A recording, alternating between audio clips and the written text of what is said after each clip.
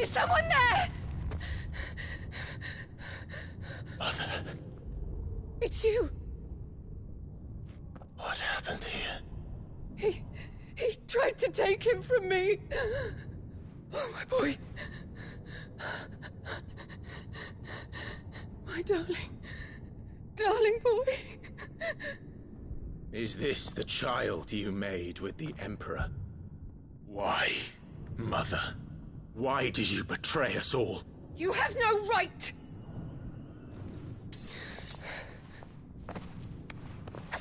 Answer him. We took you in, savage. Show some respect for those who raised you.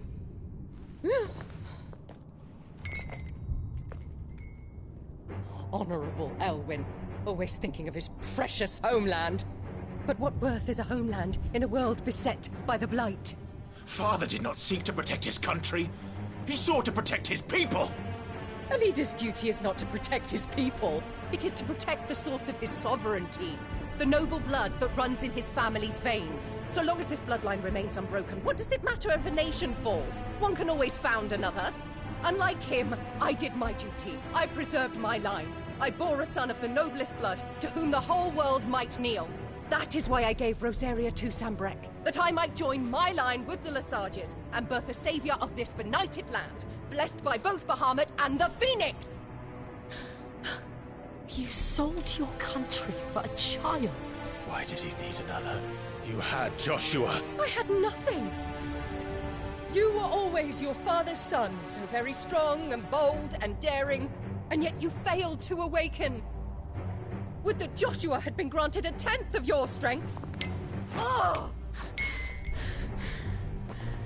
How the nobles laughed that Elwyn's firstborn was surely the son of a concubine, and my own, not long for this world.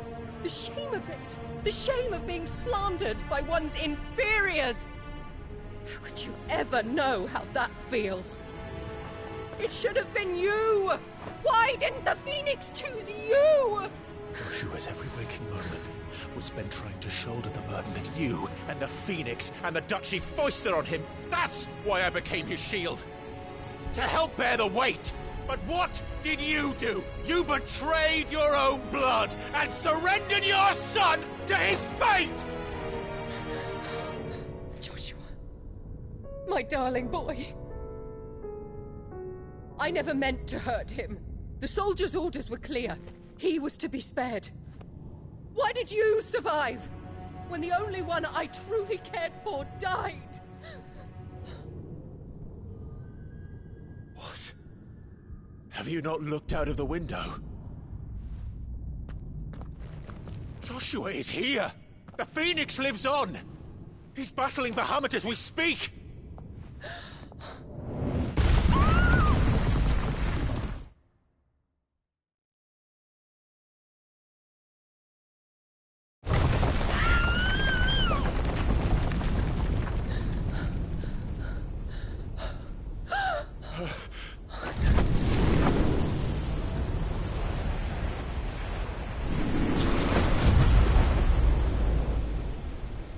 Joshua!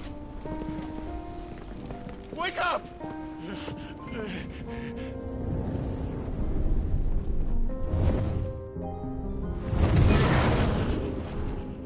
I am a shield of Rosaria.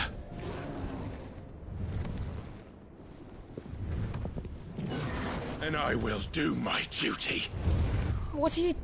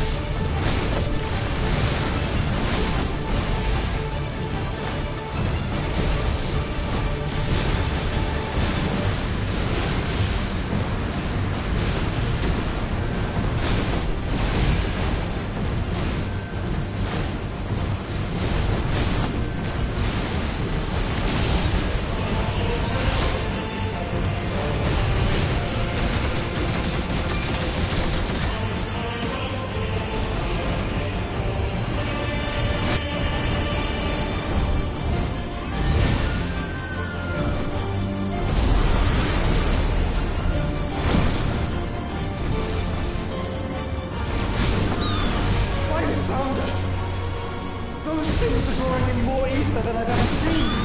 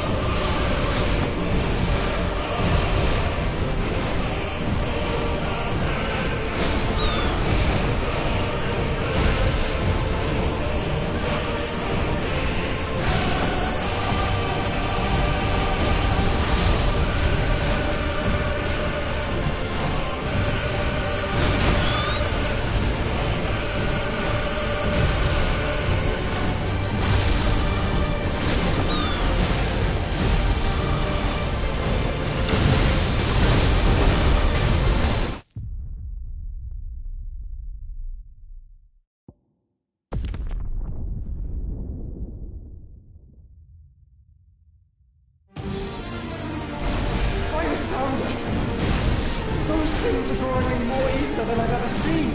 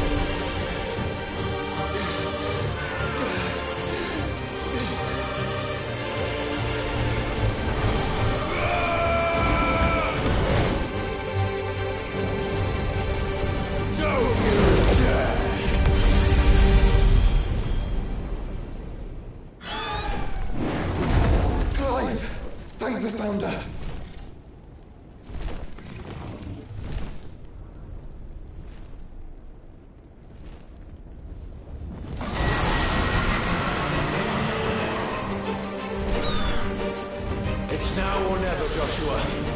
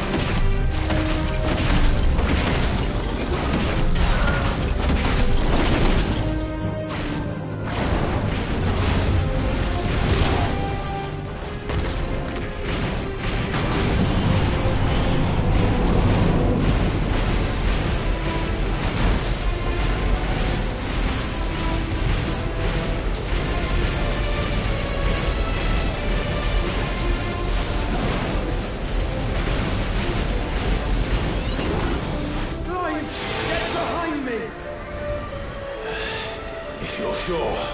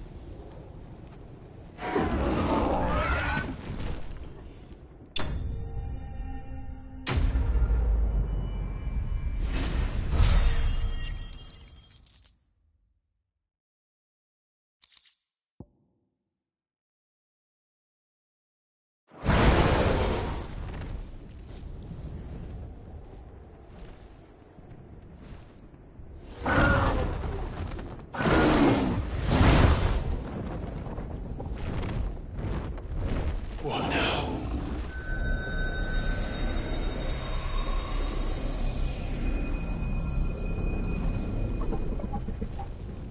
This is drinking the ether. We have to stop him.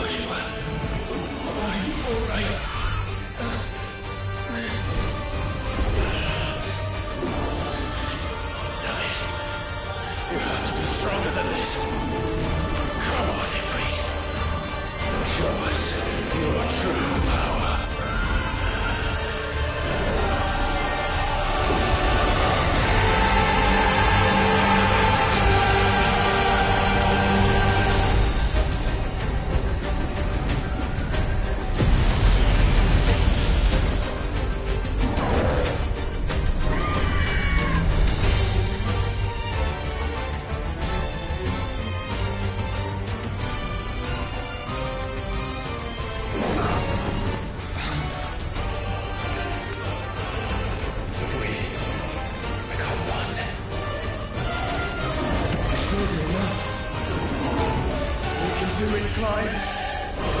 We can. We will. Together.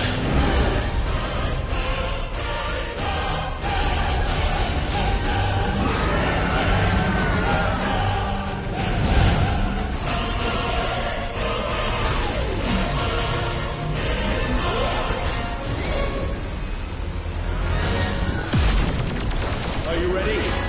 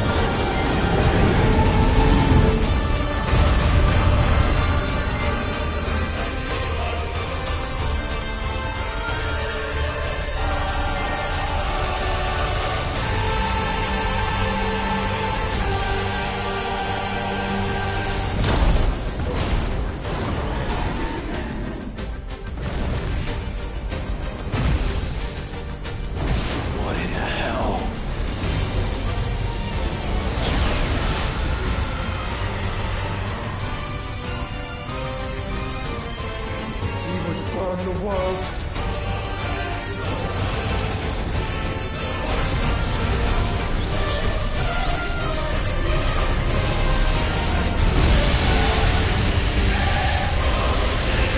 Not today.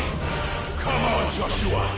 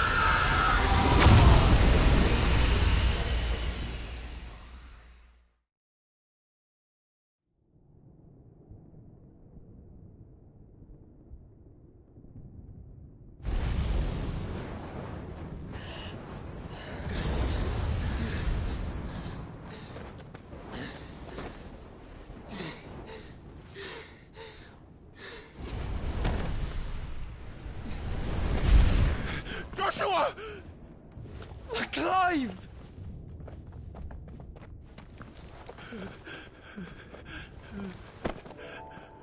My brother.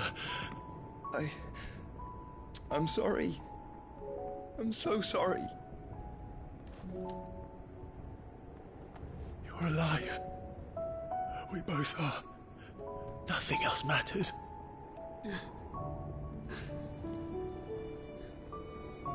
I never dared hope that I would see this day.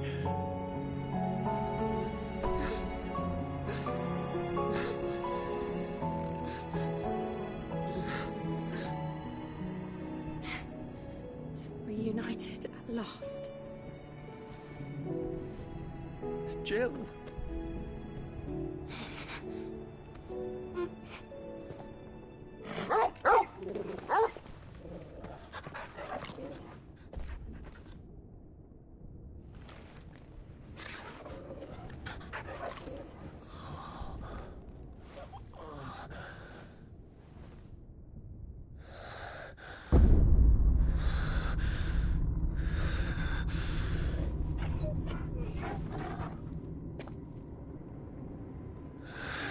This is for my father!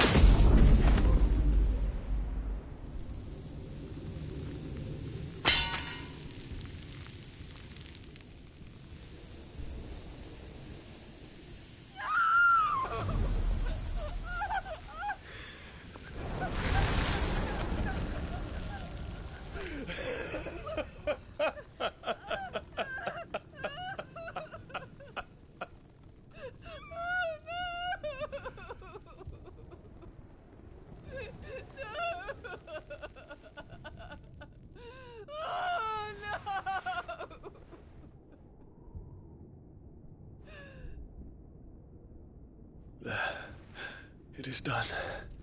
The demon that would tear our house apart is no more. Father.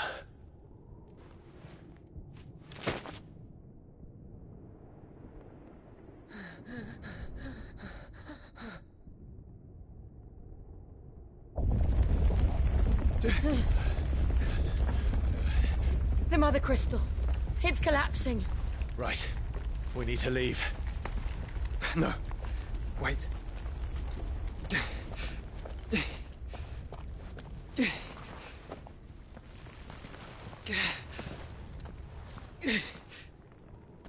I owe him a debt. Fine.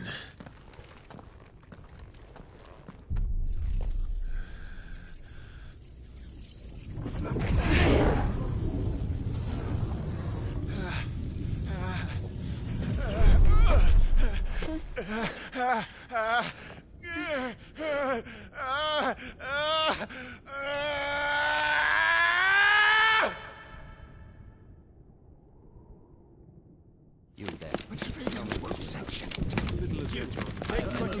Don't reinforce the walls. Will be found. What is our situation? Report, Captain. It could be supplies of spray. Can nothing be done to call them off? I regret not, Your Radiance. The Dragoons answer to none but His Imperial Highness. The Council is powerless to intervene. We're hearing reports of rebel Madness is this, Dion. throughout the neighboring districts. Focus all efforts on extinguishing the fires around the capital. The city can wait. What about stocks of weapons and armor? Don't dally, man, go! Your Radiance. Are the doors And I want you to find out Make sure the doors are Dow locked. makes movements. By the light! Dion, have you taken leave of your senses? Call off the Dragoons at once! Fear not. The populace will come to no harm at their hands.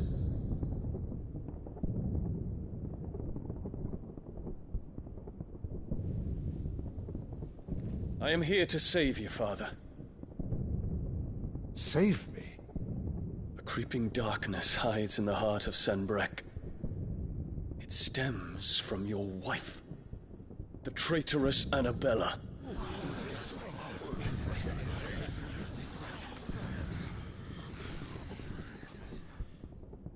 Not another word, Dion.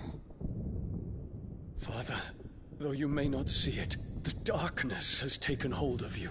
It has made you forget yourself. But I bid you remember, there was a time when you ruled not with cruelty, but with compassion. Why now do you turn your back on your people? Why now do you seek to stoke the fires of war? You too have borne witness to this change, Your Eminences. And you know, as well as I, who is responsible for it. A puppet now sits upon the throne, but cut his strings, and the master loses the power! What? Dion, you bear steel before your Emperor?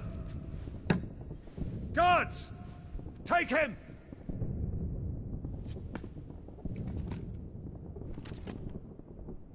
For every citizen who falls, another can be bred. For every home that burns, another can be built. Those were your words. But when the last of your citizens has fallen, and all of their homes have been reduced to ash, what will become of your empire, of its rulers, of your god? As the Mother Crystals crumble one by one, and the Blight sweeps in to claim all that we hold dear, our people look to their Emperor for protection. Yet he labors not to secure their futures, but to seize what is left of the twins for himself. Even if it should come at the cost of everything his loyal citizens have labored to build. Dion, you must understand. A small price to pay, is it not? You've been blessed with great power, Dion. Enough to win me the world. So go, claim Valisthea for me, brother.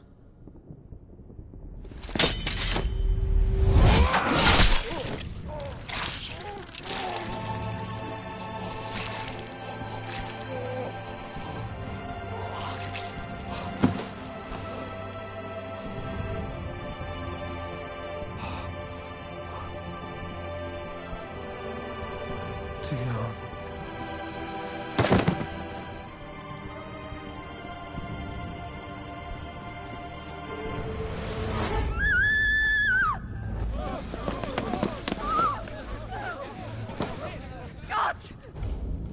Guards! Father. Poor father. How he doted on his children. That he would die to protect me was plain. It was but a matter of when. You planned this? You did well to endure so long. But you broke in the end, as I knew you would. And now Muthos approaches. Put him to the proof. I would see if he breaks. Go, Bahamut. Kinslayer.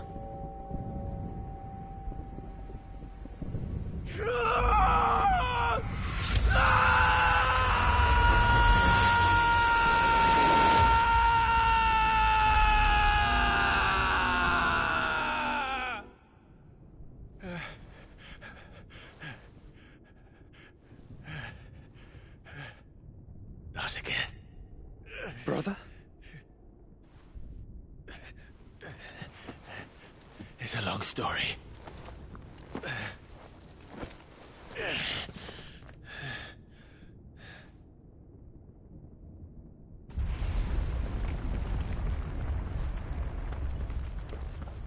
You cannot stay here, Mother.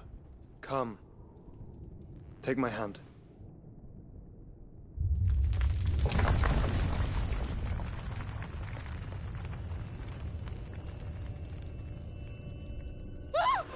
Get away from me! This is all just a dream, just a bad dream! You will not take me, Shadow! You will not take me!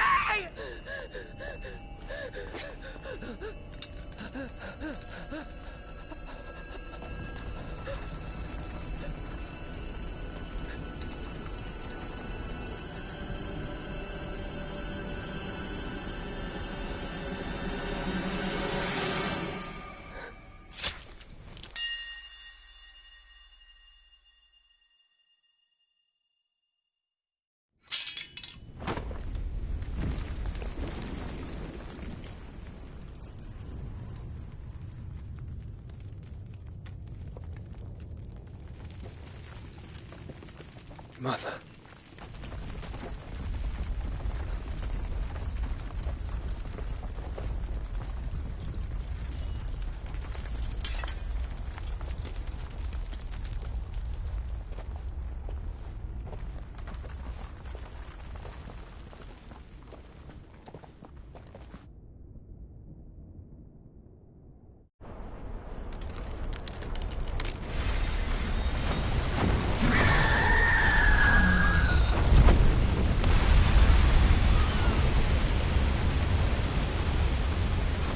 If it is consciousness that weaves your wills together, consciousness that blurs the boundary between your own will and that of others, then we shall set you apart once more. The ties that bind you shall be severed, and humanity return to its proper place.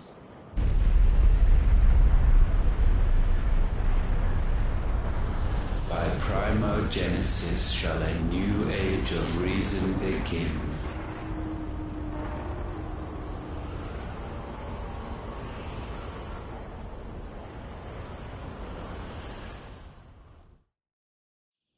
Relax, Your Majesty.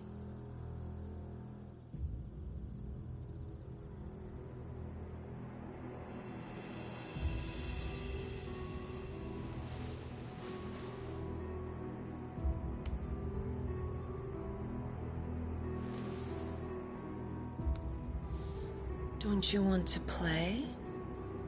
It's been a long time. If that is your wish. Men, you are as meek as all the others.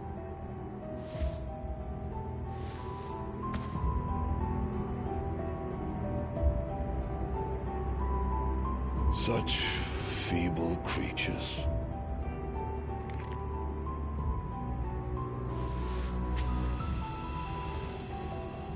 Gifted the power of icons, yet slaves to fickle emotions which usher you to your doom. And so you bind your fragile wills with strands of consciousness. The wretched handiwork of a wretched people. The Sons of Fire were united at last, and for but a moment, their flame burned bright. Soon, Mythos shall become our perfect vessel. And then shall the world be remade. Not before the bonds are severed, of trust, of respect, of love. Only when every strand of consciousness is cut away, may Mythos return to our side. By primogenesis shall all be undone. Mankind shall be rid of his wretchedness, and Mythos of his will. But while he yet clings to it, he has the power to forge bonds anew. And so we bid you, find Mythos, and sever every one. To destroy that which has no physical form, you ask the impossible. There is nothing your black blade cannot cut, Odin. We shall unite with Mythos, and bring forth a new world. So long as our vessel remains unclaimed by humanity. It shall be done, Master. My will is yours.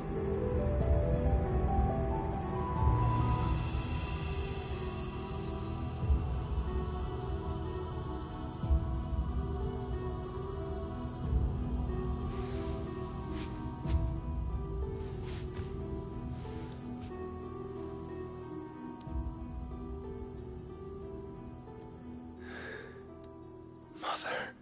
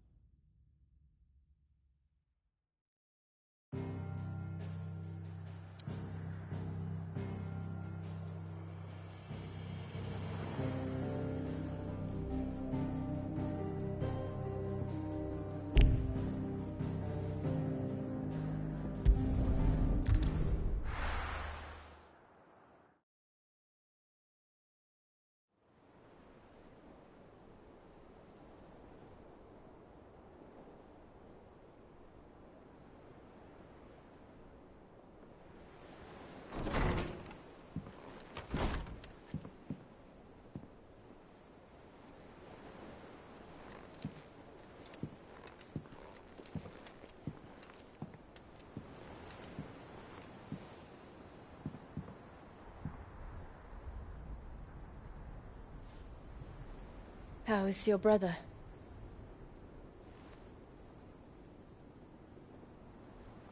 Asleep since I returned from the Dominion.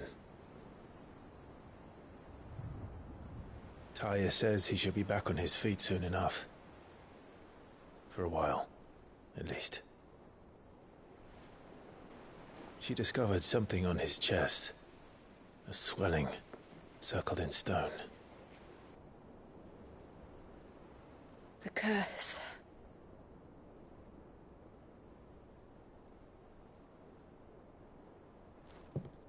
For every mountain we climb, another rises up to greet us, doesn't it? It's never ending.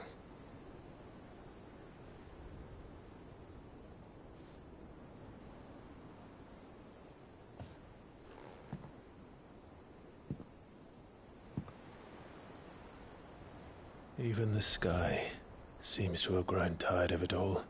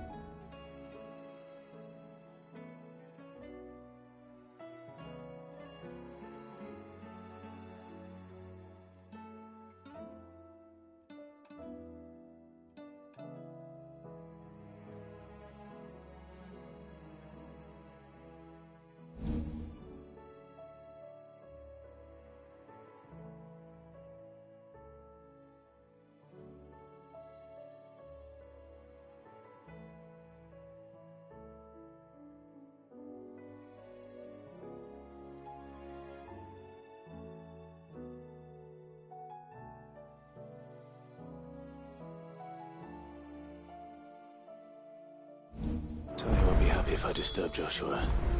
While he rests, I might as well see what Otto has to say.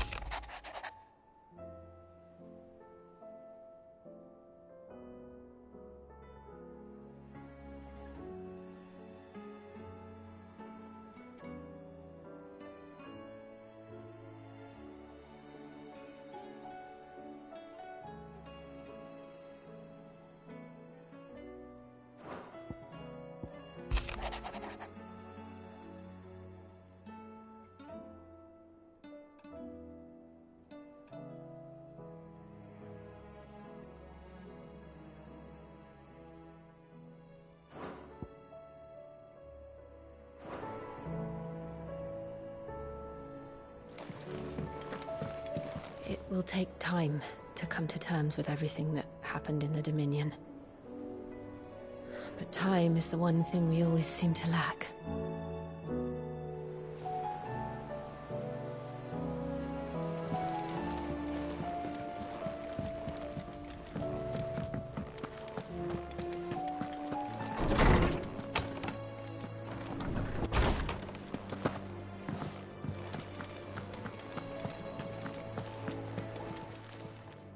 Clive. Coin purse weighing you down?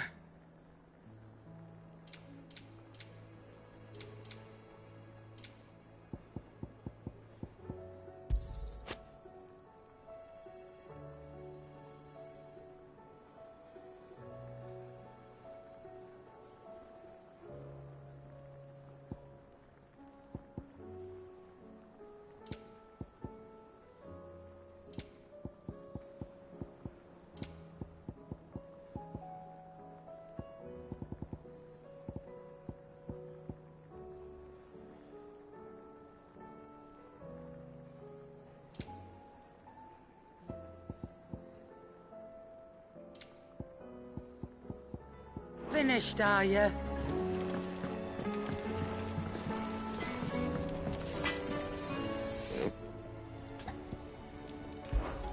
So, will it be?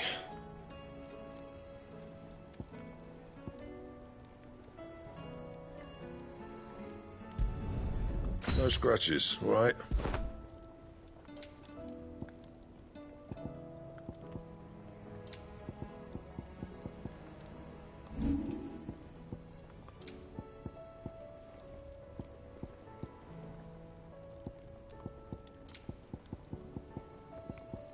And?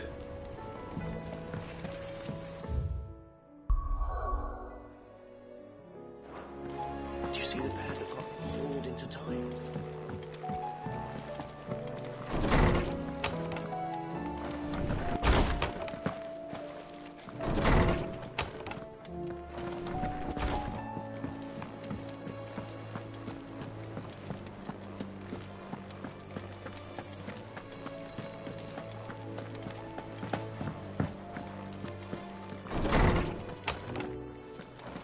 Is a storm coming, Sid?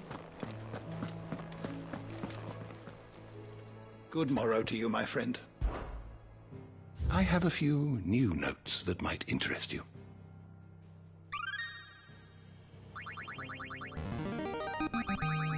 There is a rather fascinating excerpt I've been meaning to show you.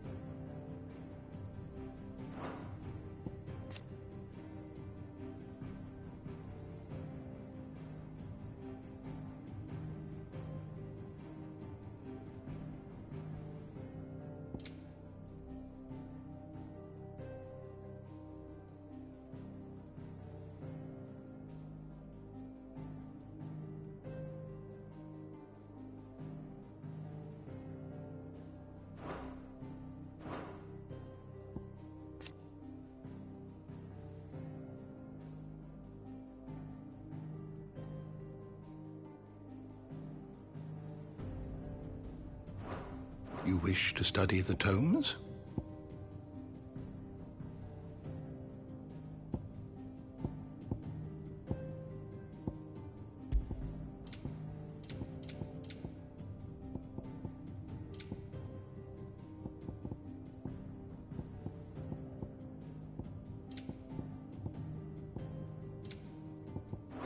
You are always welcome, Clive.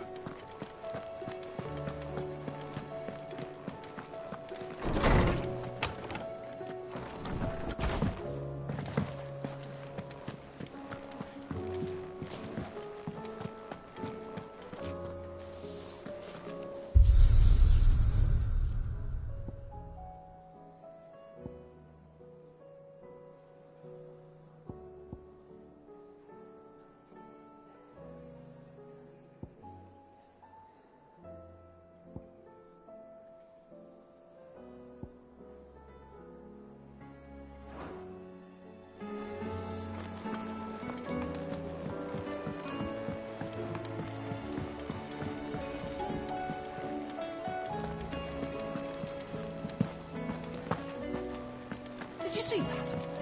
Tell me you saw it.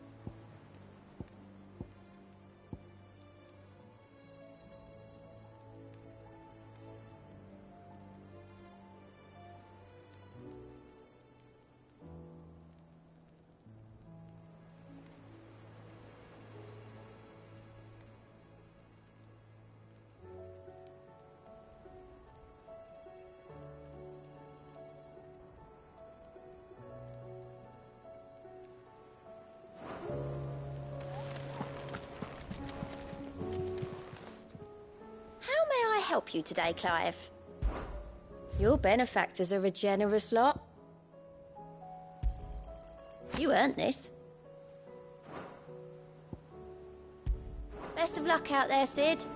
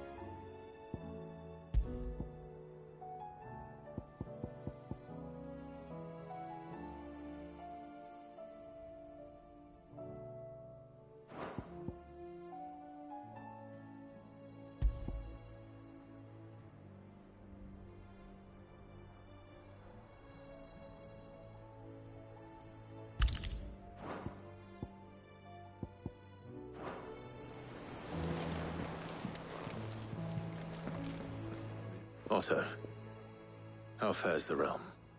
The realm? Oh, she's just fine. As long as you look past the fat storms out mother crystals and her skies are a roiling cesspit. And Gav? He's with your uncle in the Free Cities, helping Mid with her project.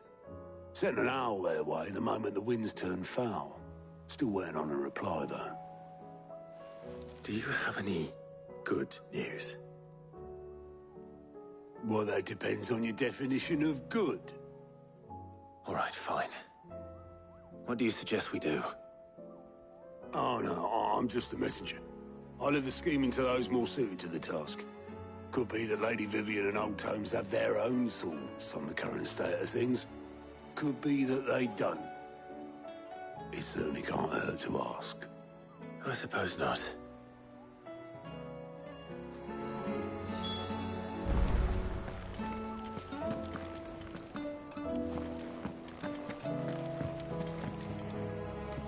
How is it that every one of your little excursions presages some inexplicable catastrophe?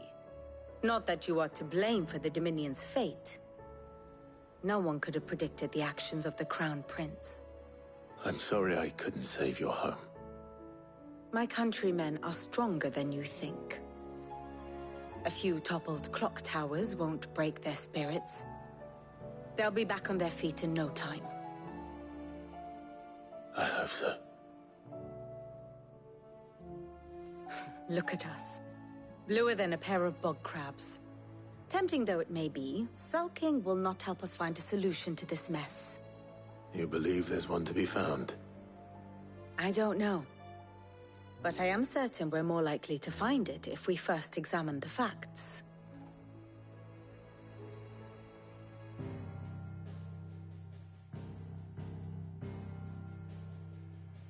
Beneath these darkened skies, fear and confusion reign over Valisthea. Oh, the lands around the fallen Mother Crystals had already begun to wilt for want of ether. But not like this. Crystals that filled wells and fueled furnaces. Now nothing but pretty shards of rock. And those that hang from the people's necks cast nary a glimmer of light to keep the dark at bay. It is only a matter of time before the common folk convince themselves that the end of days is upon us. Yet I fear a swift end is more than we can hope for. While most of the world thirsts for ether, the remainder drowns in it, spawning Akashic in droves. And amidst the hordes of mindless beasts, with magics as like to fail as function, even the strongest nation would falter. Rosaria and the Iron Kingdom teeter on the brink of collapse, while the tragedy in Twinside has all but paralyzed the Holy Empire. Dalmekia fares little better. Rumor has it the ministers fled the capital after the fall of Drake's Fang, leaving their beloved republic to crumble. Waloed, meanwhile, moves in earnest. The Einherjar has been sighted off-storm. The world, in short, is in chaos. It would seem our civilization was nothing but a castle of sand, to be washed away at the whim of the waves.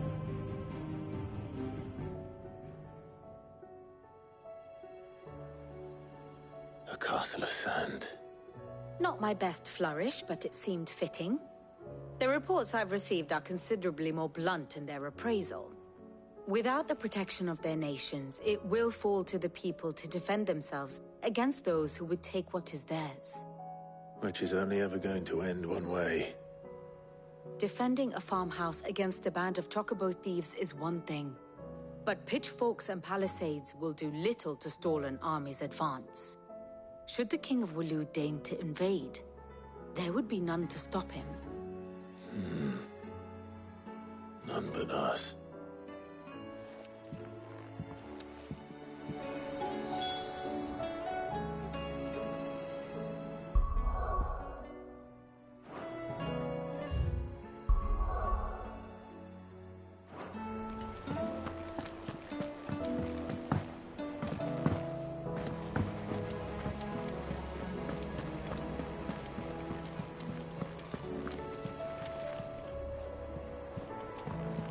Will we ever see the sun again?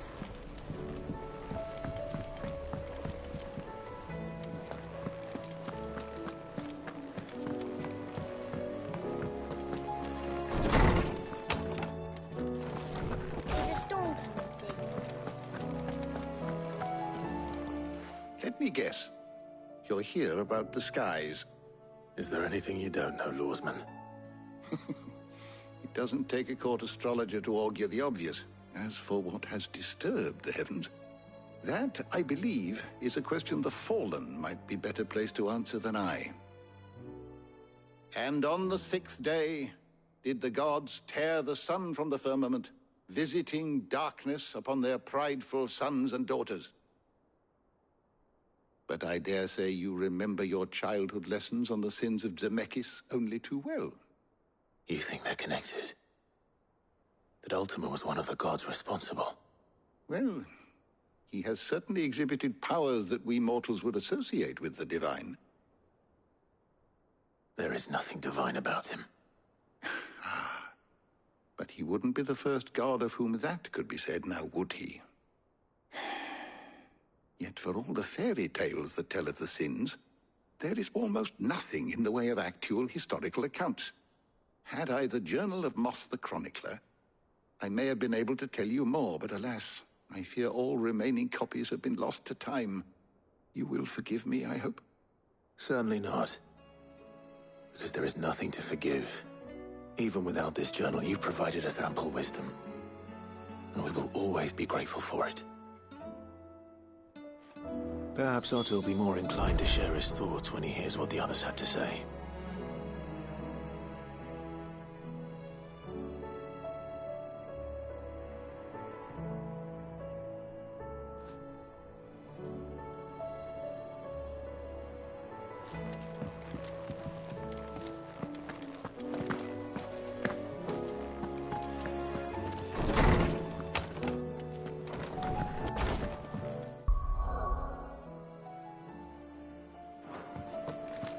Seems the hideaway's lost its ammo.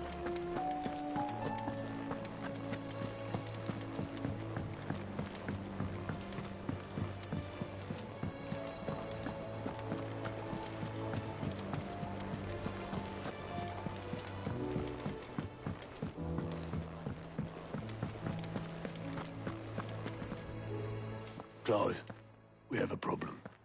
Only one. That would be a first. It would. Actually, there are 3. We had as many owls arrive while you were at the shelves. Martha's got a Kashik out her gates, and talk of monsters roaming the hills outside of Northreach has put the wind up Isabel and her lot. And don't forget Dalimil. Lubor says the village was raided by bandits. When it rains... It fucking pours. The curse breakers are spread thin, taking stock of the damage in the Dominion. And even if I could get word to all of them, I doubt they get here in time to make any real difference. Which means there's only 2 people who can. Jill and I. Let them know we're on our way.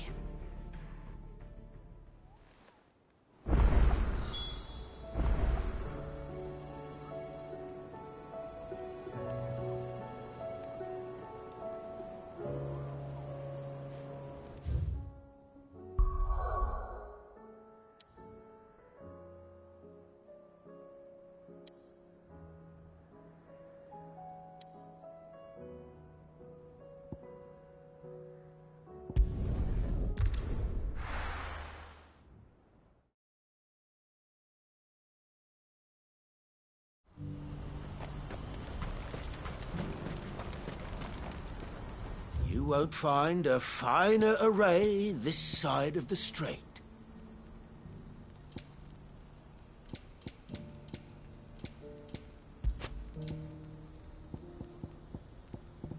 Farewell.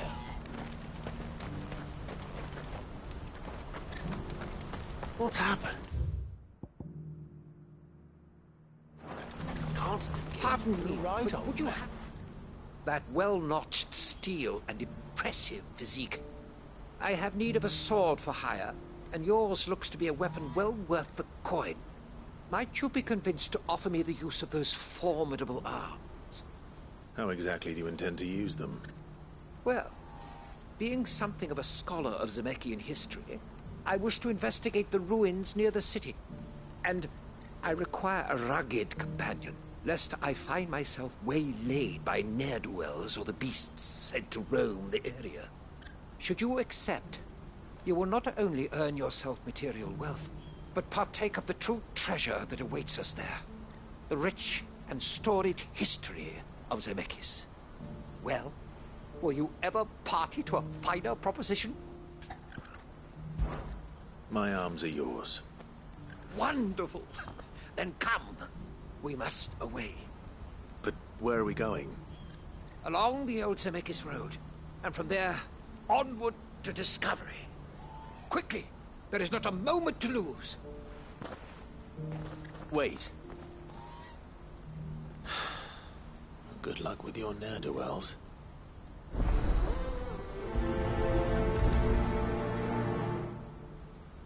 I better make sure he doesn't get himself killed.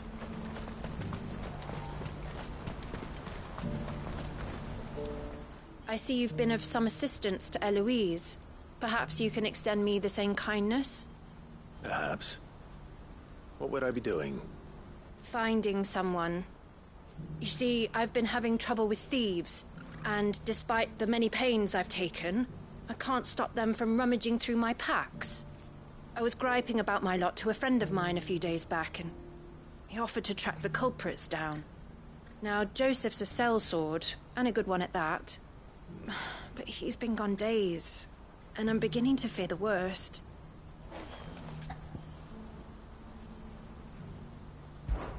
Any idea where his search for the thieves might have taken him? The old Zemeckis Road, perhaps? He doubted they would be fool enough to linger here in Boklad.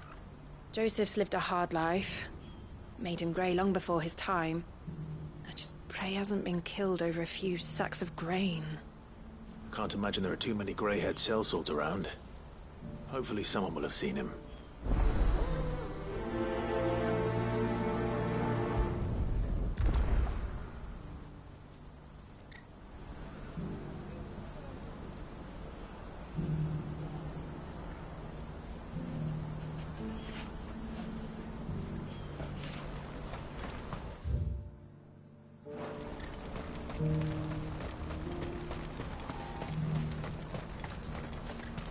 What's happened?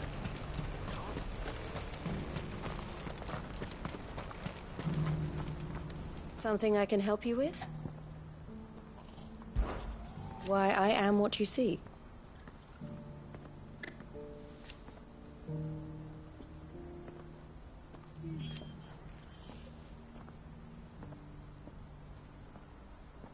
It can be a risky business.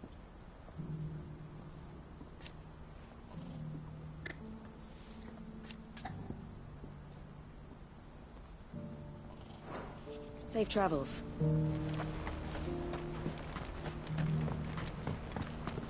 Do you have any fresh water? Now I just need to see about getting... I want to know right away. Bad news. Good, actually. Something worth celebrating for a change. Only trouble is, the serving girl's still new to the job, so I can't leave her while I go and invite those I'd like to celebrate with. What exactly are you celebrating, if you don't mind me asking?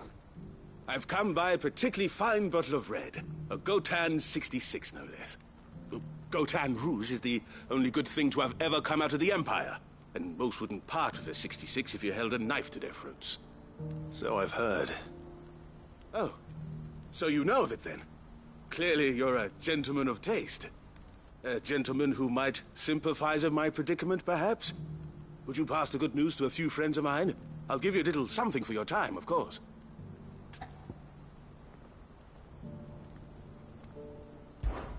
Sounds simple enough. So you'll do it? Marvelous. Thank you. You won't need to go far. All three of them should be right here in the market. There's Aldrich, the porter, Milan, the butcher, and Bolek, a guard over at the north gate. Three of the finest fellows in Boklad, if you ask me. Tell them to come to the tavern when they finish for the day. Stop by again when you let them know, and I'll give you your little something. I'll be right back.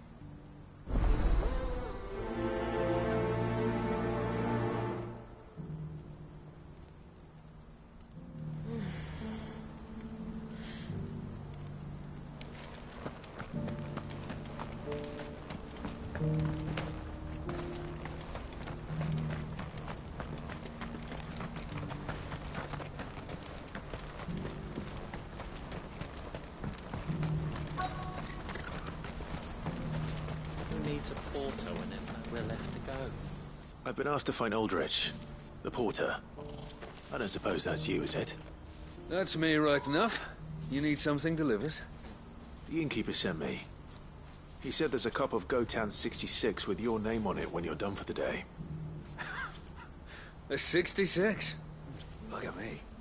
If he's just got hold of it now, it must have been in the crates he had me carry down from Sambrek. From the Empire to Boklad. He must be a braver man than most. That's a treacherous route at the best of times. Such is the porter's lot. There's not a patch of storm these feet haven't traipsed across. It's Oriflamme one day, then off to Canva the next. The farther you're willing to go, the fatter the purse. Which is why there's no shortage of competition for some of the longer routes. I'd say I've done enough for today to earn myself a cup of something tasty. Thanks for letting me know.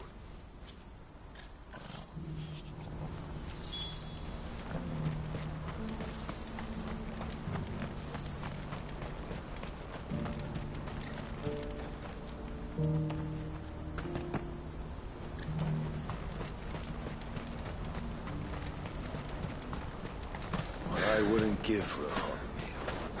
Looks like this is the end of the road. When are they gonna let us through?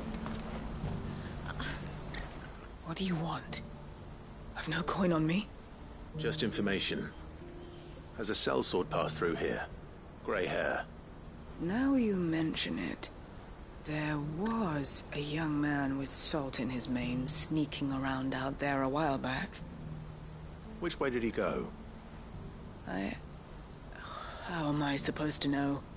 Buggered off down the road, I expect. Now why don't you do the same and leave me be?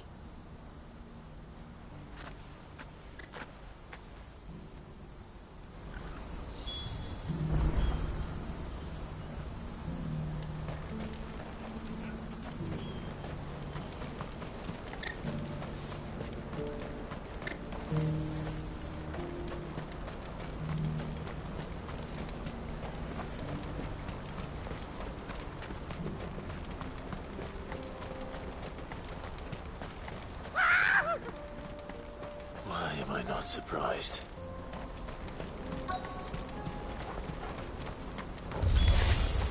You'll hand over your coin if you know what's good for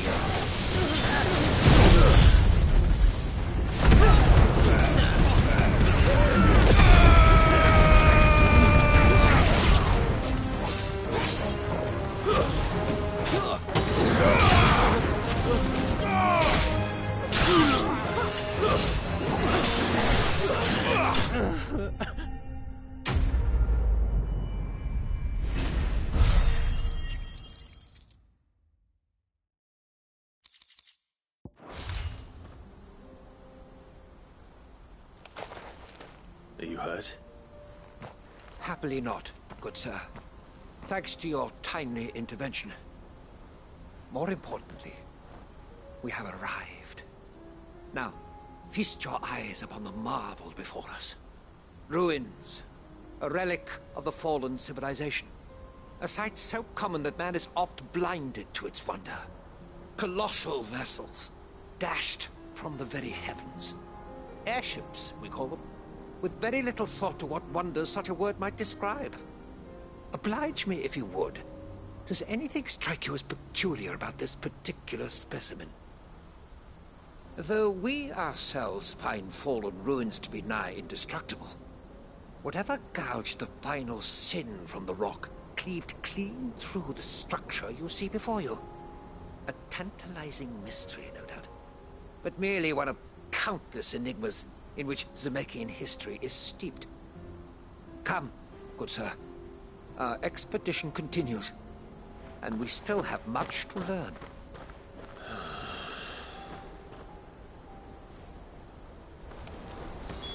He's passionate. I'll give him that.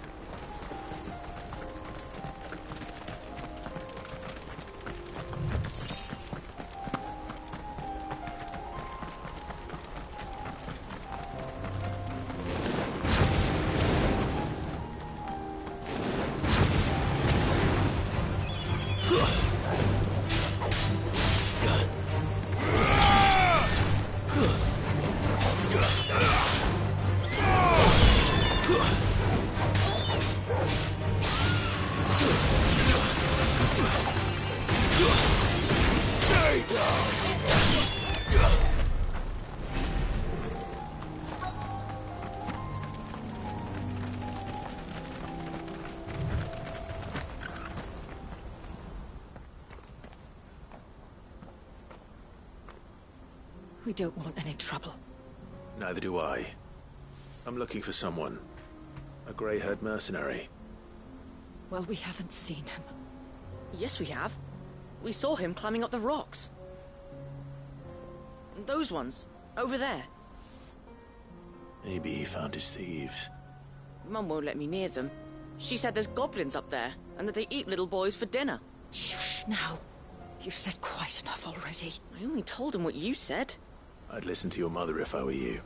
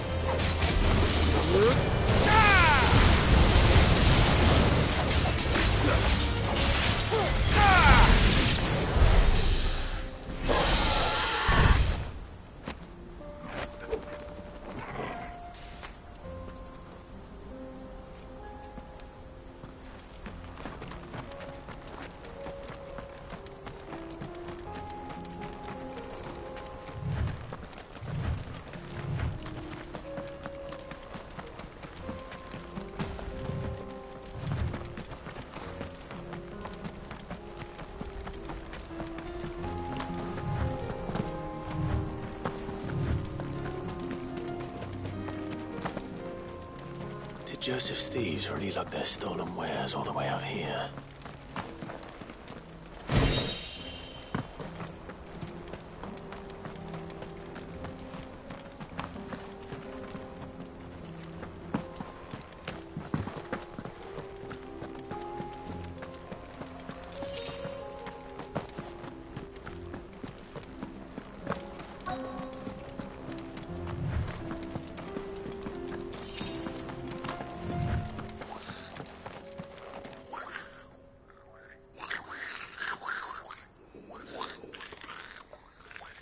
I think we've found our thieves. They don't look happy to see me.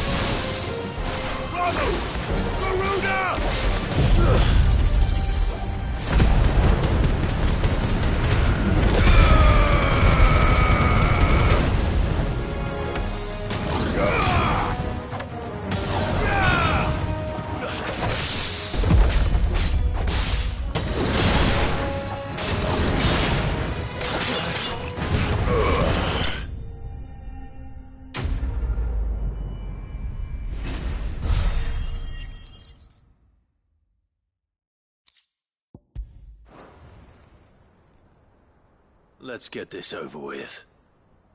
Stop! Don't kill him, he's just protecting his home. Joseph? So the boy was right. I don't know you. Your porter friend sent me to find you. She was worried you might have got yourself killed. Have I been gone that long? Wasn't hard finding the thieves. The problem was knowing what to do with them when I did. I take it things are more complicated than they appear.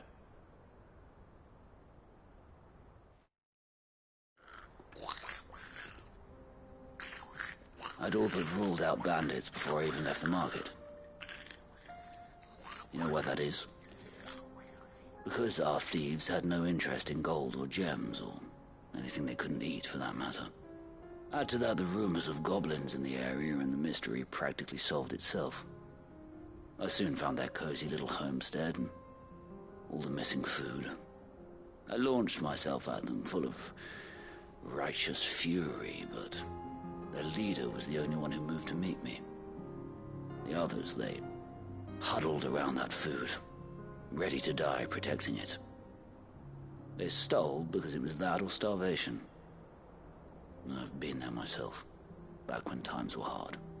So you spared them, and earned their trust into the bargain by the look of it. These goblins aren't native to the area. They don't know how to survive such barren lands, so I've been teaching them.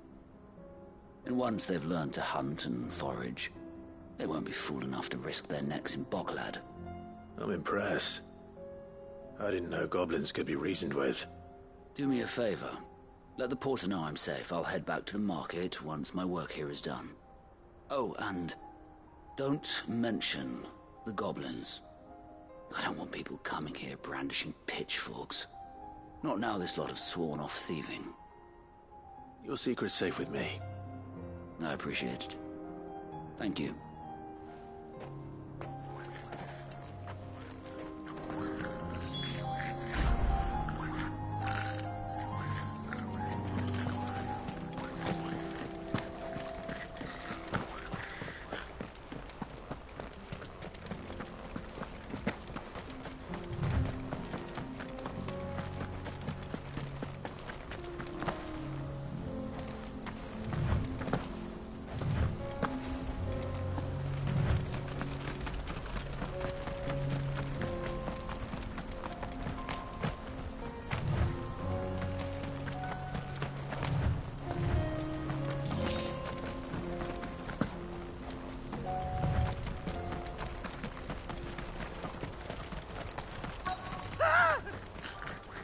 Not again.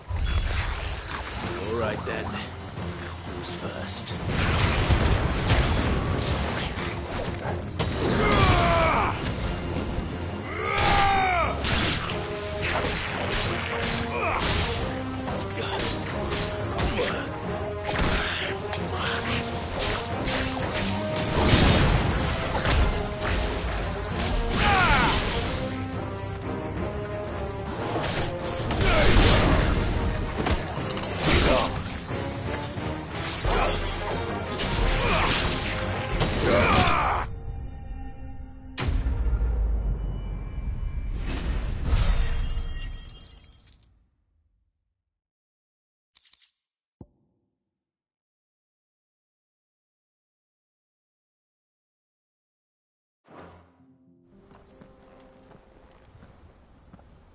You're going to get yourself killed.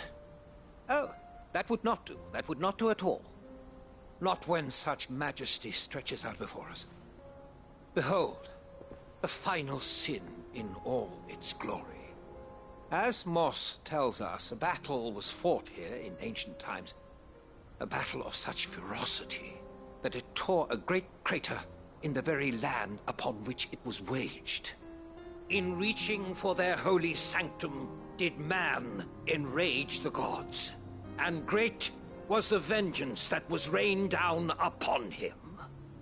Alas, the full truth of the matter is lost to time, though I live in hope that I might see it discovered.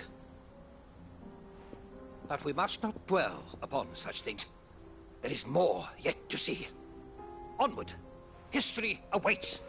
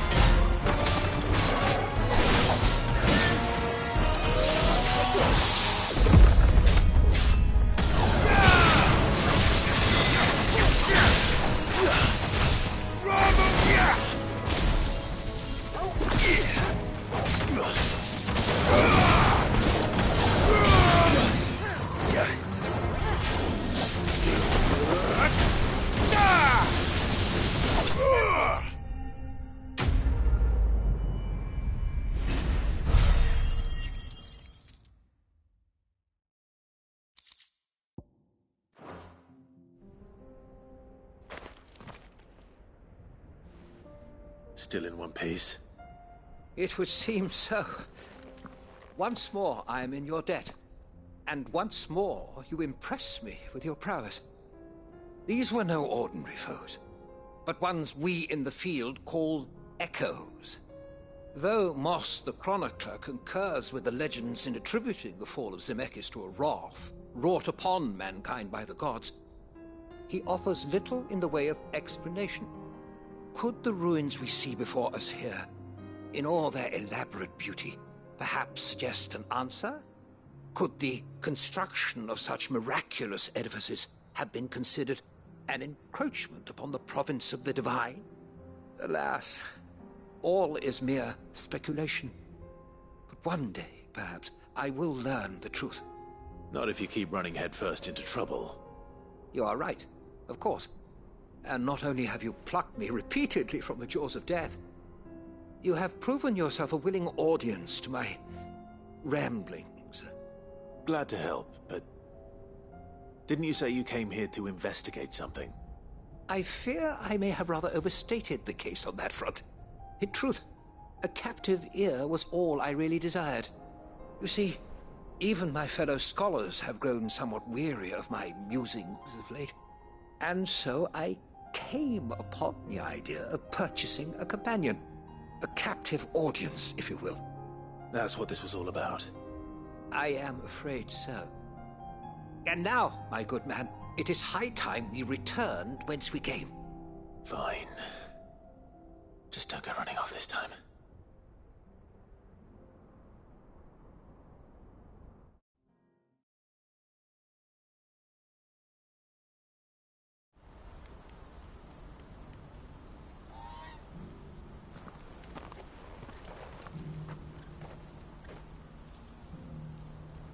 And so ends a delightful day.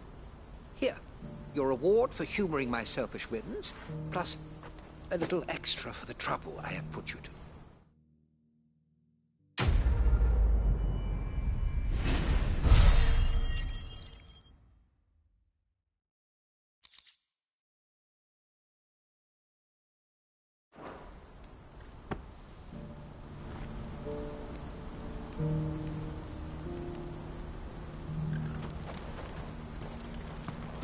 What's happened? God. Please. Piece of fruit. Crust of bread.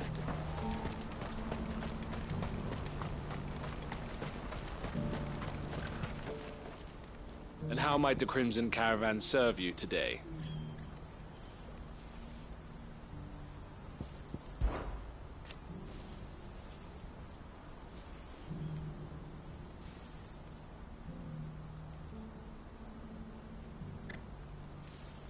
The other half. As for me,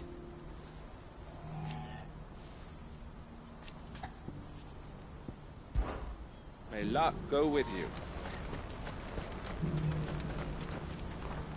Joseph's fine. He'll be back once he's tied up a few loose ends. That's a weight off my shoulders. He certainly knows his business. He found your thieves all right. And I dare say they won't be coming back. A good man to have around, that Joseph. And if he says there'll be no more thieving, that's good enough for me. Thank you for putting my mind at ease. Here, for your troubles.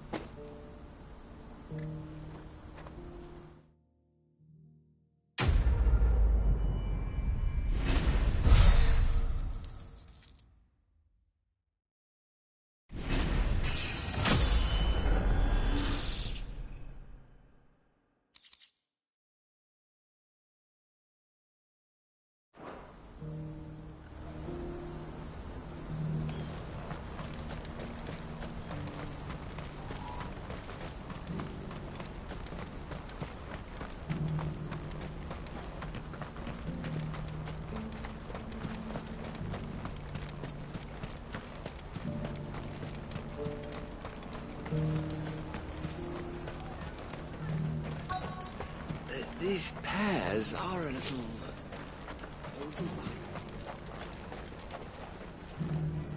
Are you Milan, the butcher? That's me. What can I do for you? The innkeeper's just had a special delivery. He thought you might like to join him for a cup of wine after you pack up for the day. He knows me only too well.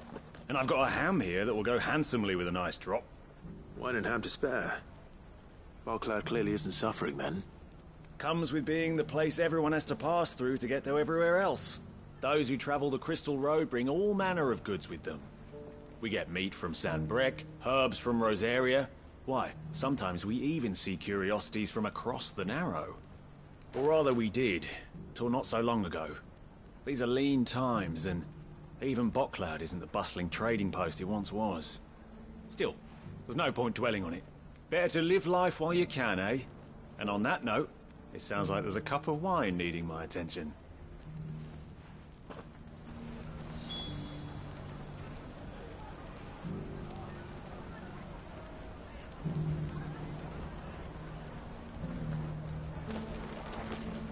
You'll buy something, won't you?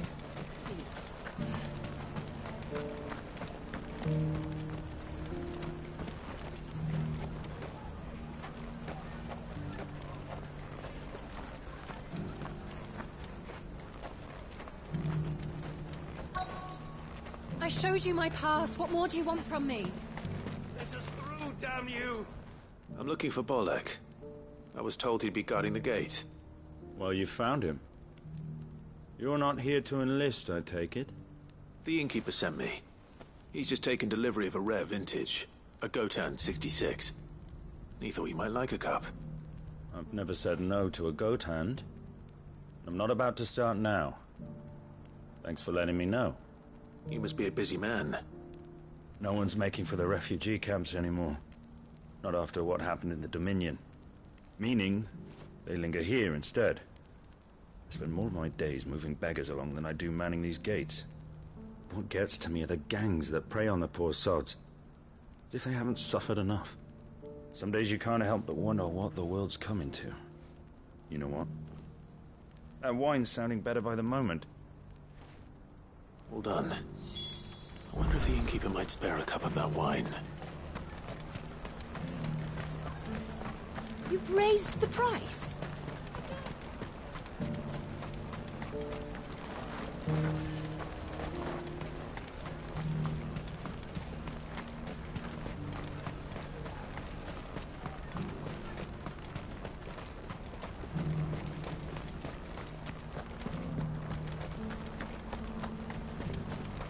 Please, a piece of fruit.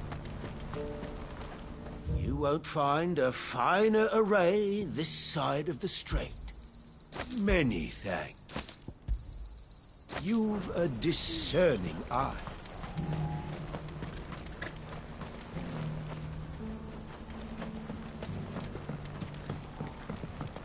Do you have any fresh water?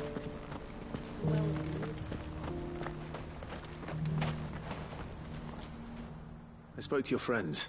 They'll be along soon. That's fantastic news. Thank you kindly. It's been a while since we all sat down together. And the way I see it, that wine is as much theirs as it is my own. How so? Well, I wouldn't be serving anything but slops without Aldrich to go and fetch the good stuff for me. And then there's Milan, who always sends customers my way. And Bolek, an even-handed keeper of the peace, if ever there was one. Those three are the backbone of Bocklad. Lose any one of them, and the market would soon fall apart. And without the market, I wouldn't have a single customer. I'd say that's worth a bottle of 66, wouldn't you? And more besides. Everyone needs a shoulder to lean on. Be they world-weary innkeepers or brooding swordsmen. Right, I'd better prepare for my guest's arrival. I hear you had me carrying a bottle of Gotan 66. If I'd have known, I would have sold the thing and lived like a lord. I'll settle for a cup, though, if you're in a sharing mood. A Gotan 66. Just as well I had something special of my own set aside. A bottle between the four of us might not be enough to drown our sorrows, but it can't hurt. Here they are, The Free Pillars of Boklad. Sit yourselves down, gentlemen. The woes of the world may be monstrous in many, but there's nothing like a few good friends to keep the misery at bay. Never a truer word spoken.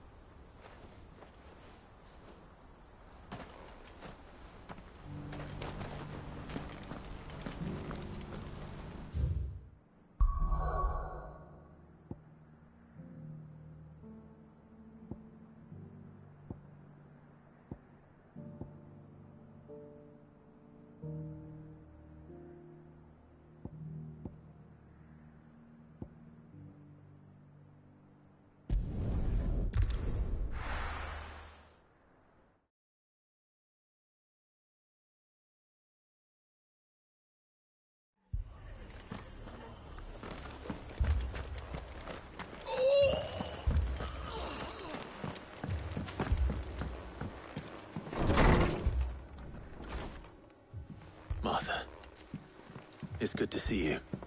And you, Clive. Jill? Otto said you'd been attacked by a Kashik.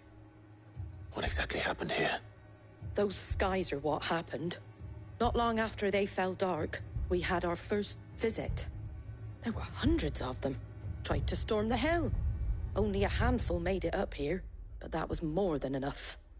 The rest are still down there now. And while we have a few willing fighters holding them back, they're sorely outnumbered. What do you think, Clive? That we join the fight? I thought you'd never offer. Now, where I need you is the Fallen Gate. That's where the fighting is fiercest. Let the men know you've come to help.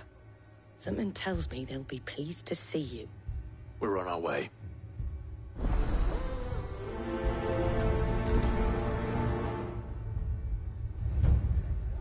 Do you think there are as many as Martha says? More.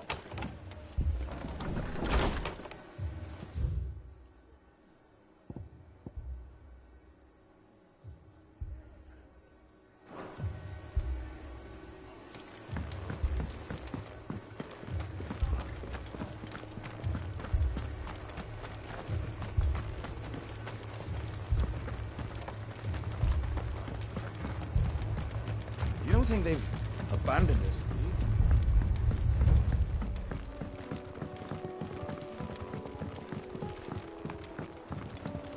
The barricades we've set up around the town won't hold the Akashic back for long. Might buy us a few moments.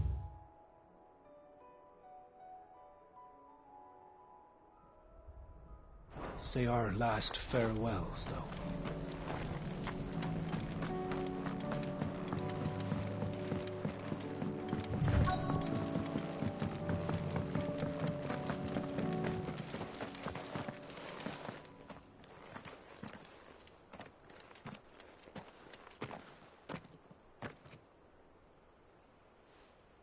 Clive, wounded. We deal with the Akashic first.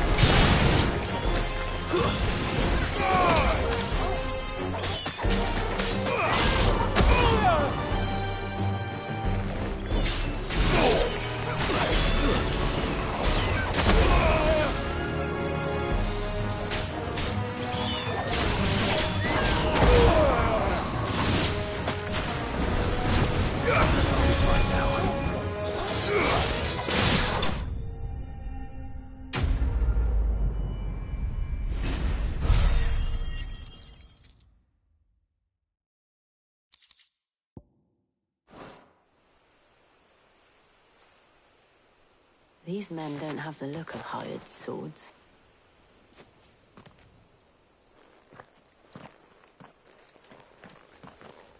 If you've come to rob this place... You are mistaken, my Lord Rosfield. We're here by Madame Martha's leave. How do you know my name? Forgive me, my lord. There wasn't time for introductions. We're with the Guardians of the Flame. Wade's men? But how did you come to be here? Where is your commander? Sir Wade left earlier with a scouting party to find out where the Akashic were coming from. Did he? Take your wounded back to the inn. Martha will see you're looked after. We'll join you anon.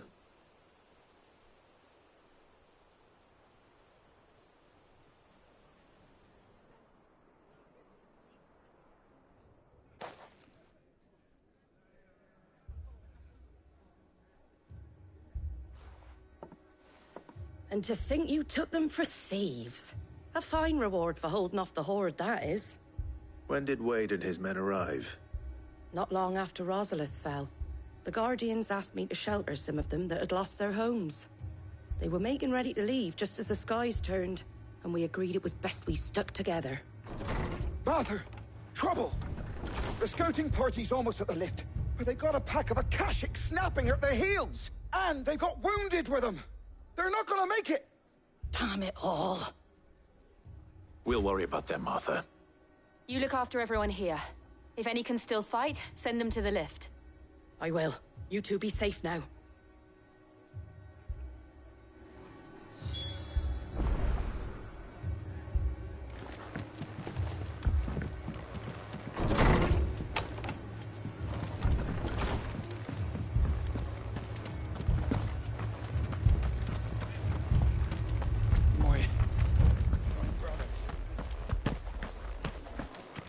Mad dogs.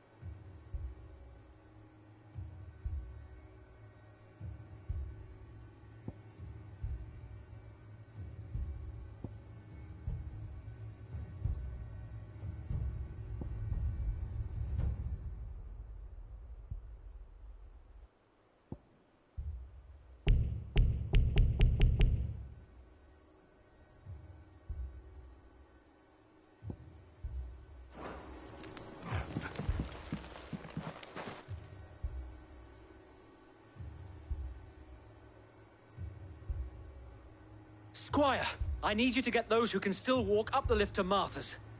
But what about... I didn't ask, Oscar. Sir. Sir Wade. Lord Rosfield. If you aren't a sight for sore eyes. Martha seemed to think you might need some help. And by the looks of it... We thought we could sneak by them. But we didn't know there would be so many. How could we have?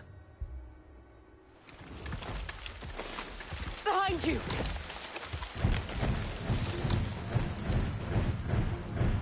Damn it! We need to get the injured to safety.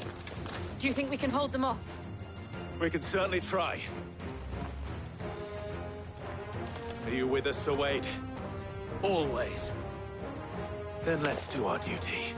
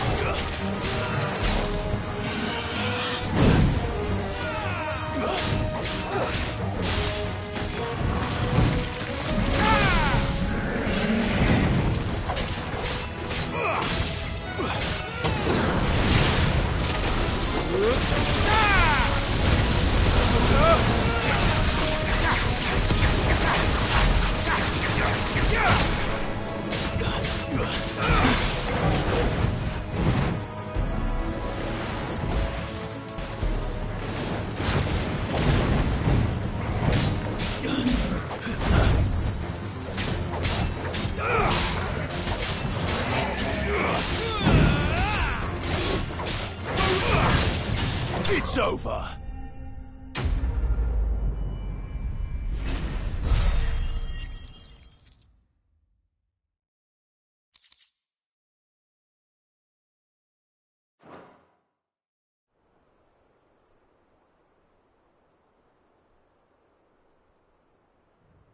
Is anyone hurt? I don't think so. And yet again, you've pulled me from the flames. It's just a pity I keep walking into them. You've never been one to shy away from danger, Sir Wade. Like any shield worthy of the name. I see you're all in one piece. Martha! Is something wrong? The lookout saw smoke coming from down Eastpool way. Too thick to be a hearth. A second horde. Feel like finishing the job. Always. Jill and I will make for Eastpool. You'll need to move the injured without us. Don't you worry about them. The moment my men are safe, I'll follow. Good luck.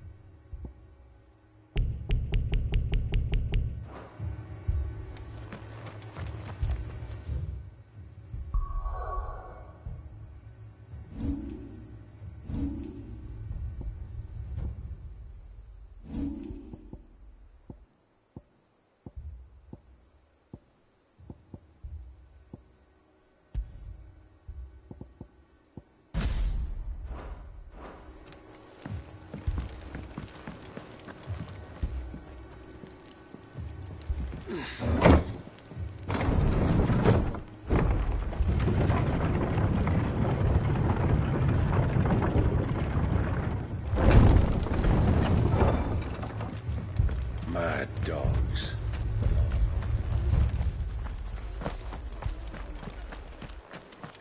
My brothers.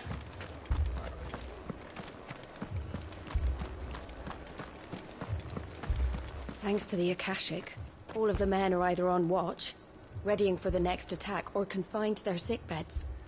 All while my bed remains as cold and as empty as those demons' hearts.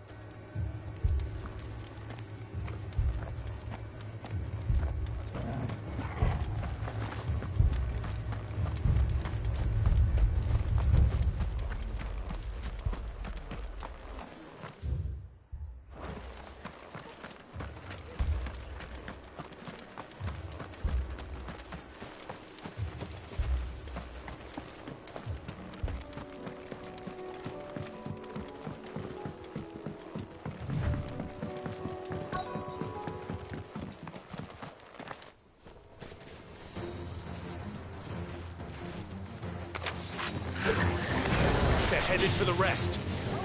We have to slow them down. Martha and the others won't be ready.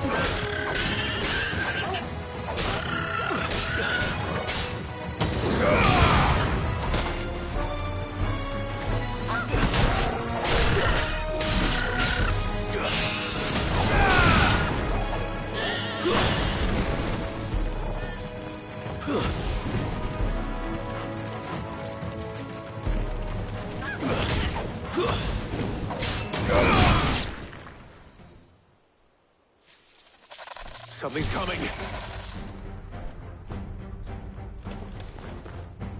Apologies, my lord. Did I miss anything? Only the first round, so wait. Shall we?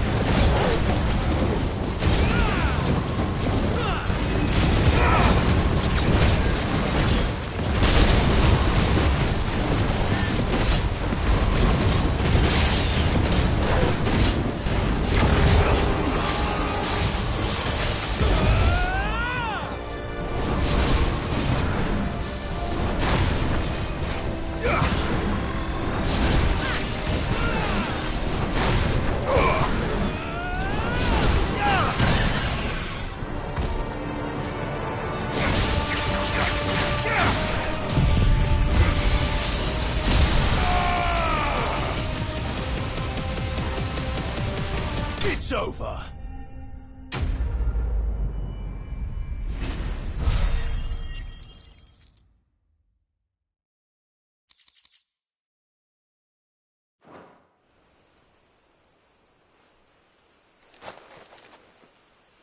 Do you see any more? No. I think that was the last of them. But it won't be long before the next lot arrive. Then we make for Martha's while we can.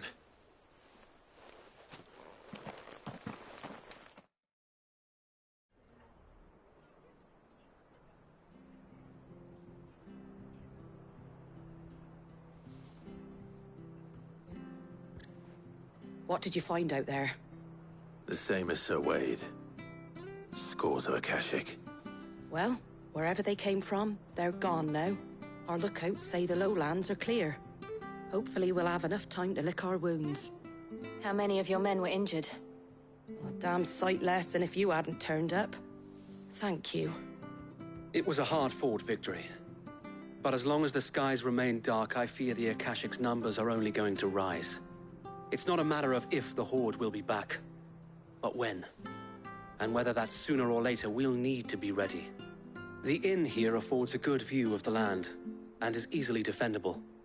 I'd like to make this one of our outposts. What do you say, Martha? You'd have more men to guard the rest. Well, when you put it like that, of course they can stay.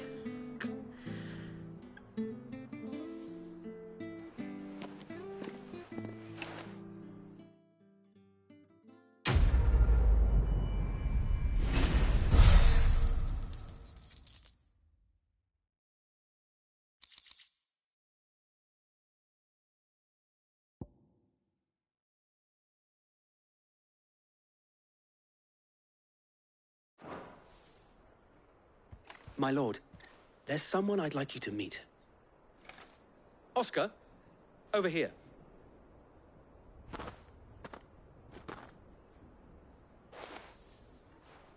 It is an honor to make your acquaintance, Lord Rossfield. I am Oscar. Oscar of House Murdoch. Murdoch? I wasn't aware the Lord Commander had children. Oh, he didn't. But his brother, my father, did. I am Sir Rodney's nephew. Well, go on then. It's not for me to ask him. Yes, So wait.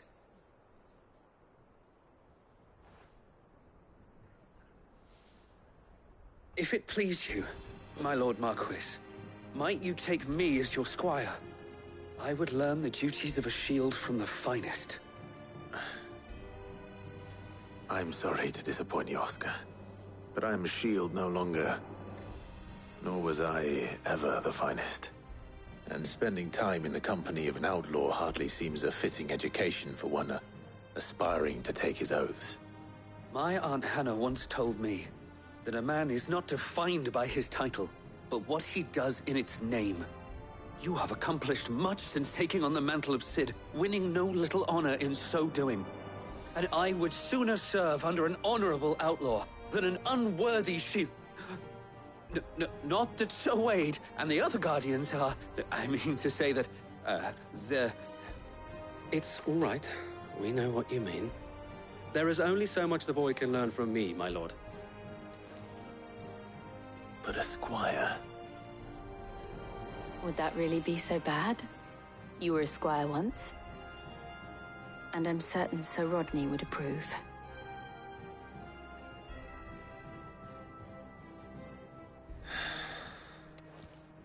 Know that I'll show you as much leniency as your uncle showed me. I would not have it any other way.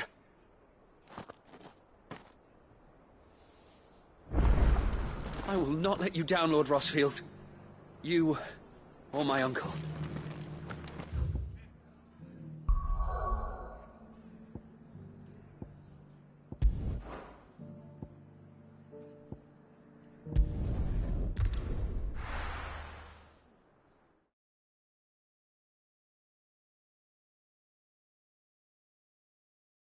First we find Isabel. Heard a bloke saying he saw ghosts on the far side. I saw it with my own eyes.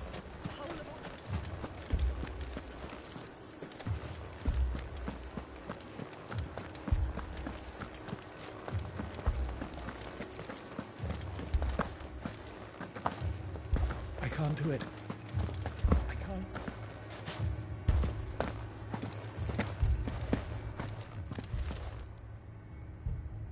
My lord, milady.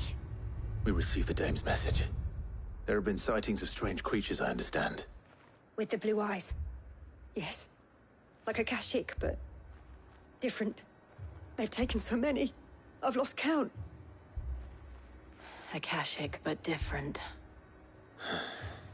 Ultimus thralls. And what of your mistress? Is she here? Oh, no. She went to the garrison to ask what they were planning on doing about all this.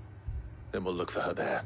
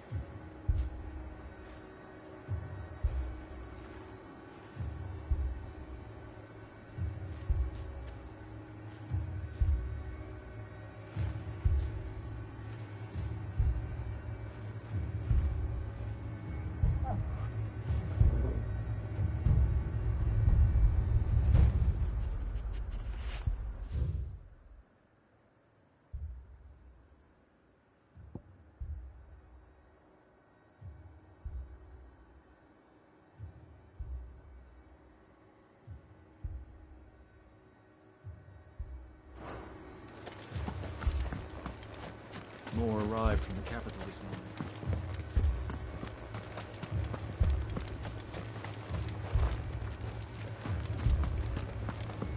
The two soldiers were carrying another.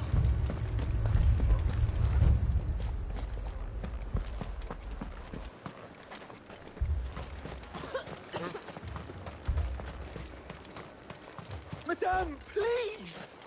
Half the garrison's been slaughtered by those things. We lost the captain this very morning.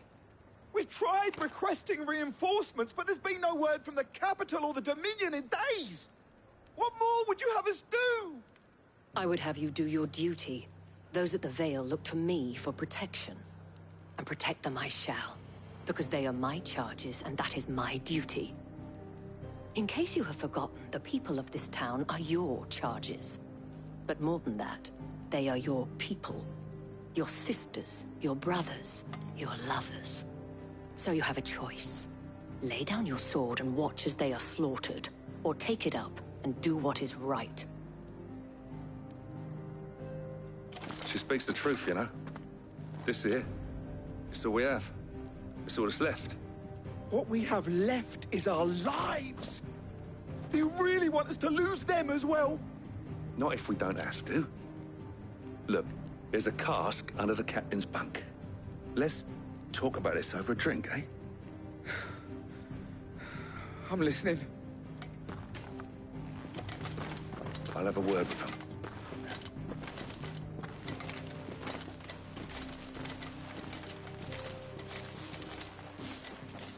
Ah, Clive. I didn't expect help to arrive so quickly. And sought to take matters into my own hands. It was a noble effort, but I thought you might still need some support. How like you to consider my needs. What we need to consider is where the creatures came from. The way the survivors speak of them, one would think they appeared out of thin air. And perhaps they did. It's hard to know what to believe these days. We'll talk to the survivors.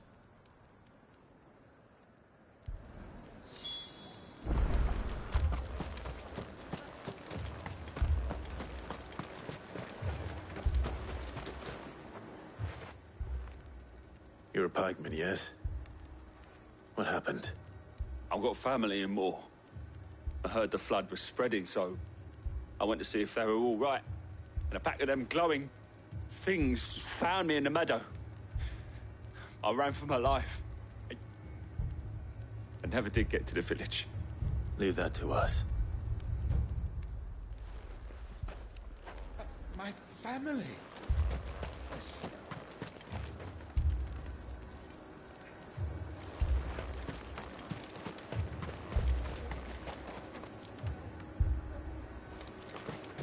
That thing, it took off the captain's head. Before we could even draw his steel. Did you see the creatures that attacked you? Creatures? Yeah, they came out of nowhere. They went for Joseph first, then me, and then they were just gone. Do you remember where you were? We just passed Moor when... Where's my Joseph? It's all right. Just rest now. At least we have an idea of where the thralls might be now. We should head for...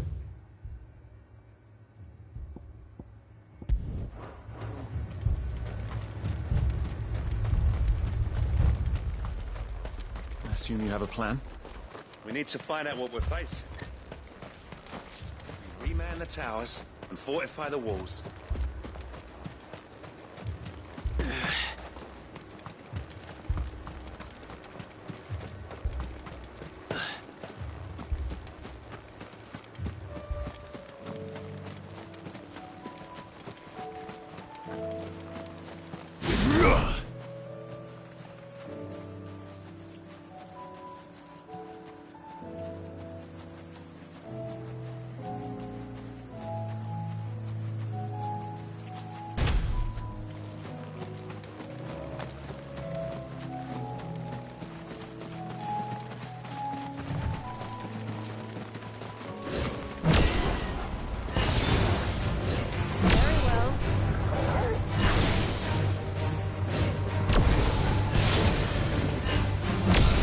It's over. Ah.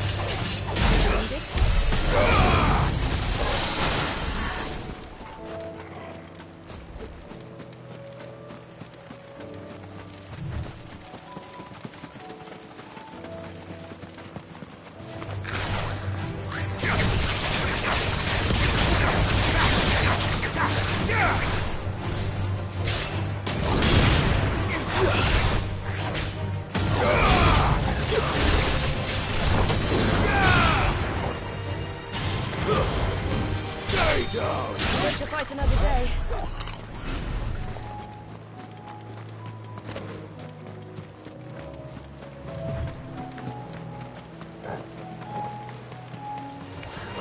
No mistakes.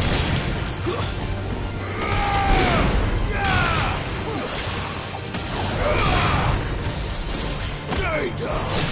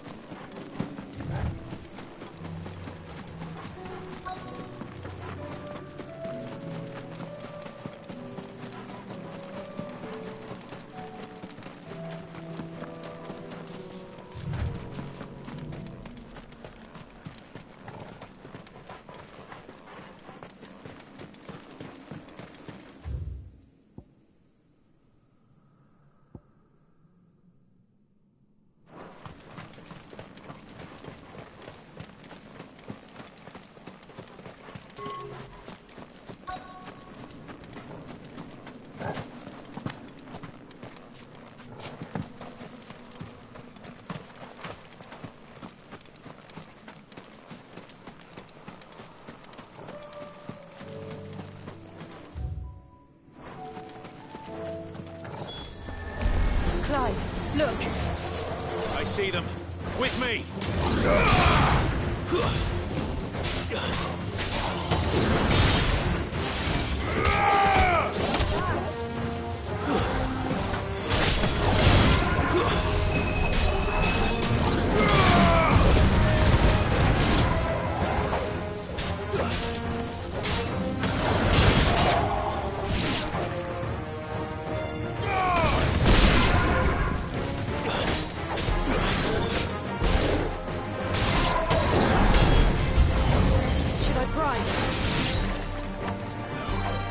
Save your strength.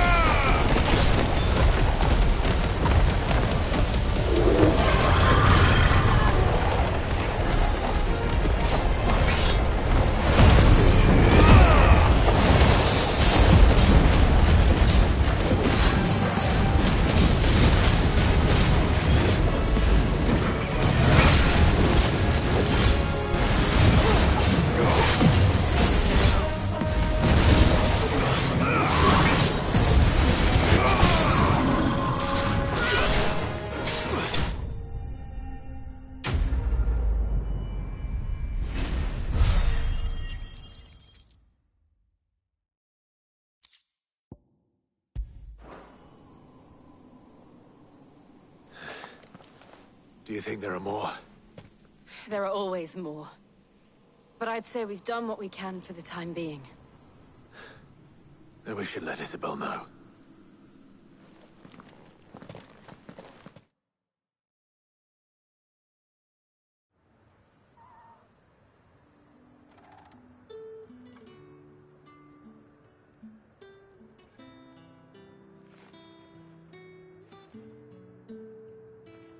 You have the town's thanks. Don't thank us yet. There will be more. Many more. And you'll need to be ready for them. Oh, we shall. Isn't that right, Captain? Yes, milady. The garrison will be ready. Philippe here has convinced most of the men to remain at their posts. For now, at least. Hearing that the Dame would look kindly on any man who committed himself to the task certainly didn't hurt.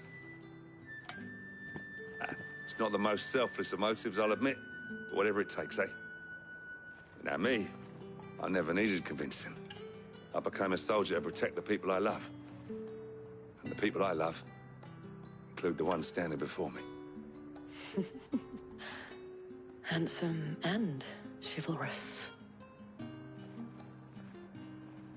Now, if you don't mind, I have sentries to post. Milady.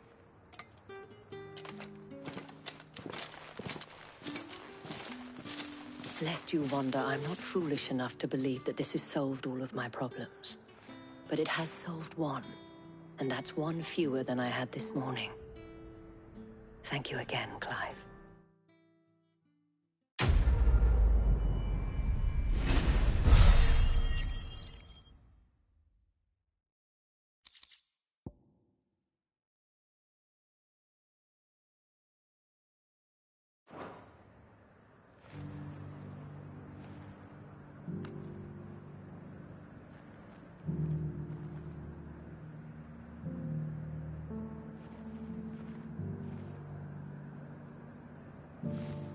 Philippe will make a good captain. He reminds me a little of you, Clive, but without all the mocks and mows.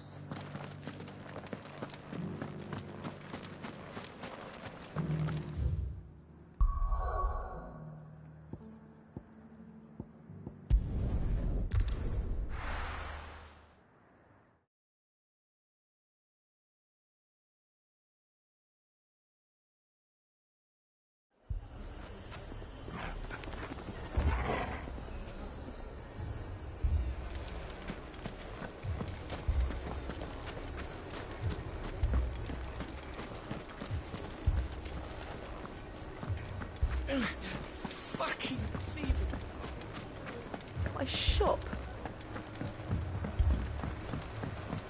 If I had my pickaxe, I would. Oh, my finest.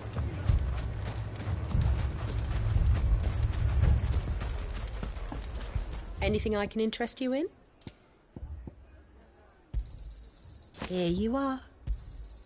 An excellent choice. Fare you well. Here you are. I thought I told you to go.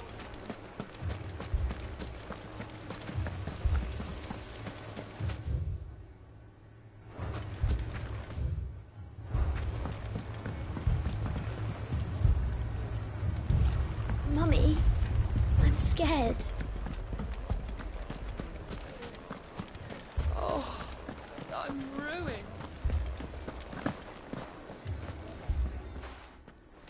Sid! Your new companion appears much more formidable than your uncle.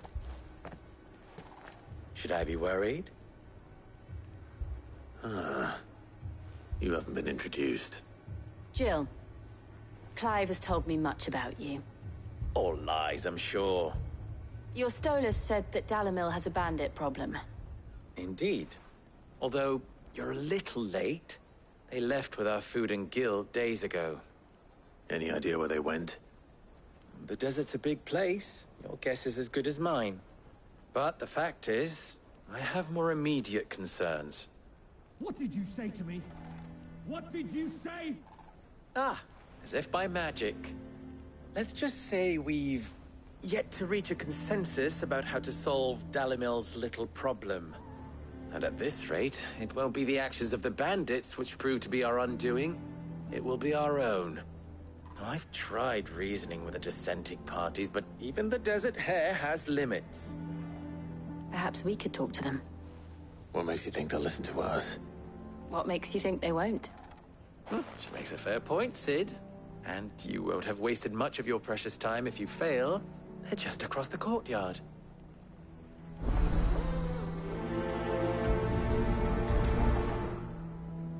Suppose we just follow the shouting.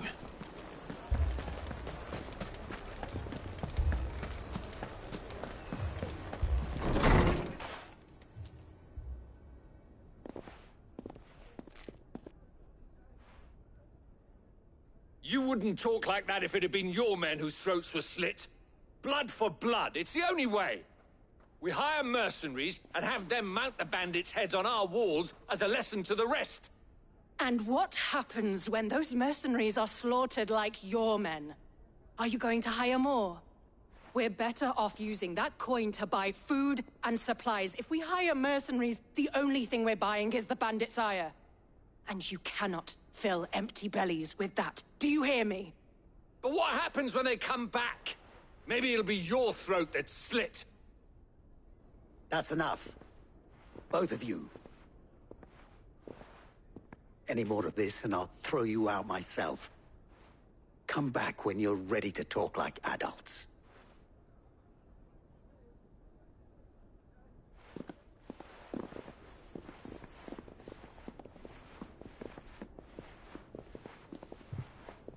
Victor. What's he doing here?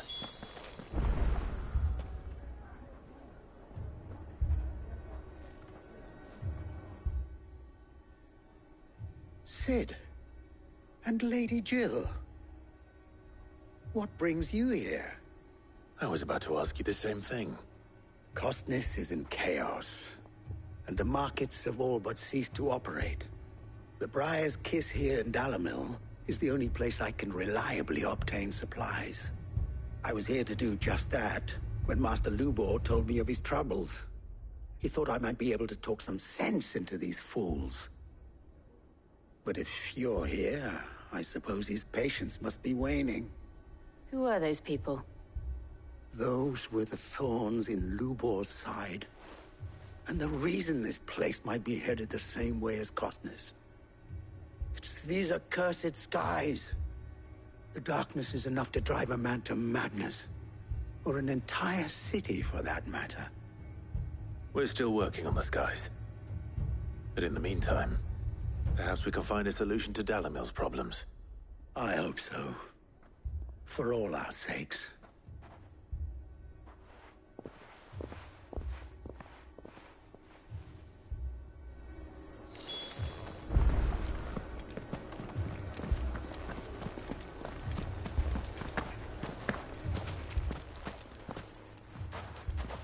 So, you see my predicament? What I saw was a room full of people who were angry and afraid.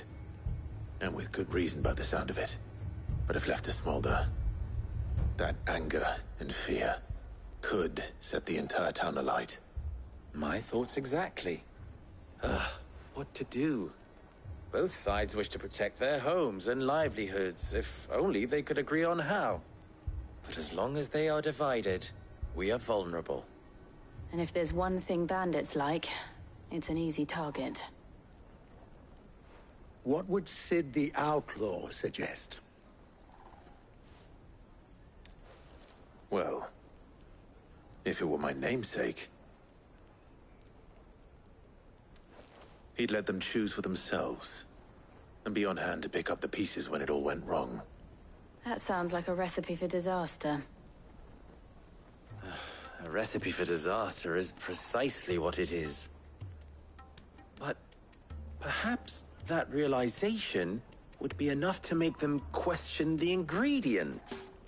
While it's plain neither Conrad nor Natalie will countenance the other's proposal, it may still be possible to make them doubt their own. Before presenting them with a third option. And that would be?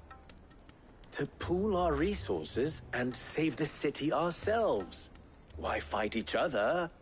When all that fear and anger can be directed at the bandits. It appears we have a plan of action. Victor, pay Conrad a visit. See if you can't convince him of his folly. I'll speak with Natalie. As you wish. Your faces are not well known in this town. That may prove useful. Don't worry, Victor and I will do most of the talking. You need only play along. Play along? What he means to say is yes.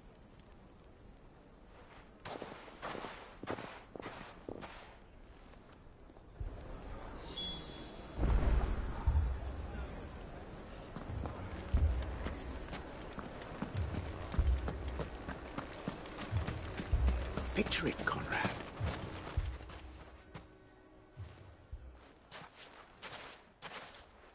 Ah, here she is. The Lady of the Spear herself. Conrad, may I introduce you to Jane, commander of the Red Wings, the oldest mercenary guild in the Free Cities. A pleasure, my lady. The pleasure is all mine. As I told you, I summoned the commander here from Canver to inquire about a contract. Victor says you told him no. That there aren't any men left to hire. Is that true? True as the crystals cracked. Nobles came and claimed every last one worth his salt. And not just from us Red Wings. You know of the 7 high houses. There must be 2 swords assigned each one. Granted, we have a few boys left. If it's boys you're looking for. Well, Conrad, are you saying that Dalamil's finest cannot defend this town better than a gaggle of unblooded striplings? That a band of beardless youths could better avenge the deaths of your brave men than you yourselves? Absolutely not. We'll show those bastards who they're dealing with.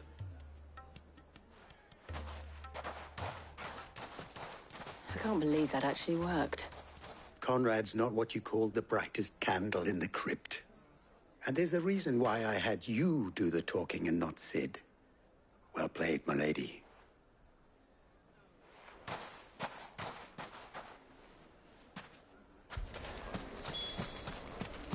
Then let us band together and show these brutes that Dalamil is not to be trusted.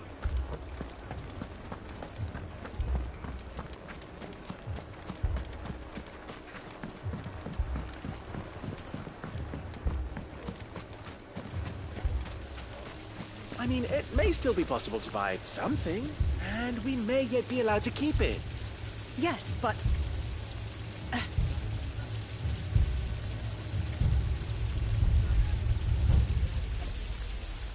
Ah, here he is now. Natalie, allow me to introduce Lord Underhill of Randalar's prestigious League of Merchants. Lord Underhill. At your service. Underhill?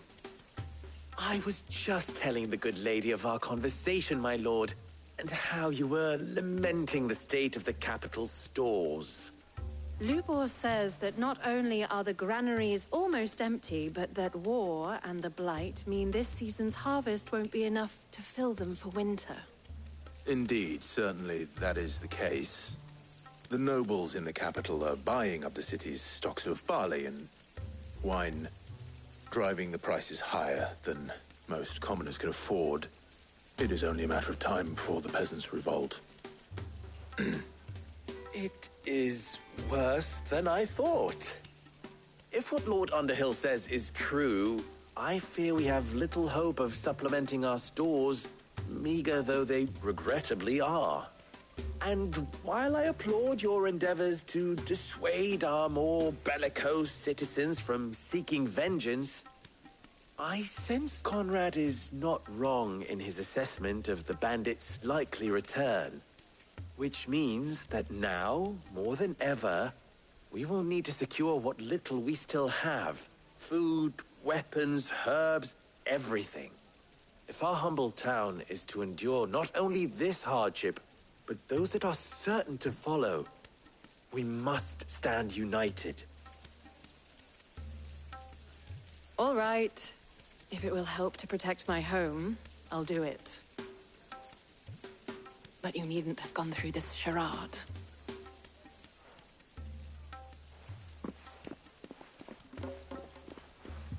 Thank you, Clive. Your performance was nothing if not workmanlike. She saw right through it. I didn't say it was good, merely that it produced the desired effect. Now, my scouts should be returning shortly. Meet me back at the Briar's Kiss, and we shall see what we face.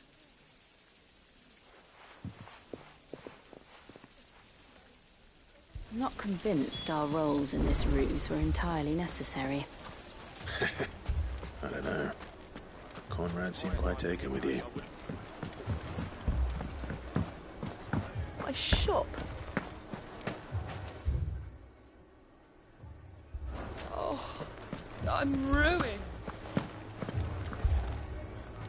Good news, Sid. Both Conrad and Natalie have somewhat gracefully accepted their new roles. With time, they may even learn to. Time no longer appears to be the luxury it was before lunch. I take it your scouts found the bandits. Technically, it would be the bandits who found my scouts. It appears they march for Dalimil as we speak. All of them. You're not serious. They don't just want food, they want the whole damn town.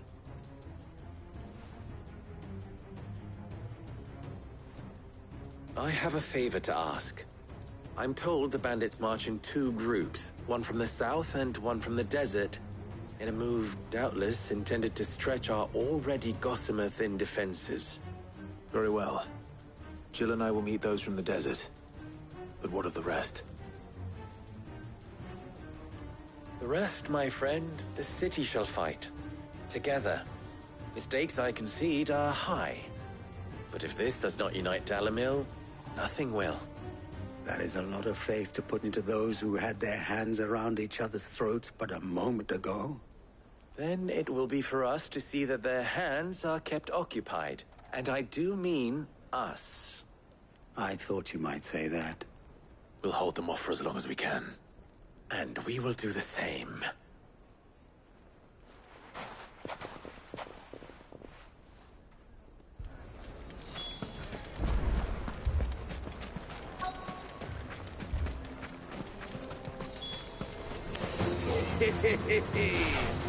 The women folk have come to welcome us.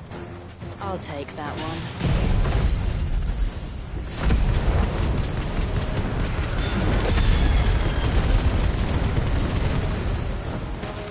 He's all yours.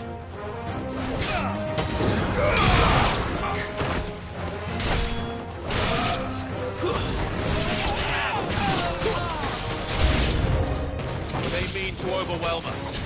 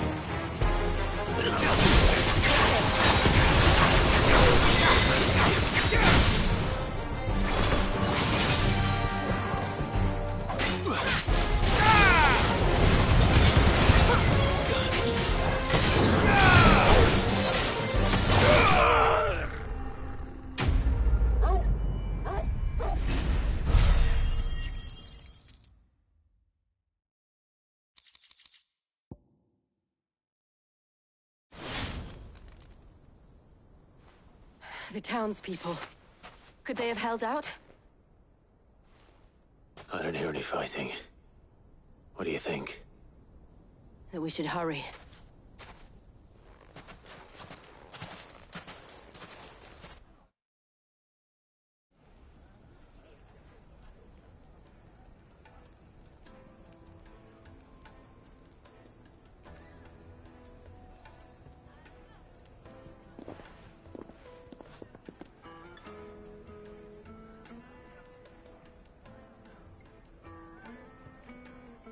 Natalie, I owe you an apology. You did well out there. The inn would have been lost had you not held the line. Without you, there would have been no line to hold. You saved us, Conrad. You saved Dalimil. We all saved Dalimil.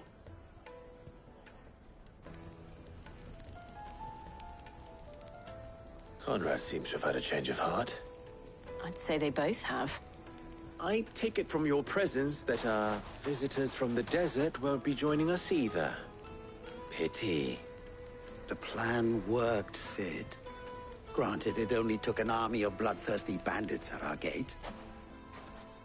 Calm now, Victor. Why quibble over the details? We are united, and that is all that matters. As for you, Sid, you fight considerably better than you act. I'll take that as a compliment.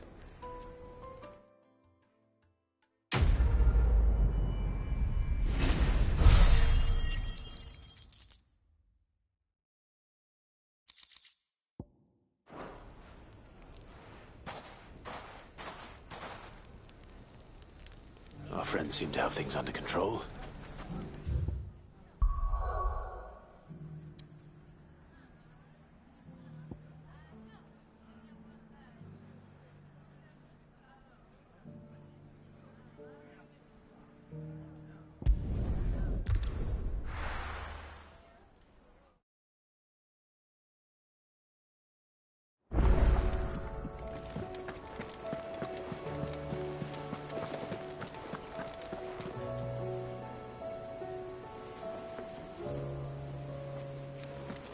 Did you see that?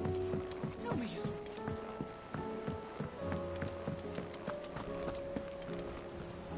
Was wondering when you turn up. Had owls from all our friends thanking you for your timely intervention. How is it you always manage to arrive at just the right moment?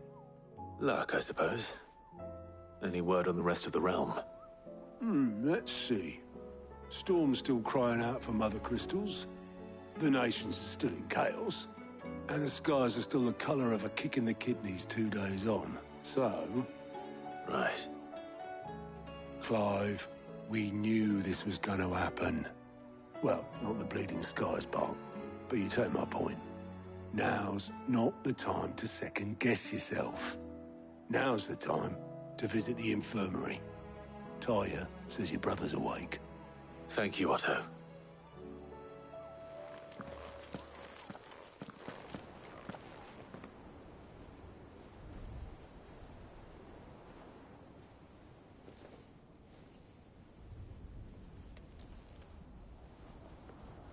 So it was not Sylvester, but Olivier who served as Ultima's puppet. And when Dion learned of this, he sought to slay the fiend.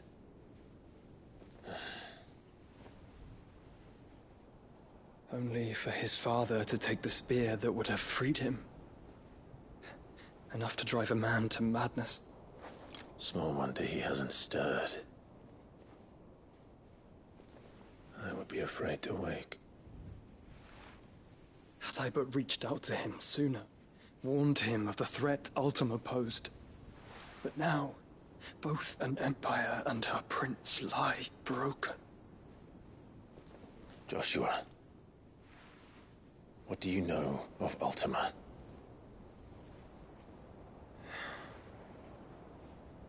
Very little, I'm afraid. Despite my best efforts. 18 years ago, as I lay buried beneath the rubble of Phoenix Gate, 'twas not death who came for me, but another. And it was while in my rescuer's care, I first heard of Ultima. I've been chasing his shadow ever since. Ultima is driven by some deep, dark purpose, and for whatever reason, it would seem you are crucial to his designs. He will stop at nothing to have you. Even if that means toppling an empire. But why me? What possible use could I be to such a creature? That is one of many answers that have eluded me. Yet, I am certain of this. It is not mere chance. You were chosen for a reason. All dominants carry within them the might of an icon. Nigh limitless power that is at once acutely limited. I wield fire, and only fire. And I only ice. 8 wardens for 8 elements. But you, Clive. You are different. You're special. Your abilities begin with the flames of Ifrit. But they do not end there. The fact Ifrit can even exist goes against everything we thought we knew of dominance. Perhaps Ultima has been waiting for one such as you, whose potential is truly limitless. I've encountered that thing several times now. If it or he, as you say, needs me, why hasn't he claimed me as he did the boy? Were I to hazard a guess, I'd say the two of you are somehow incompatible. His mind not properly attuned to your body. His mind? Mind, awareness, spirit, call it what you wish. But I believe Ultima to be an embodiment of the concept.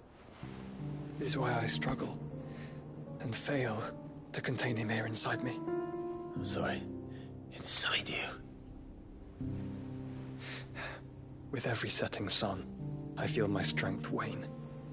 And though the Phoenix's flames mend the prison I have made for Ultima, they do so at a cost. We must find a means to bring an end to him before I meet my own. What were you thinking? It was that or let him take Clive. And I've always had a soft spot for my brother. But that doesn't mean you should sacrifice yourself to save me.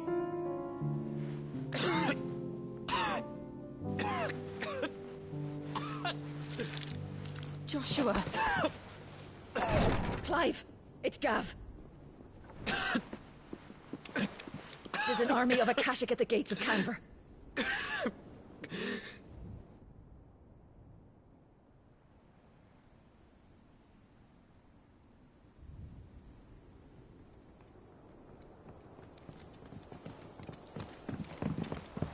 Well, what's the short of it? It's all Tyre told you. The capital of the Free Cities is under siege by an army of monstrosities. The city guard are doing their best to stem the tide, but numbers ain't on their side. What of Lord Byron and Mid? Were they able to escape? No, but they're all right for now. They're hiding with Gav at midship. We have to get them out of there. And we shall. Otto, prepare a Stolas. Tell Gav to stay exactly where he is. Understood. Vivian, what's the swiftest route to the Free Cities? That sounds like a question for the map. Look here. This road, through Tabor, should provide the least trouble. Good. What a coincidence. Tabor is exactly where I'm bound. Joshua, bed is where you should be bound. You don't think I told him the exact same thing? Were Tyre not such a talented healer, I would surely have been inclined to agree. But, thanks to her ministrations, I feel I may safely rejoin my attendant, who was to wait for me in Tabor if we became separated. All right, we travel together. Clive. If he stays close to me, he'll be fine. Thank you, brother. I'll look after him.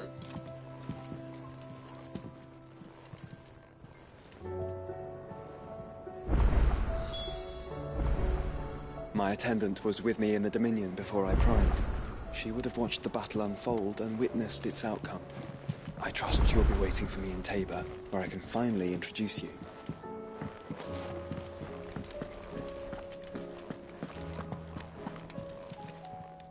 Welcome to the Patron's Whisper.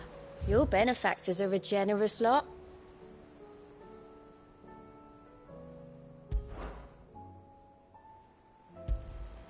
All yours.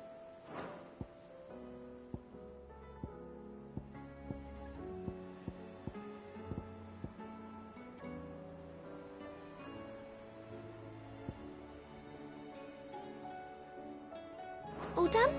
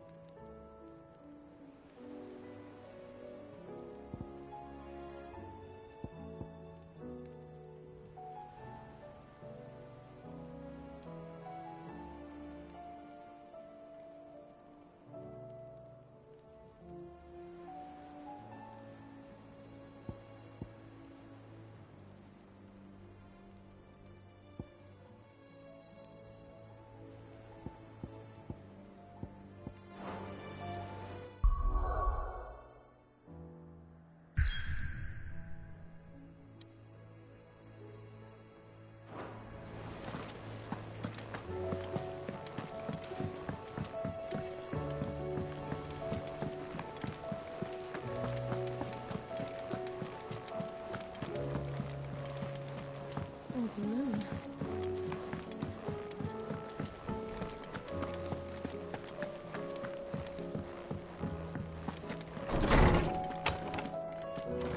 Is a storm coming, Sid?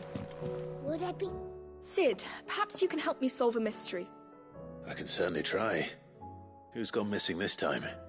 It's not who, but what. Mid's scales, the ones she made for her workshop. I borrowed them to teach the little ones about weight, and shortly after the lesson, well, they vanished. My first thought was that they'd taken them off somewhere to play, but when I asked, they swore they had nothing to do with their having disappeared. Which almost certainly means they had everything to do with it. Perhaps a visit from Sid will jog their memories. I think it just might. Thank you. I don't like to imagine that my pupils would lie to me. But if they have, I'll have no choice but to discipline them accordingly. They were in the atrium when I last saw them. As...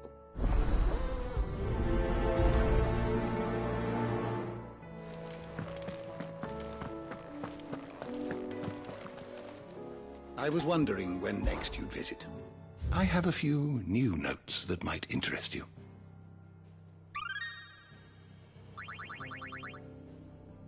If you have a question for me, I should be happy to answer it.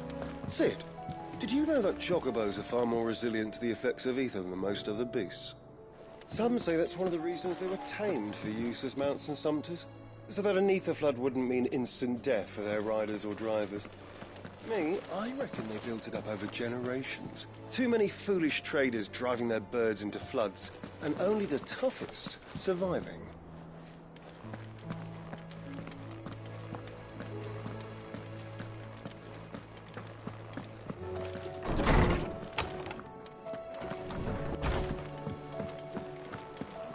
Seems the hideaway is lost. Did you see the pair that got hauled into time?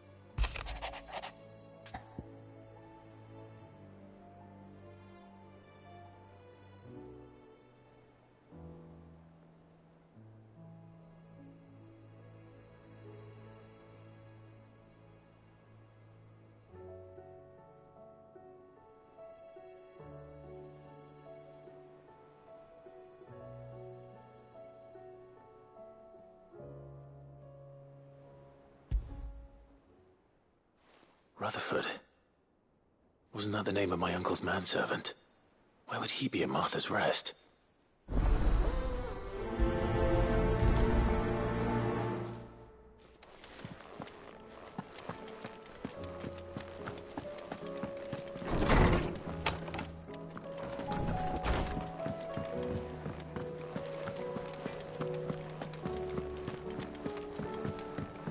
Oh, that blasted book.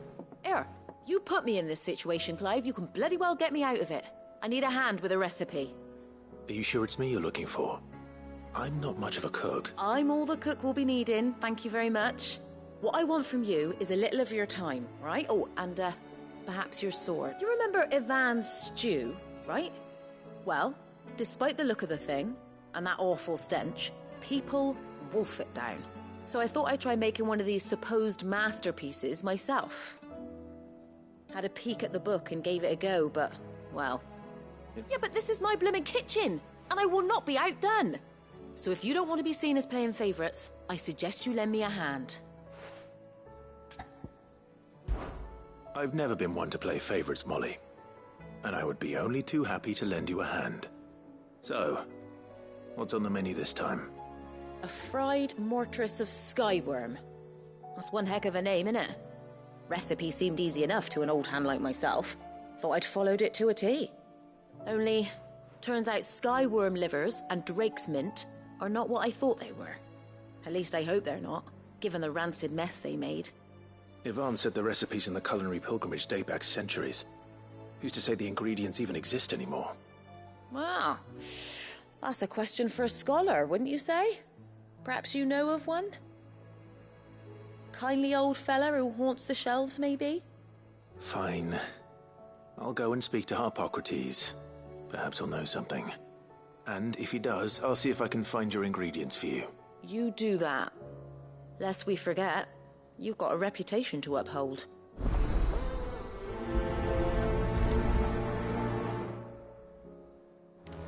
It seems the hideaway's lost its appetite.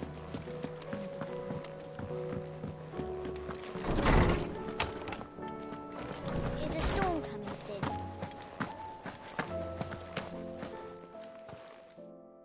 Lawsman Harpocrates. I've come to pick your brain if you don't mind. It's about the book you lent Yvonne. Ah, Valisthea, A Culinary Pilgrimage, a classic. One of my favorites, in fact. The young man did a wonderful job with the Chance's stew. I do hope we shall be able to sample more such marvels in due course. That's actually why I'm here. I don't suppose you know where I might find skyworm livers and drake's mint.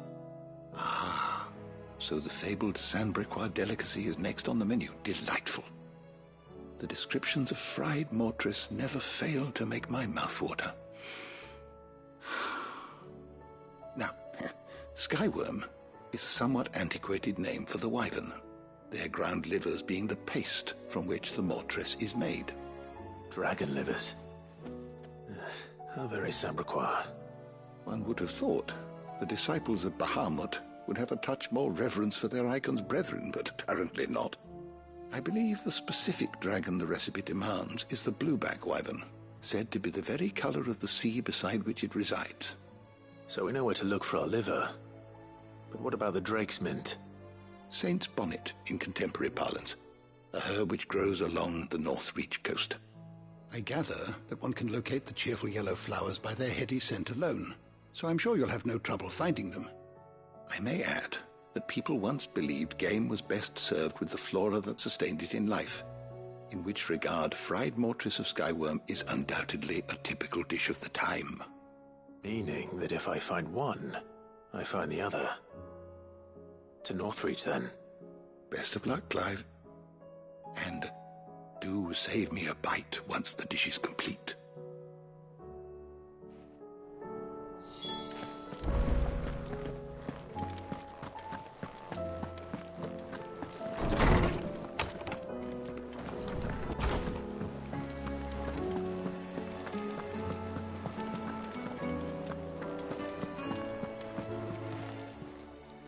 Aye, it's a dangerous world out there.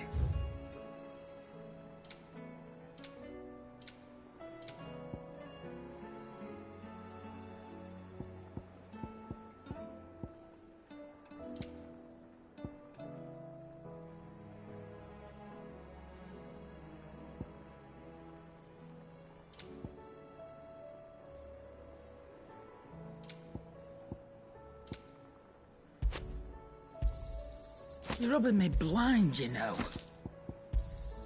It'd better all be here. Finished, are you? So what do I owe the honour? What do you want? That it? Fine. Trouble with your gear, or so will it be? That it? Fine.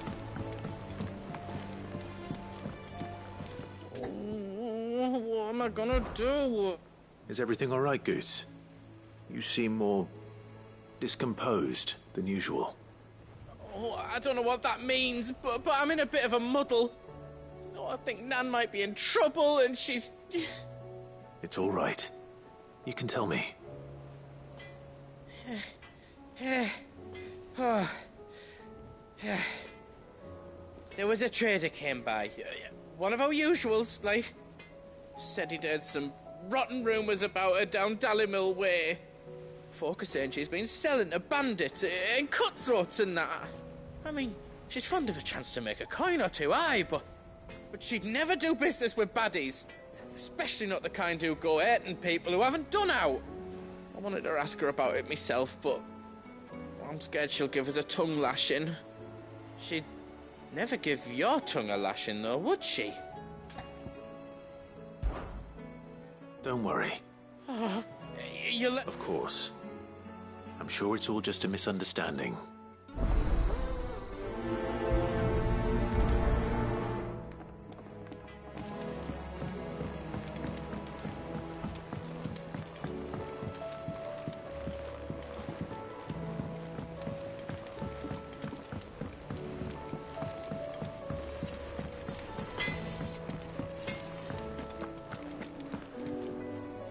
Lady Karen, how's business? Not nearly as foul as the weather. You're doing good trade, then? Both in and out of the hideaway? Can't complain. Wait. What exactly are you getting at? Not once in 5 long years do you pay my affairs half a care. But here you are today, raking me over the coals like a bloody popoto. Just asking. Out of interest. All right. I'm here because I was told that certain rumors have been circulating. About you selling weapons to brigands. Oh, are you? And who was it who knows me so well as to tell tales of my evil exploits? I didn't exactly hear firsthand. All I know is that someone in Dallimil has been spreading word to that effect. And what? You believe it? You think I'm profiting off the blood of innocents, do you? Look, I've done things I'm not proud of. Might be there were a time when I turned a blind eye to the wretchedness of the world so I could line my pocket. But that woman is no more. And you'd know that if you'd ever paid the slightest bit of notice. You're right, Lady Karen. I apologize. It was wrong of me to doubt you. No, it was. Now, I reckon you've got better things to do than pointing your do-gooding finger at a poor old woman. Of course. Good day.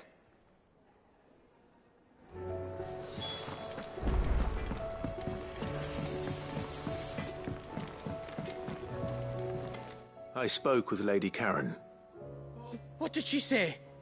That the rumors were unfounded, and that I was a fool for thinking they might hold any truth, along with some other things that made her feelings clear.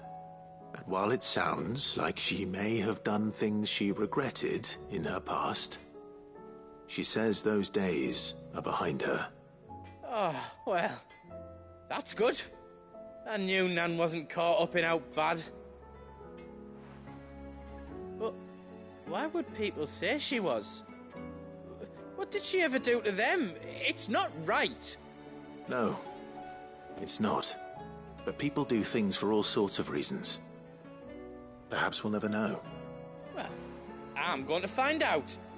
That trader, he said they were all talking about her in Dalimil. So that's where I'm going. I'll find someone who'll tell me, you'll see. Are you sure that's wise? Whoever's spreading these rumors means Karen ill. Oh, right. But that's why you'll be coming with me, isn't it, Clive?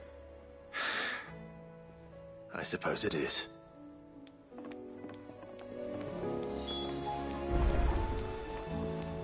I'll find out who's been making up lies about Poe and Anne, and when I do, I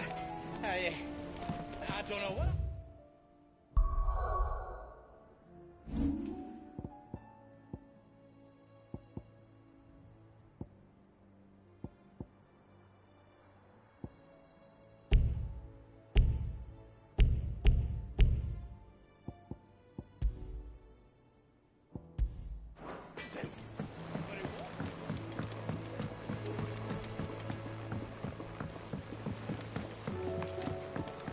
I heard the Emperor was impaled on his...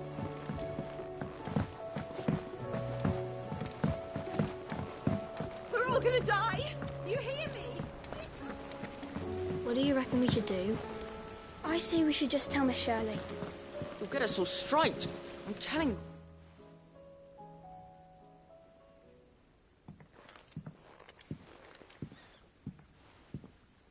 Sid!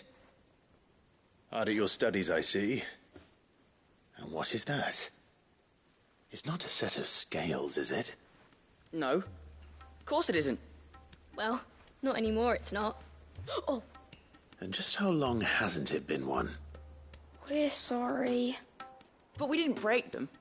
We dismembered them. Just like Miss Mididol showed us. Miss Mididol? And why would she have you dismembering her creations? Because that's the only way to become a ninja-neer. Miss Mididol said, the best way to see how something worked is to take it apart and put it back together again. Well then, your work is already half done. Carry on. About that. The taking apart was easy enough, but it's the putting back we can't work out. Speak for yourself. The heavy thing goes at the bottom. Then...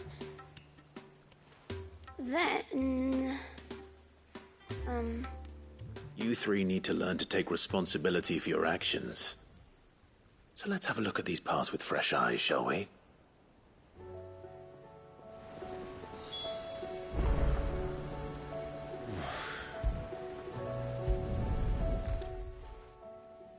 All right. Everything here was once part of Miss Mididol's scales. Every piece has its own role to play, and each is just as important as the others. If even one of them is missing, the scales won't work. So let's think about what those roles might be. You already know one of the pieces. The body. Its role is to support everything else. But what of the others?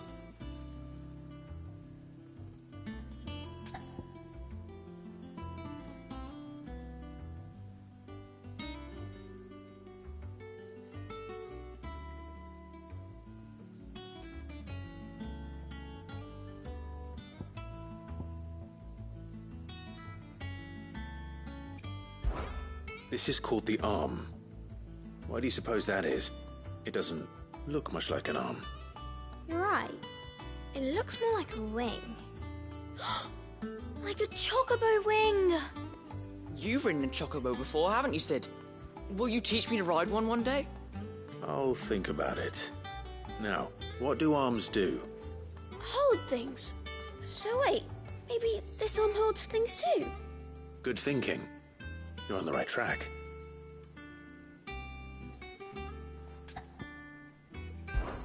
These round parts are called the pans. You all know what a pan is, don't you? I do. Molly uses them in the kitchens to fry bangers. But these aren't for frying bangers, you idiot. They're for weighing stuff. But what if I wanted to weigh goods? I don't think he'd fit on that little thing. Probably not. What are the chains for?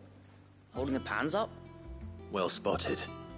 Which means something must hold the chains up in turn.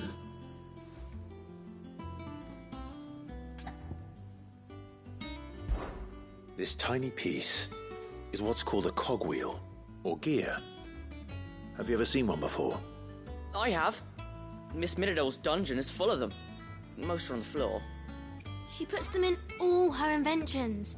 They spin round and round and round and round and... That's right. They're very useful when you want to make things move. Do you remember if there was anything on the scales that moved? I remember the arm moved when I tried weighing an apple. And then somebody ate it. Not my fault. You shouldn't have tried weighing it before lunch. You know what part's supposed to move and how it's supposed to move. So, let's put the pieces together first, see what doesn't move, and then stick the cogwheel to that. Not a bad idea. You see? It's not so difficult. So, now that we've taken stock of the parts and learned what they do, what do you think? I think we've got it. Then here's what we'll do. You tell me what goes where, and I'll put the... Obviously, you need to start with the body. All the other pieces fit onto it, don't they? And the arms go on the body, just like real arms. Or wings, if you're a chocobo. And then the arms hold the pans by the chains. Very good. Let's see if that works. There. All finished.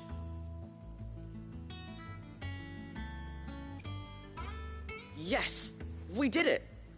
Well, with Sid's help. Oh, I just put the pieces together. It was you three engineers who showed me how. That's right. We're Miss Miradol's hairs. Her hairs? Yeah, hairs for the future. She's showing us her secrets now, so we can help out the hideaway when we're older. What do you think, Sid? Are we almost ready? With a little more help from Miss Miradol and Miss Shirley, I'd say it won't be long at all. You hear that? It won't be long.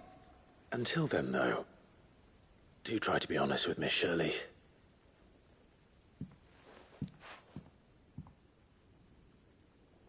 Hey, look! We never used the cogwheel. You don't think Sid forgot about it, do you?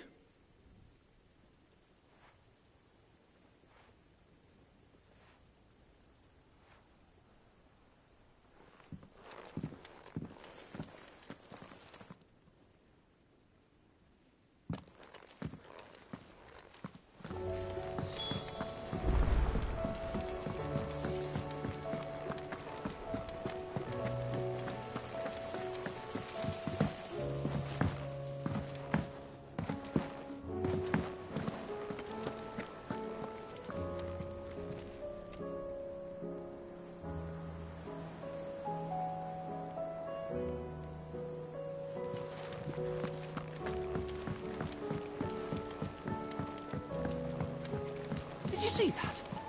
Tell me you saw that.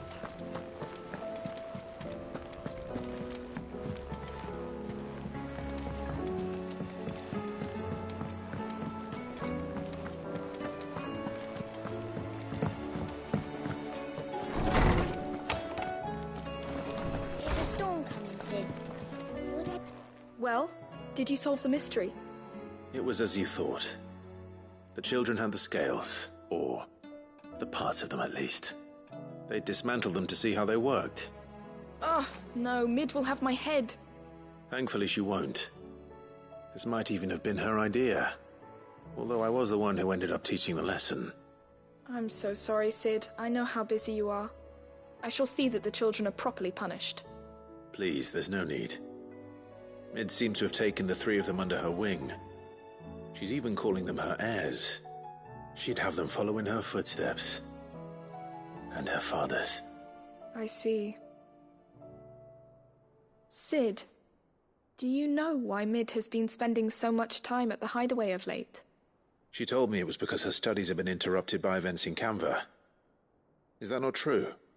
No, it isn't. The university offered her a commission. In exchange for full tuition, room and board, they asked her to oversee the design of several new war engines. To anyone else it would be an opportunity, but to Mid, who lost both her parents to war, it was a bitter pill. One she was none too keen to swallow. But that should come as no surprise. She's only ever cared about bringing people hope. The very last thing war can be said to do. Which explains her heirs. She's working to give them a better life. And so should I. What's the odd engineering lesson? Ah, you've given them far more than that. And I'm sure they're very grateful.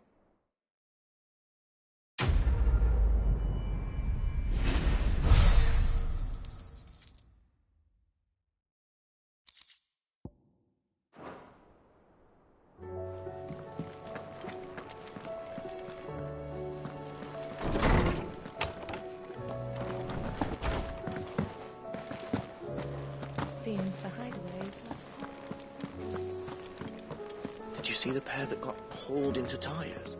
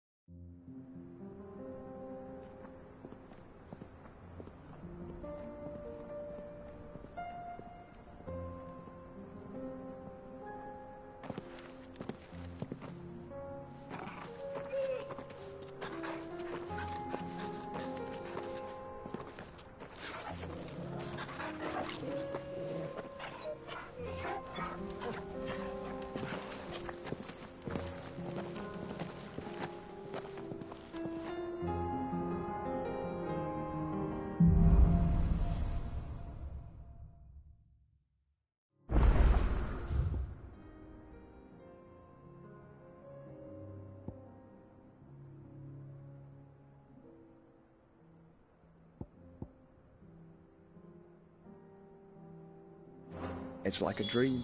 The four of us out walking like we used to. Enjoying this, are you? Gav and the others could be in danger as we speak. You're right. I'm sorry. Yota is a scout. If Campbell was attacked, she will already have the gun. Tabor isn't far.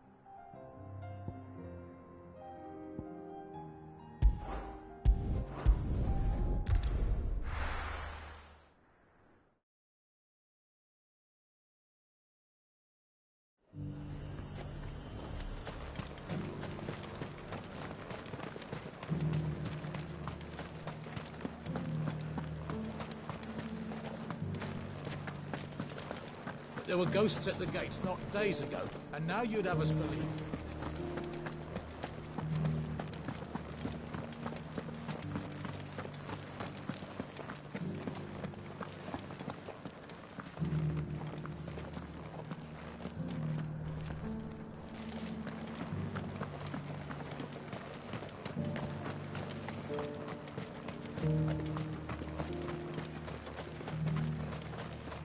You heard the Herald? Captain said it was you who slew the, whatever they were. And for that, you have our thanks. Now that we know how to fight them, I hazard we'll fare a little better the next time they attack.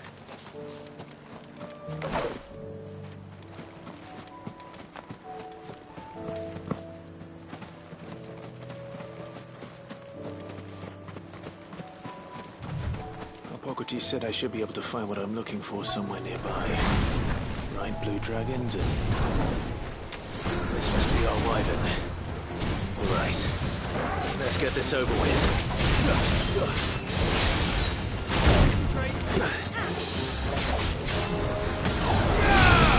Too slow.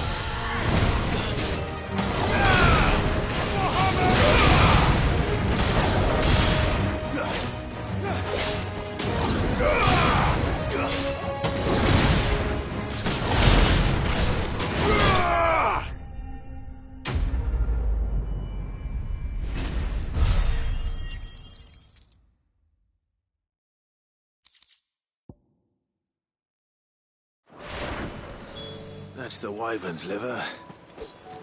Now I just need to find the herbs. Bright yellow with a heady scent.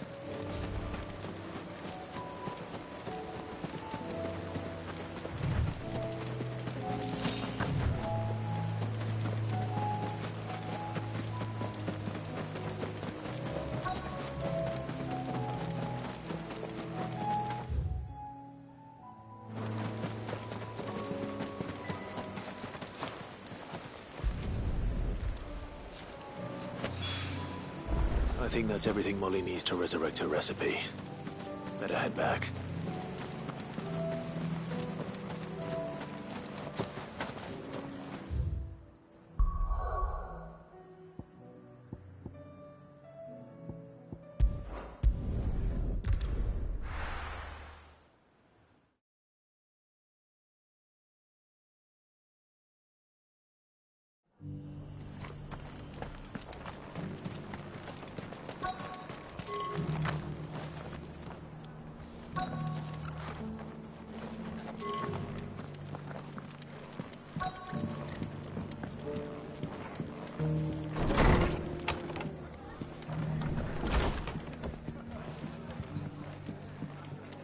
Fates seem bent on driving me from my inn. But if they want me out, they're gonna have to try harder.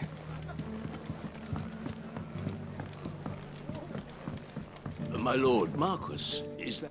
It is you. Then you received my letter.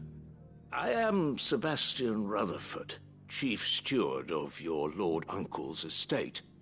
Of course. We met once before. Yes, my lord. Thank you for coming.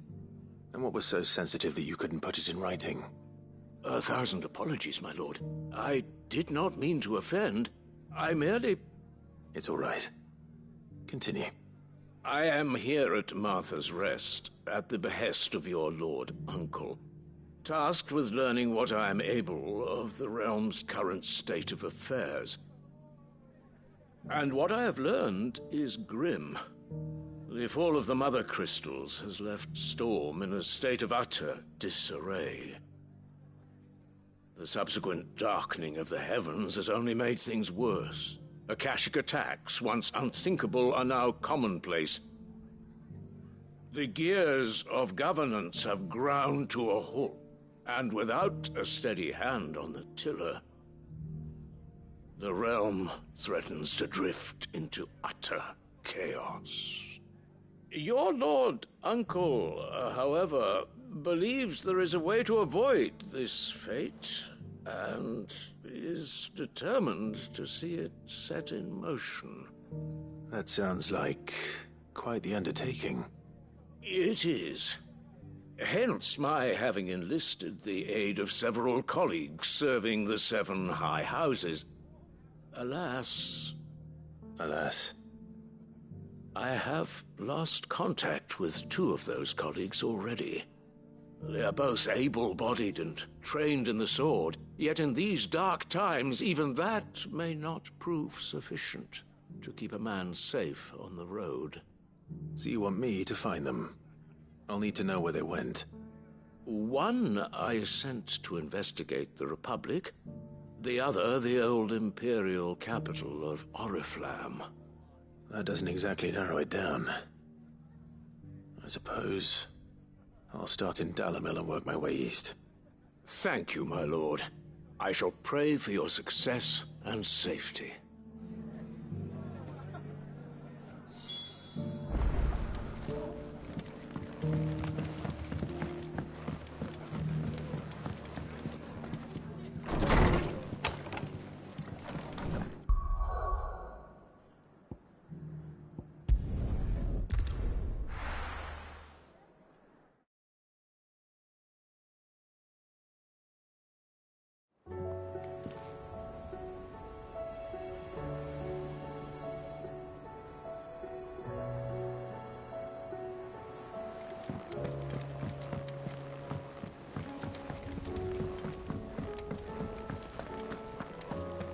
Seems the hideaway's lost it.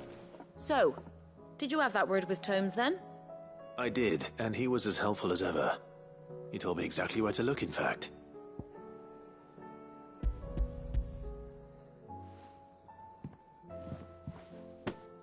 And what precisely will I be cooking up? Or is it better not to know? Blueback wyvern liver. And, a herb known as Saint's Bonnet. Ah, wyvern livers, was it? Well, at least it weren't actual worms, I suppose. Now then, you stay right where you are. I've got some cooking to do. Let's hope these grand old chefs of yore knew what they were on about.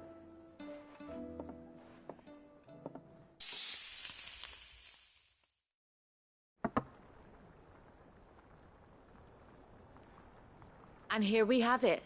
Fried mortress of skyworm. Ivan's offered to make sure it's fit for consumption. Well, I say offered.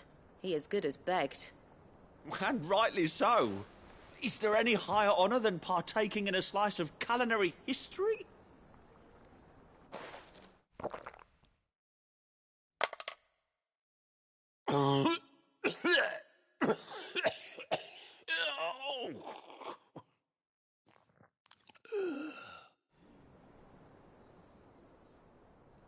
So, not fit for consumption then? What witchery is this? The crackle of the crust gives way to an almost violent richness. Yet, it is the piquant kiss of the saint's bonnet that tames this savage dish. It is a tour de force, a force of nature even, a maelstrom of flavour and sensation, a graceful beast emerging from centuries of slumber. I think he likes it. Well, I can't quite tell with all that nonsense he's talking. But I reckon you might be right. It was decent then, I take it. Decent? It's remarkable. And I defy any man to say a word to the contrary. Sid, might I suggest that you command a party of your finest men and women to procure a dozen blueback wyverns forthwith? I'll give it some thought.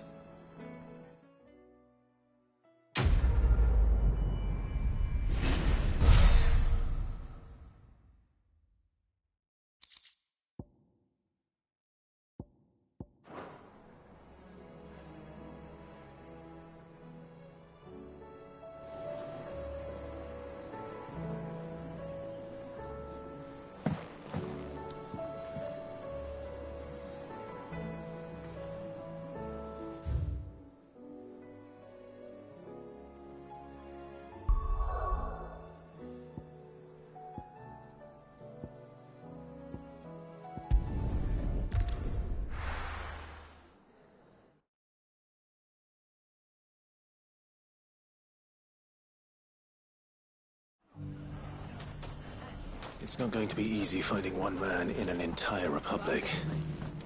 Let's hope someone here's seen something. It shouldn't be too hard to find goods.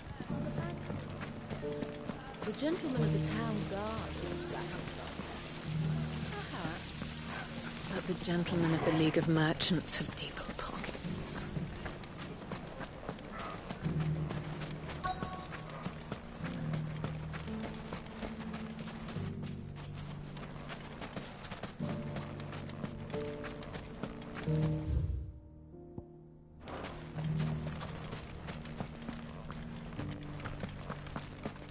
Could be I know something more.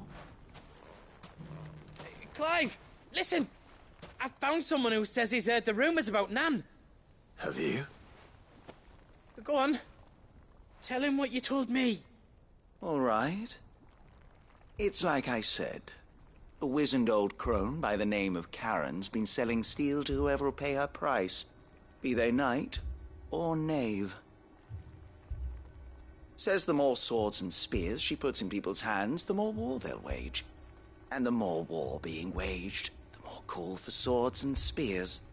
And who will they all turn to keep them in steel? Why, the good Reaper herself. And you've seen this Reaper at work? Aye, it just so happens I have. You'll find her right here plying her trade most days. Here in Dalimil? Where exactly? She has a stall here in the market, but if you're not the patient type, you can probably find her at her storehouse on the edge of town. But it'd be a bolder man than me that braved that particular nest of vipers. Feeling bold, traveler? I hope so, for your sake. Now, if that's all, I have places to be. Sorry to have kept you. You don't think Nan's the Reaper, do you? Not unless she's discovered the secret of how to be in two places at once. Eh? What do you mean? Lady Karen hasn't left the hideaway in weeks. So who has been running this stall he spoke of? Good question. I'll go and have a look. And I'll visit this storehouse on the edge of town. All right, but be careful, Clive. You too, Goots.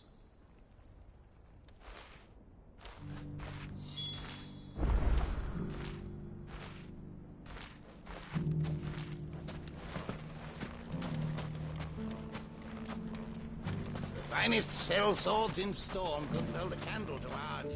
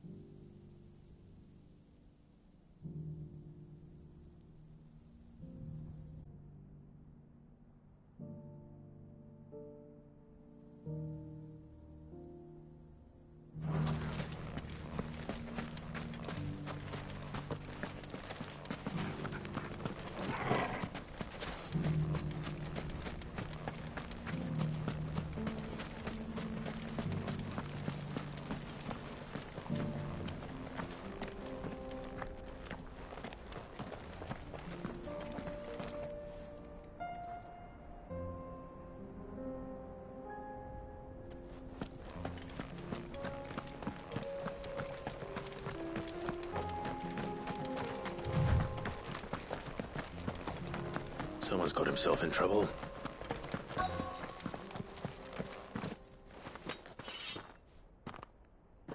I don't see your master here, so you can start by giving us all the coppers in your purse.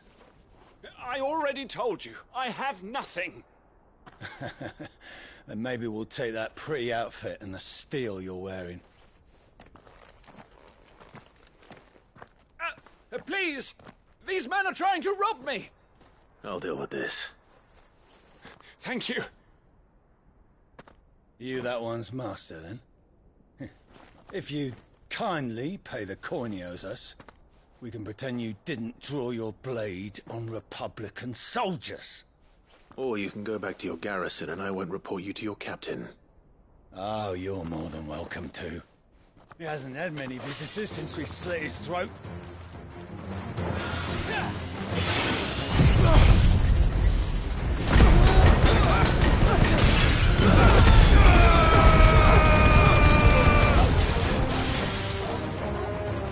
Stay down!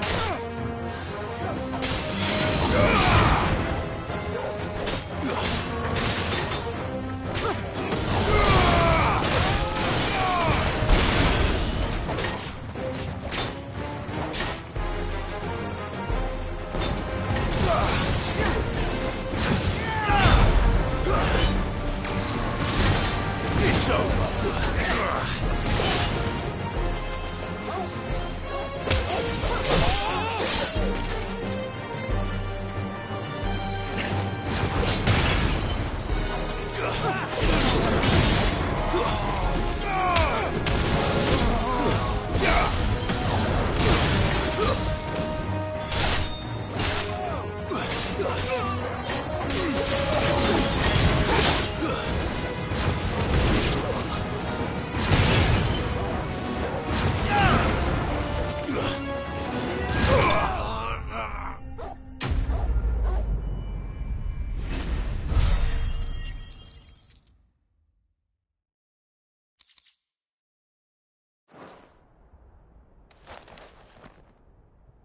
I'd expect as much from Hugo's faithful, but these were men of the fist. Much has changed in the Republican army since they lost their rock. You've seen this kind of thing before, then? Many times. I was sent here to observe the situation. You're one of Rutherford's men. He sent me to look for you. Well, then you have my thanks. I fancy I could defend myself against one, perhaps two, but a whole regiment.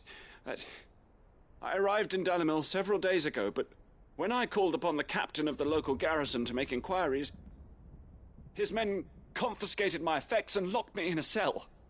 The captain is no more, and his men make the rules now. Fortunately, I was able to bribe my way free, only to be stopped again by those soldiers you so kindly dispatched. What of the Fist's central command? Surely they wouldn't allow such lawlessness amongst their ranks. I would imagine they are unaware of it.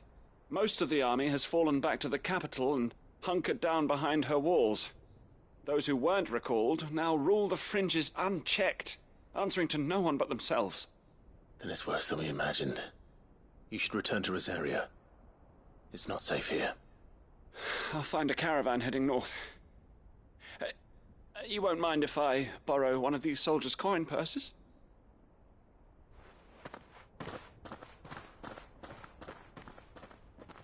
Not at all. Now, to find this second associate of Rutherford's. If he was bound for Oriflamme, I'll start at Northreach and see if I can pick up his trail.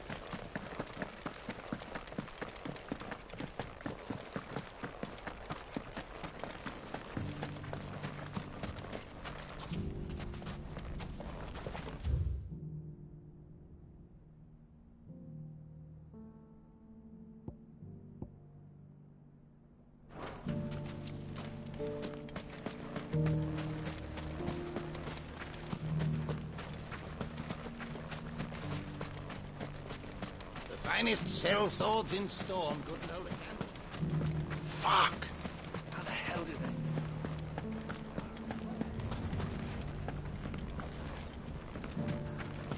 they... The gentlemen of the town guard are strapping. Mummy. What a mess.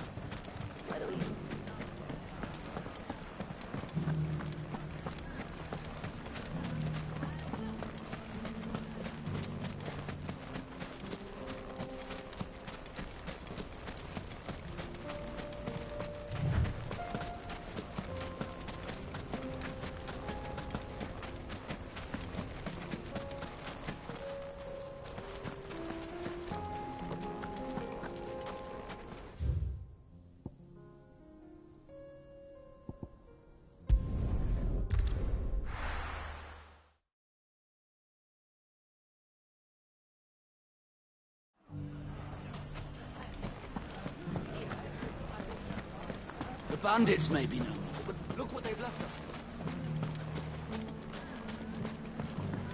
Mummy. The gentlemen of the town guard.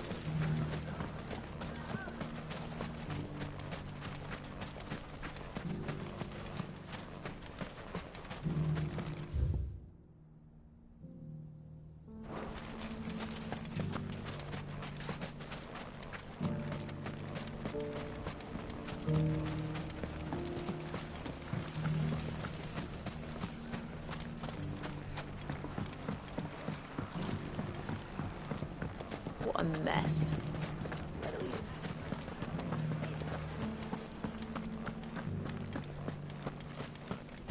You fought very bravely. You would have been lost. The safety of the town is in our hands.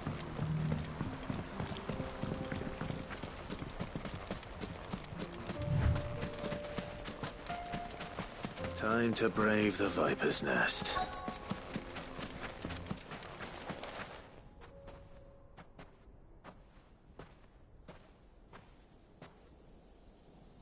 Just you, is it? Thought I might have laid it on a bit thick. It was a fairly unconvincing tale. So, what now? That's up to you. Die a slow death, or a quick one. Boys, he's all yours. But that sword is mine.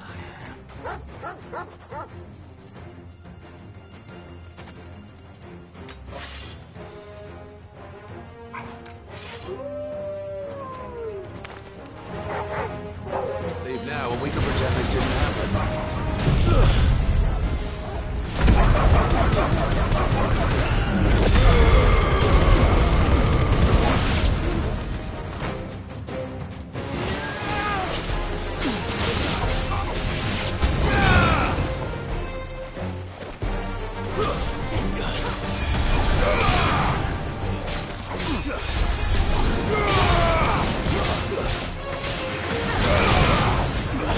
You're finished!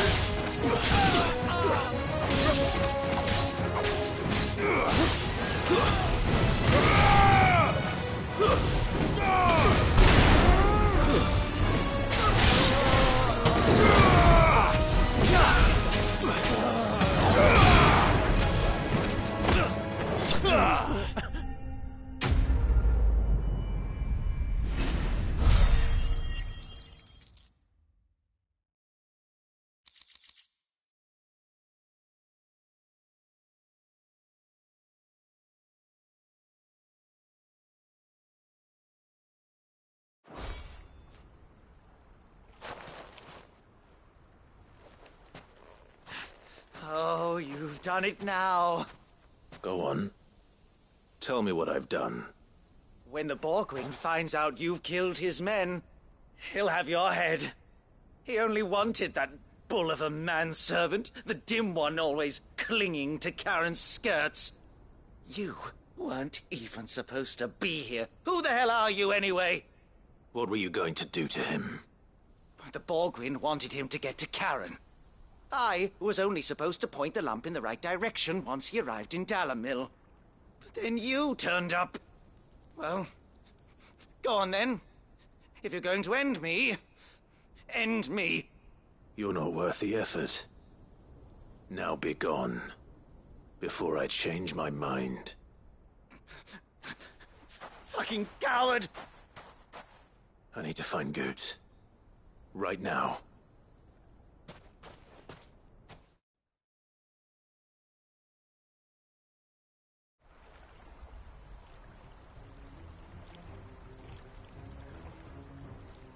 Get your filthy paws off me, you naughty-pated lout! Stop calling me names! And stop spreading them horrible lies about Nan! Well, that will be easy enough, for they are not lies. Every last word is true. And she must pay for her crimes in blood. Lord! Goetz, are you all right? He's gonna kill Nan! He said she had to pay in blood! After what she did, it is only right. She ruined my life and the lives of countless others. That loathsome harpy's very existence is a crime, and I will not allow it to continue. Goetz, was it? I have no quarrel with you, only with your employer. Run along now. You need not pay for her sins. No. No? I don't care what she did. I won't let you hurt Nan. Promise me you won't hurt her, or I'll kill you myself! Goetz, no. Enough, all of you! Karen. But how did you? You're a sight less clever than you think you are, the pair of you. Did you think I wouldn't notice the two of you slinking off together? Well, the whole thing got me thinking, who in Dalamil might bear me a grudge? And a certain snivelling shit I ran afoul of in my fairy years came to mind. Though it was just Bogan back then, wasn't it? I thought the years might have taught you some sense, but I see you're the same pants-pissing craven you've always been. What was it we called you? Wet legs? You bitch! Everything that happened, it was all your fault!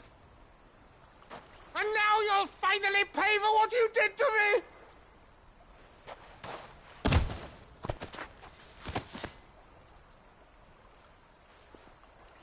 Goose, you...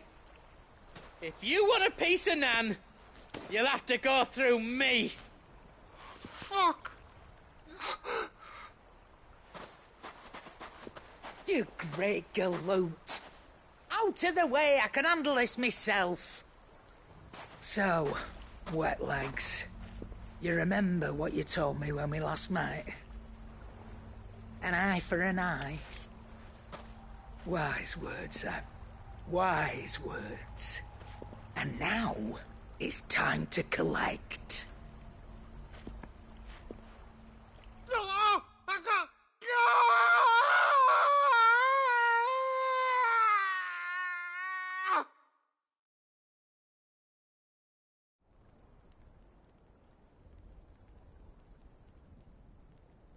Sorry to keep you waiting. Is he... Dead? No. But I reckon he wishes he was. It isn't easy going through life one eye short of a pair. After all, I should know. You don't mean... Oh, don't tell me you didn't notice. Lost it to old Wet Legs back when we were working the same routes. Said I'd stolen from his strongbox. I'd done nothing of the sort, mind. But that didn't stop him taking his little revenge. So I took some of my own. Sorry, lost everything. His coin, his clients. Always knew he'd be back one day to claim his due. But he crossed a line dragging poor Goots into this. He didn't hurt you, did he? No, Nan. Still got all my arms, see? Legs too. But what if he comes back again? What if he does? First we take the other eye, then we work our way down. He'll learn his lesson soon enough. But something tells me the Wet Legs has learned it already. Right. Let's get you back to the hideaway. You've attracted quite enough attention already. Ta-ra, Clive. Remind me never to cross you, Karen.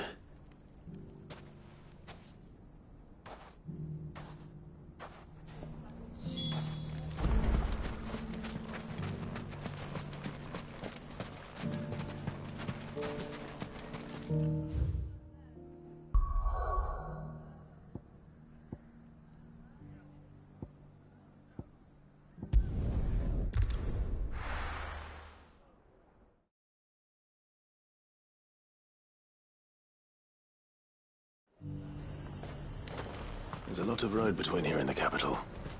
Rutherford's man could be anywhere.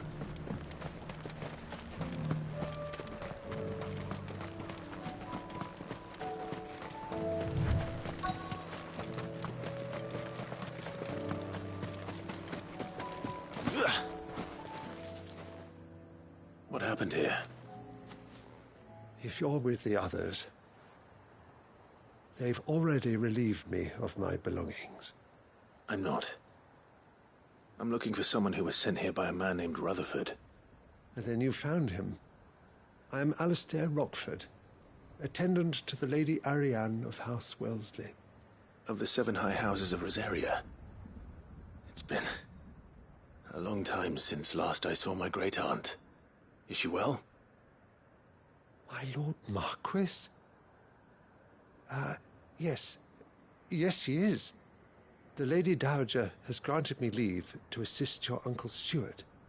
I was on my way back from the old capital when I saw some villagers being robbed on the road here. Bandits? They looked more like field hands, but it didn't matter in the end. I did what I could to help the victims, but all it earned me was a pummel to the temple. Which way did they go? South, toward the gate. All right. I'll take care of them. Founder knows I've met enough of their kind. You head back to Northreach, visit the Vale, tell them I sent you. Thank you. I shall. Founder be your shield.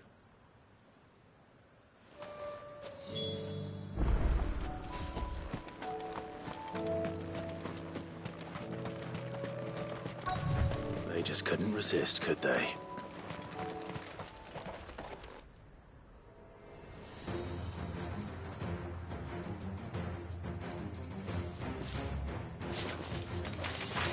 This one's ours, pretty boy.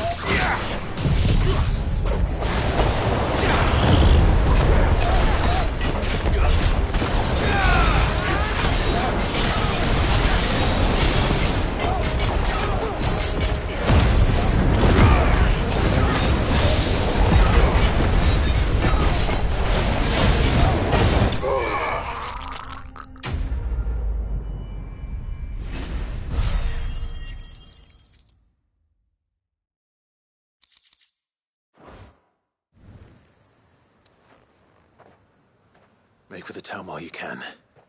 There may be more bandits nearby. You don't need to tell me twice. This looks to be...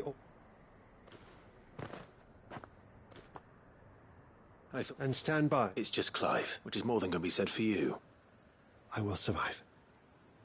Strange that the garrison wouldn't intervene in such a brazen attack so close to their gates. The garrison have their hands full inside the city. Some days they don't even send out patrols. There are few hands left to work the fields, and even fewer to transport the grain. The market stalls are nearly bare, and the price for what remains is exorbitant. It's not uncommon to see a fight break out over a crust of bread. When I said the ones who attacked me didn't have the look of bandits, I meant it. They were probably just desperate. Rockford, listen to me. If you are to continue your investigation, you first need to seek the attention of a healer. Of course. I shall return to Northreach right away. But allow me to thank you first. Had you not happened along, Don't thank me. Thank Rutherford. It was he who sent me. I suppose he'll be wondering where I've got to. I shall send a Bastolus as soon as I'm able. Good day.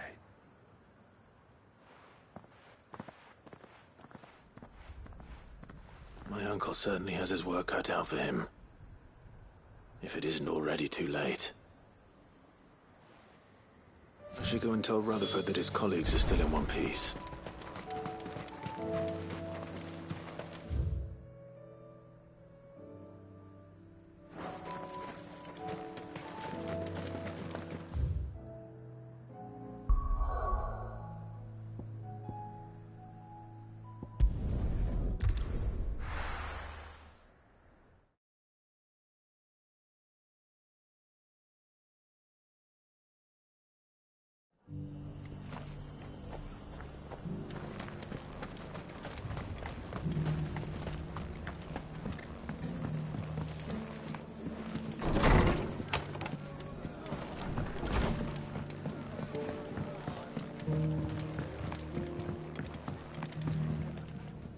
I see you're still here.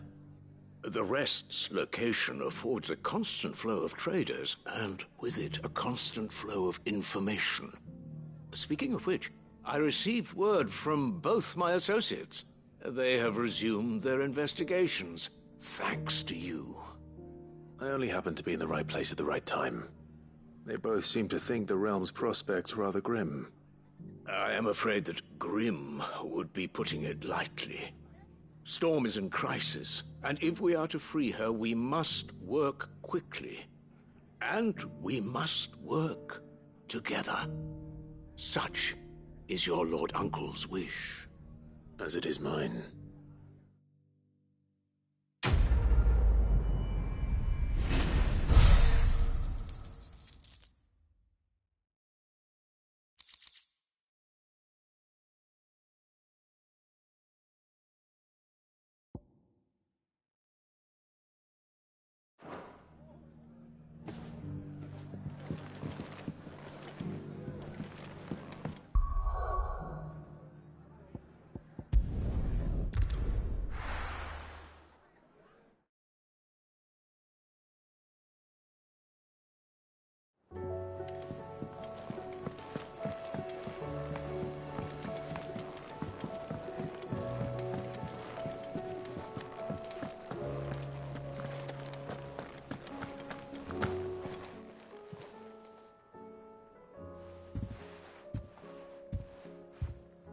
Nothing like a dish of cold vengeance to foul the gut.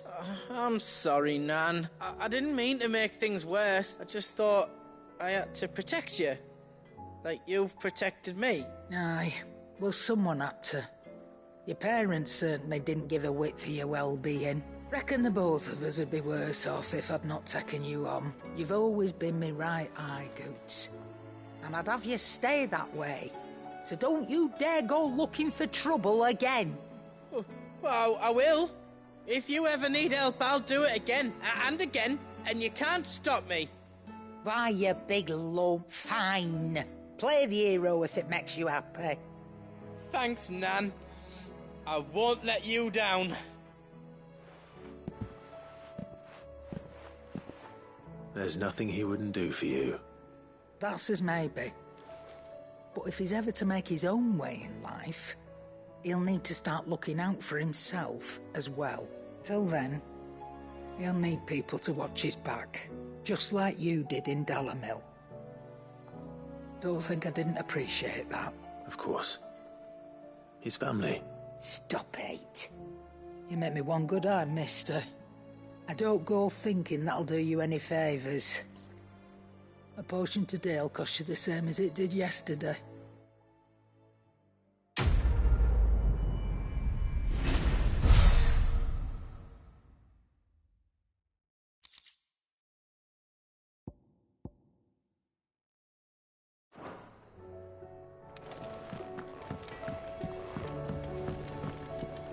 Trouble with your gear, or what do you want?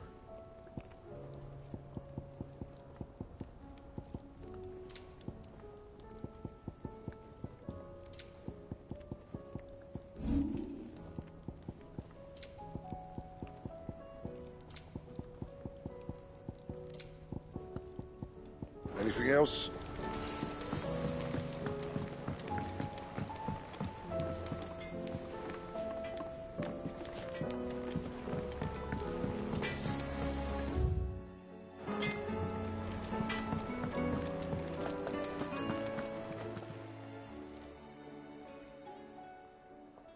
Let me tell you a story, Clive. All right. Them rumours wet legs were spreading. Might be they weren't just tales plucked out of thin air. You see, there were a time when I weren't too particular about who I sold steel to, so long as they paid me the right price. Some women lust after blood, others after flesh, but me, I were always one for gold. And to satisfy that lust, I sold to opposing armies, stabbed my every client in the back, made myself the most hated woman in the twins. But then one day I met a man who made me a different kind of offer. Said he'd give me access to a realm-wide community of like-minded individuals in constant need of steel and sundries. On the condition I sold to him and his alone. Was that the first time you met Sid? Aye. And I fell right into his damn trap. He was true to his word, so I ended up being true to mine. And I soon started making the best profits I've seen since taking up the trade. And all without aiding or abetting any outlaws. Except Sid himself, that is. Told me about his plan to topple the mother crystals, you know. Said that with them gone, the realm would want for all manner of things. An opportunity for the likes of me to mint gil. Why, I reckon an enterprising individual could find himself the richest dam in the twins. And that's when he had me. I emptied my stores that day and moved into the hideaway proper. And the rest, as they say, is ancient bloody history. A dozen years on, and I'm still not the richest dam. Not for lack of trying, mind. But I can say that I have never been happier. You've all shown me there are some things more precious than gil. That there are. So don't you go messing it all up, or you'll have me to answer to.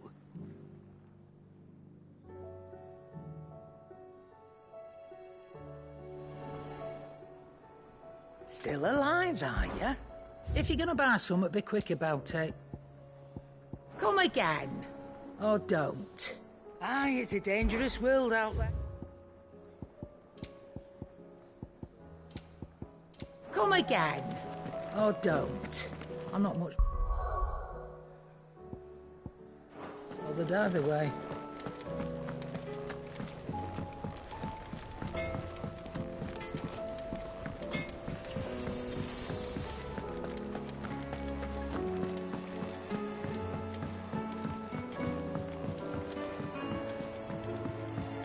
Mindless though they are, an Akashic horde large enough to besiege the free cities is not to be trifled with.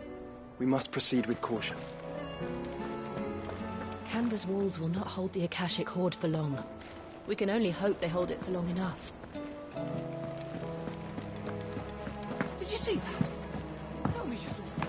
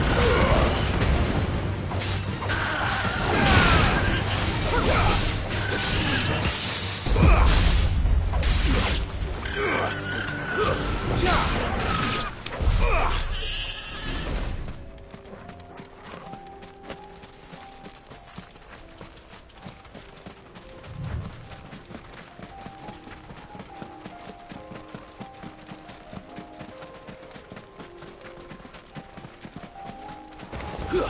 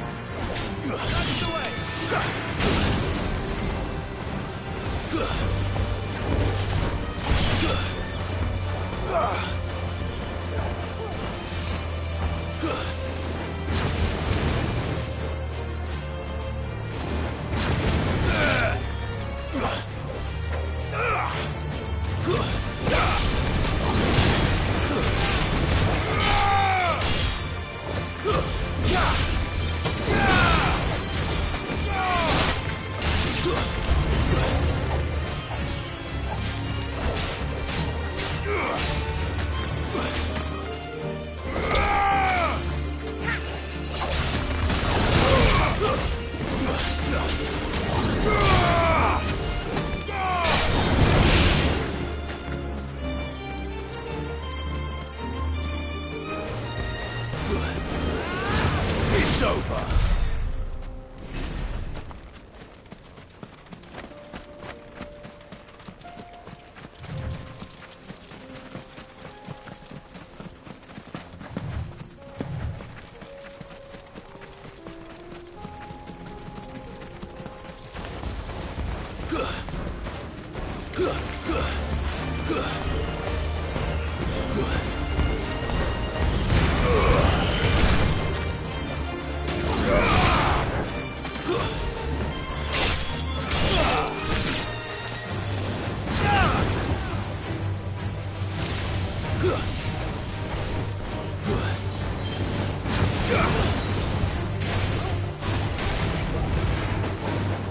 It's over.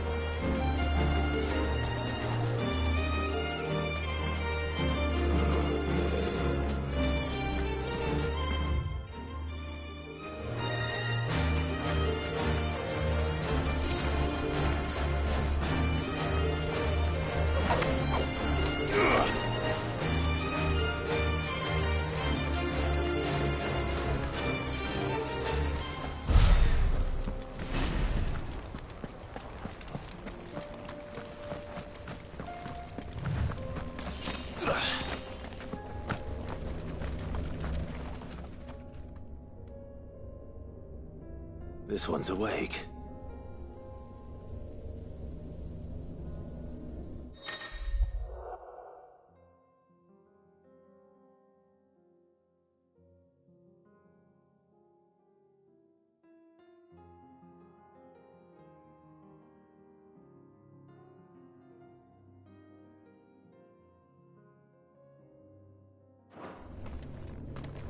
Let's see what's inside.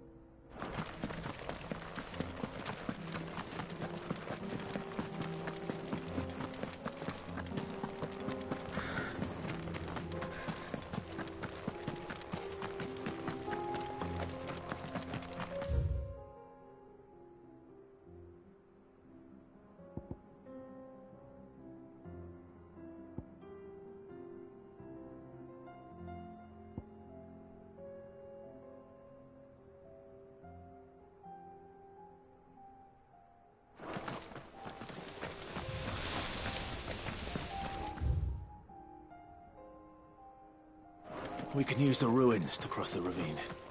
Assuming they will allow it. The echoes have a will of their own.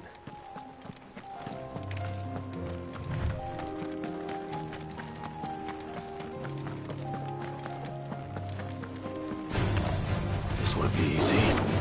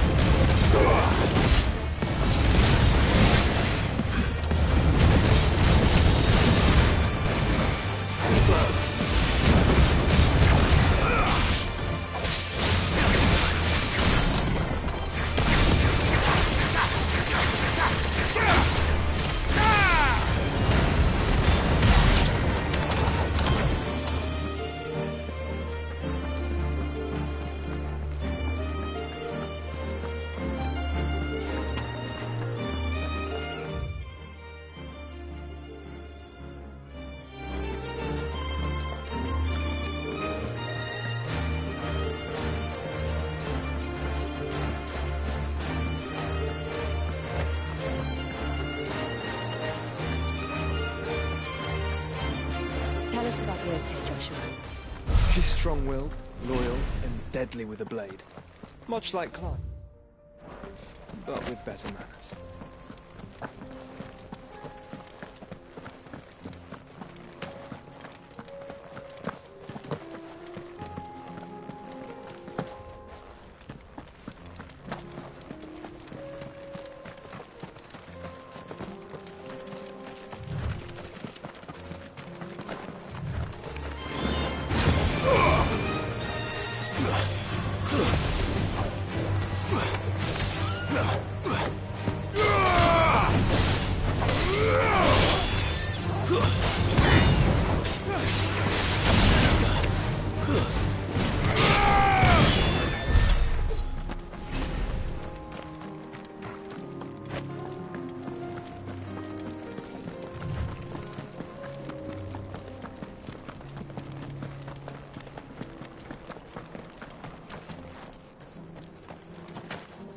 I do.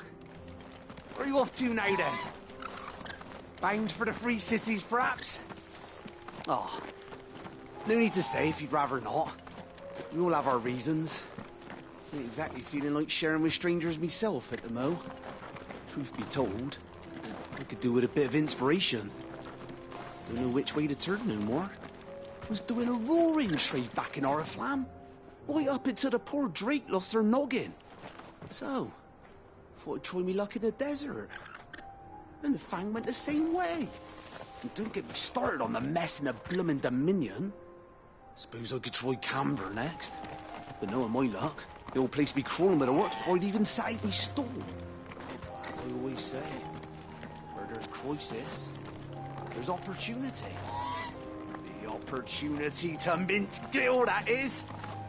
So, where to next? Is there any money to be made in Ash? Do orcs even carry Gil?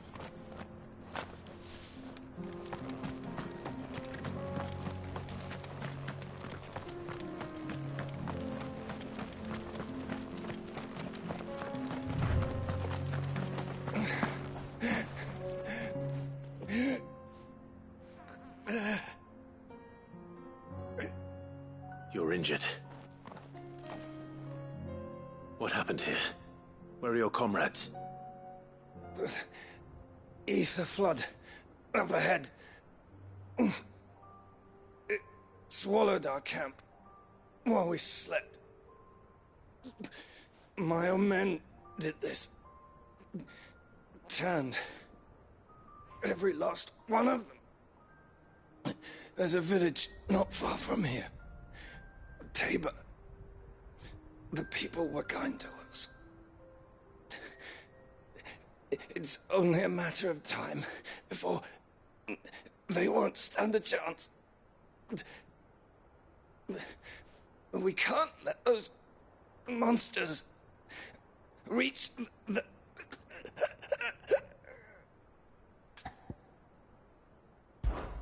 I'll go. You catch your breath. Thank you. Our encampment is up ahead. Just off the track. They must not reach Tabor. Forgive me, Lord Kuka. Rest well, soldier.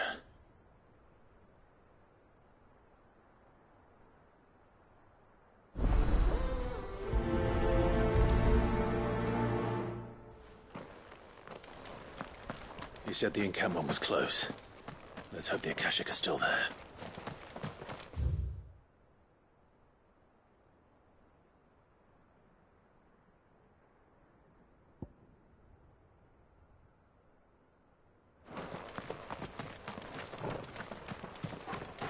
Another ether flood. They're everywhere now. We can't go round it. Then we'll just have to be careful.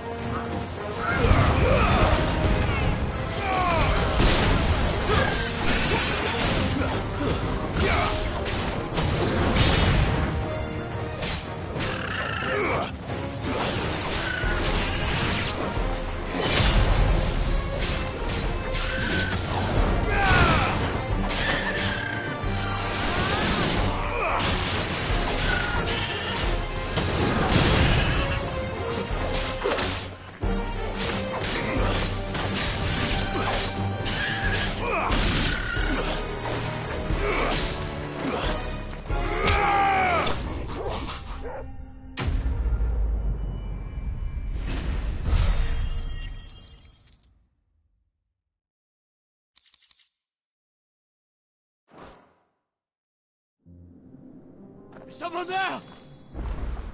Please, I can't move my leg!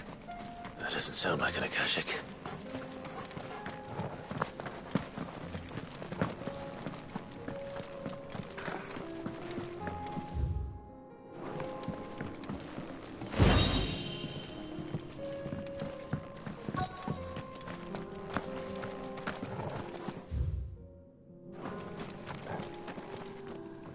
You're with the battalion?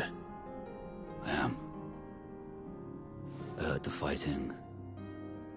Are the others? Taken care of.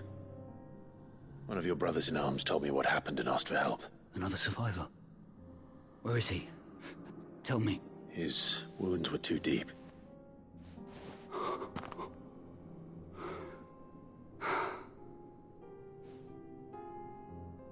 He was right to send you. Those things you slew are no longer my brothers. Tabor is safe thanks to you. Here, you've earned it.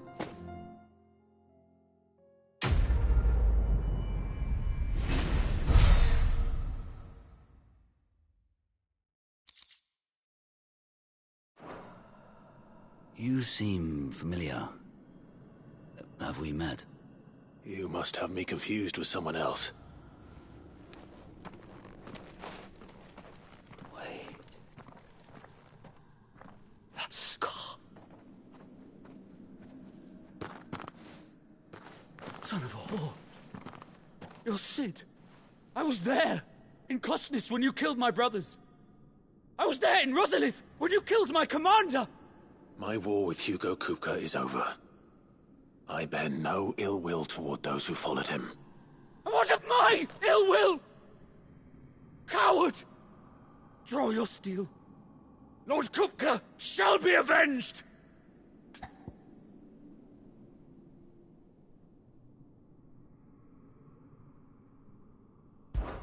When your wounds have healed and your head has cooled, come and find me if you must. Though I hazard your life would be better spent in service of those who need it. Or have you forgotten your oath to the Republic? My oath? What would you know of oaths? I know how hard they are to keep. Which is why I'm giving you the chance to keep yours. No. I won't be deceived. Lord Kupka told us of your crimes. You are an outlaw. A murderer, not some man. Like you or anyone else. I am nothing like you. But if you're not gonna kill me, then go. Leave! Just know that I will find you, Sid. Someday.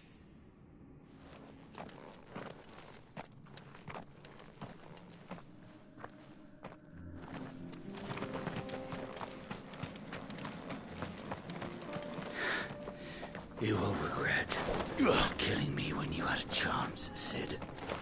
I will avenge my master.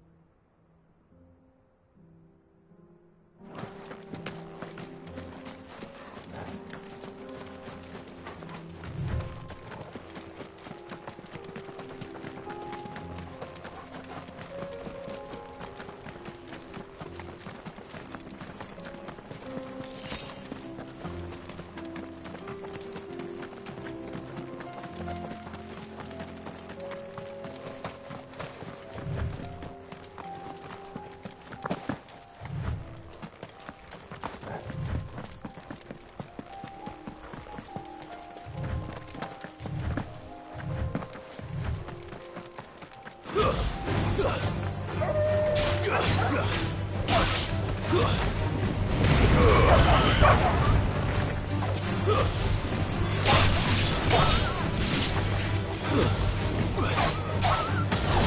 finished.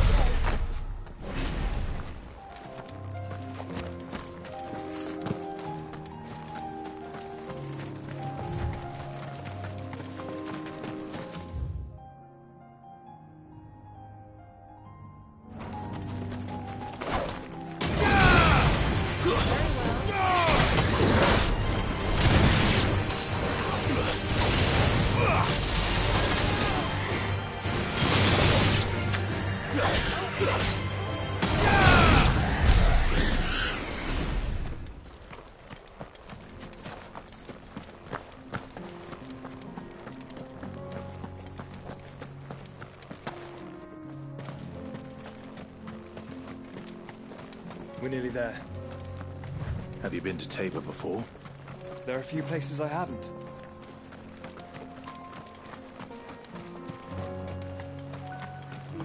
Welcome, travelers. We don't get many visitors here in Tabor.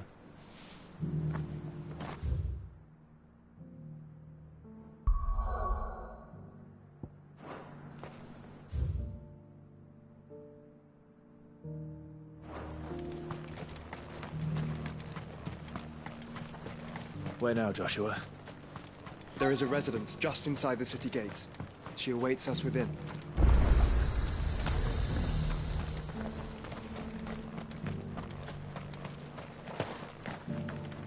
Are you buying or selling? Of course.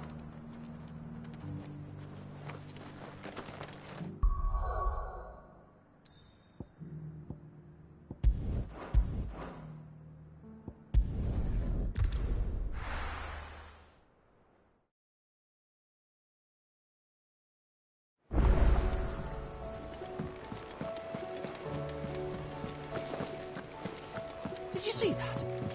Tell me you saw that.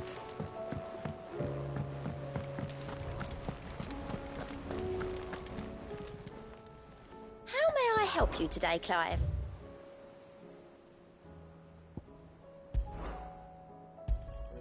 All yours. Come again. I may have more for you.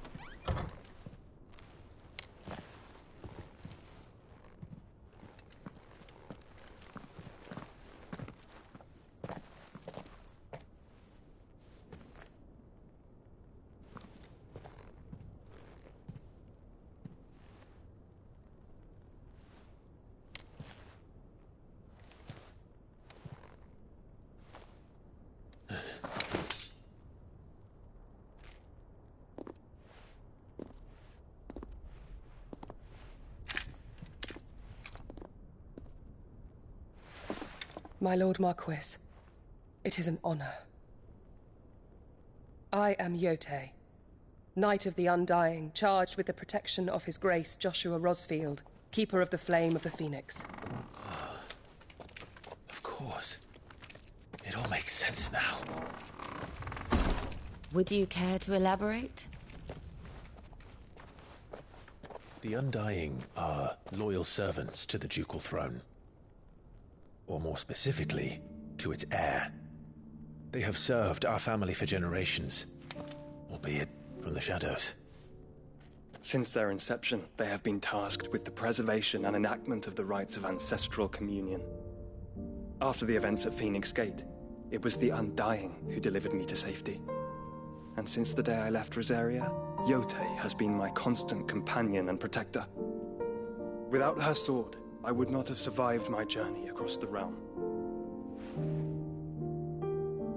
Rise, Lady Yotei.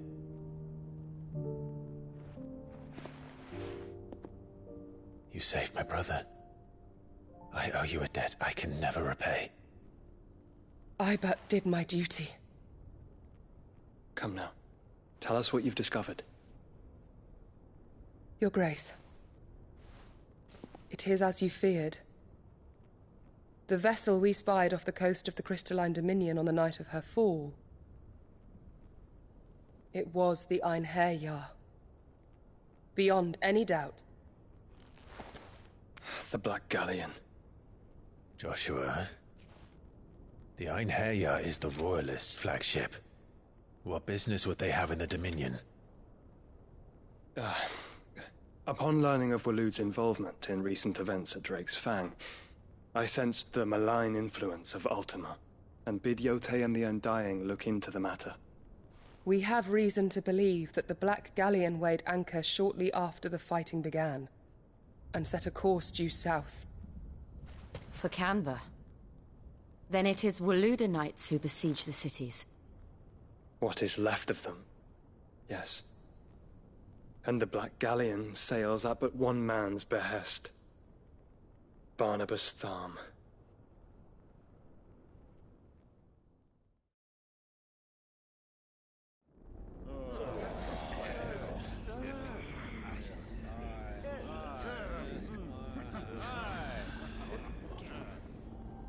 But are we truly safe here in the Agora?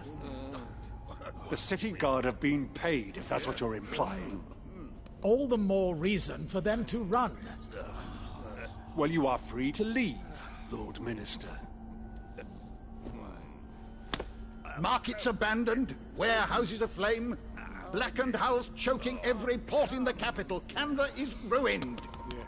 The realm teeters on the brink of chaos, and all you can think about is commerce! Forgive us. We were not aware Dhalmekia now subsisted on charity. How dare you?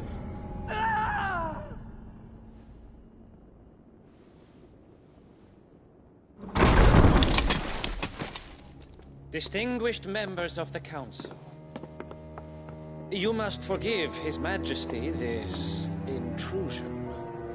What is the meaning of this? A trifle crowded, but I fear it will have to serve, my liege. Very well. My colleagues, do you not see? The King! He has come to save us from the Akashic!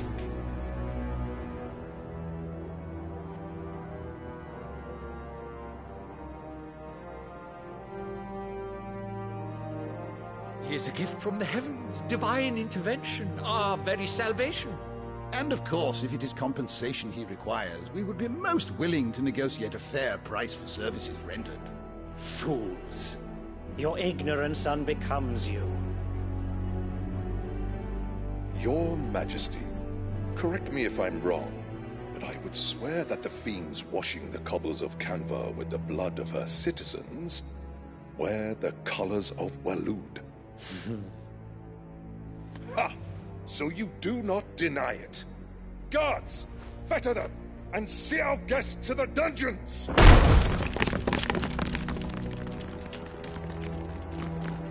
Enough.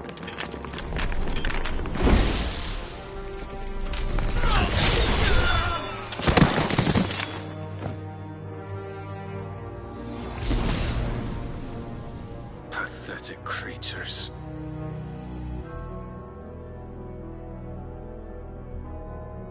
That you should imagine yourselves worthy of salvation. The girl is still here, somewhere in the city. Her consciousness fair dripping with her late father's hubris. A consciousness to which Mythos is inextricably bound and inexorably drawn. See that he is made welcome. Yes, Your Majesty. Come, Mythos. Surely the prince's light cannot have sated you.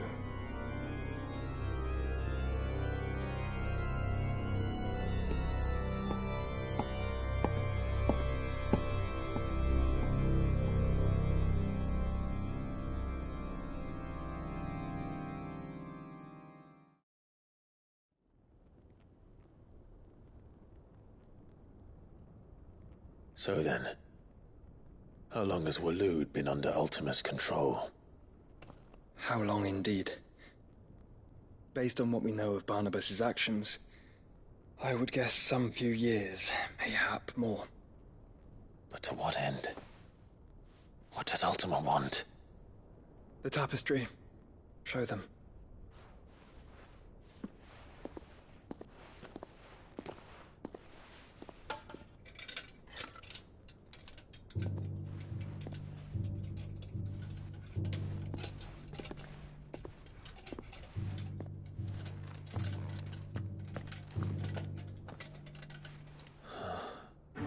By the flames. Phoenix Gate, Drake's Breath, and now here. But what is it? It is old, ancient, even. Naught remains of the faith it represents, save what can be gleaned from the image itself. None could tell me what the one in the apothecary meant, even the Undying. But I believe it may be the key to discerning Ultima's purpose. That figure in the center, the one beneath whom the icons congregate, that I believe to be Ultima. He is a god, or at least godlike, his very existence beyond our ken. The icons, and by extension their dominance, are meant to be his subjects, and while some, like Barnabas, have accepted this role, others have rejected it, like you, Clive, which is rather inconvenient, as it appears he needs you most of all. And gods don't like to be disobeyed. No, I don't suppose they do. Clive, may I tell Yote of the lake? By all means. Yote, I will be accompanying my brother to the Free Cities. Whilst we are afield, I would have you watch over those Clive has made his wards. Omielos delan tuisag ilith. Though well concealed, the hideaway lacks trained fighters to defend its occupants should they be discovered. But it is my duty to... As it has ever been my brother's duty, remember. If that is your wish, Your Grace. But please be safe. If aught were to befall you, You have my word.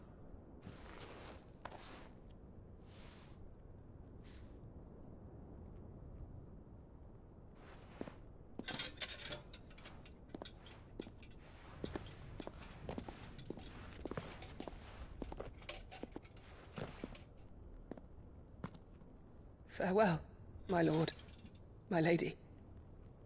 We are in your debt, Yote.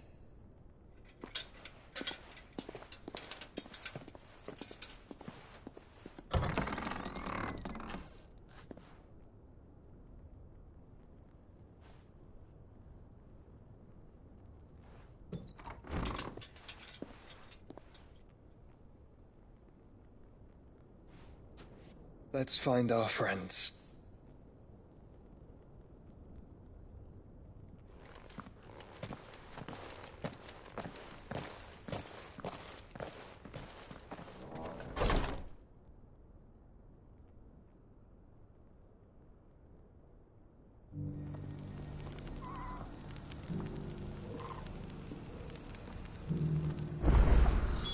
It's plain she cares for you very deeply.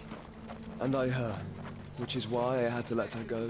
Who among you is bold enough to heed her call? Is that blade for hire, perchance? Because I have a mind to make a killing. Figuratively, I hope. Well, yes and no. A passing caravan carried with it a rumor most fortuitous for one in my trade, that an elder Dread Evis had been sighted in the fields of Carava. Dread Evis are aggressive beasts. Compelled as they are to acts of violence, few survive to maturity, but those that do develop a hide of phenomenal value. A hide you want to sell? Eventually, yes. Though I would have it tanned first that it might be crafted into marvels the likes of which the world has never seen.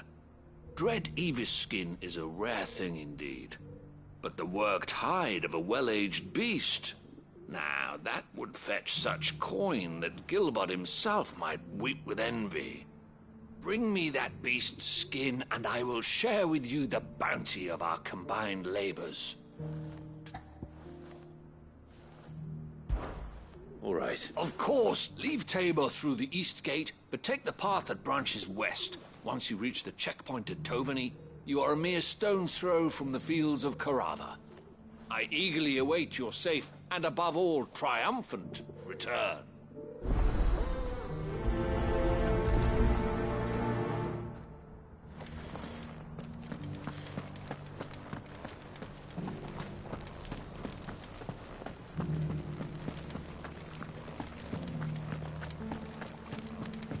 Beneath the flood, yes, and not a stone.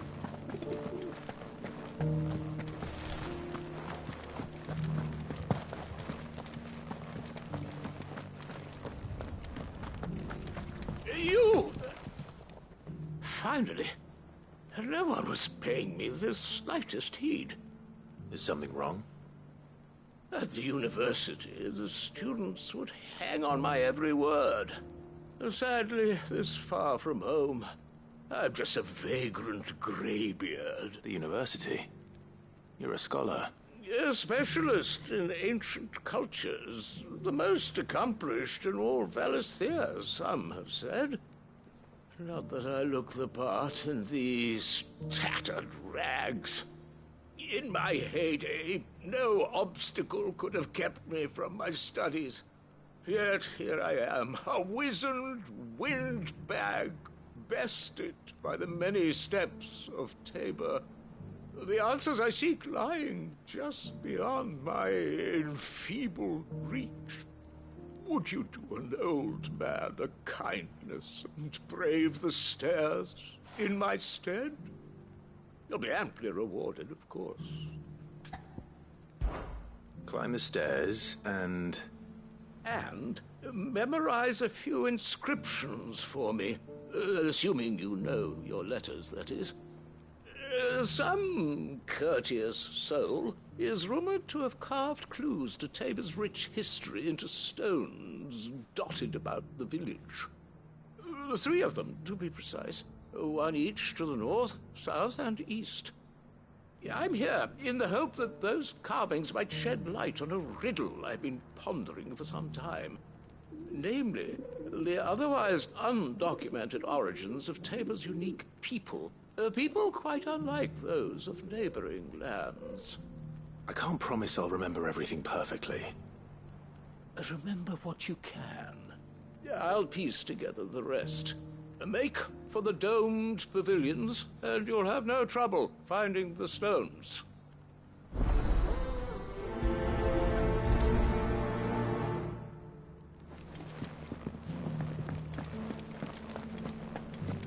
How are those new boots treating you?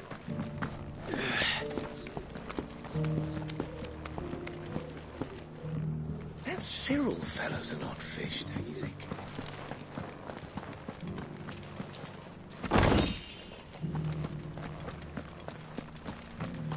Why won't the sky go back to how it was? So it's these stones to count.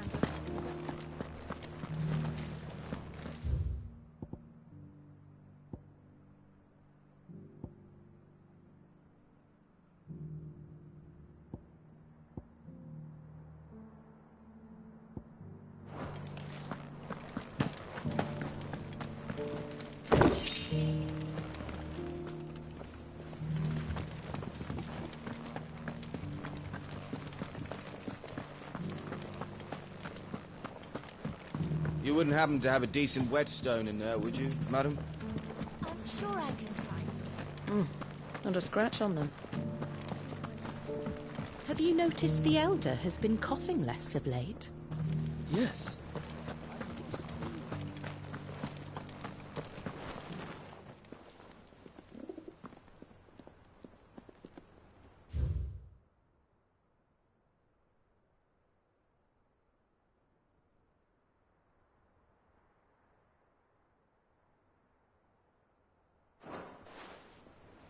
What golden plains might the wanderers have called home, I wonder? Decent quarry's been hard to find since the sky's turned.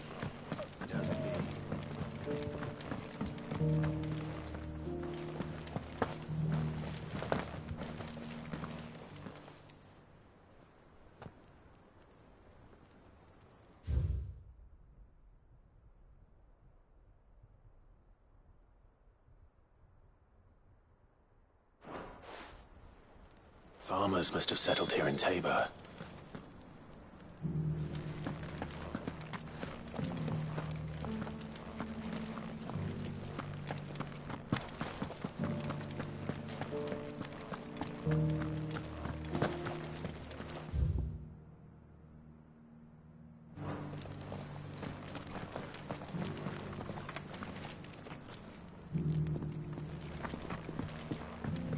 If it wasn't for those domed roofs protecting the stones from the elements, the truth of Tabor's history would have been lost centuries ago.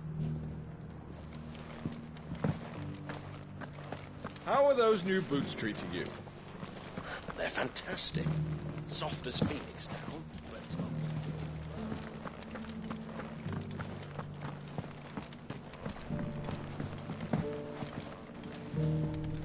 Beneath the flood, yes. And not a stone's throw away. Oh dear, I hope it doesn't spread.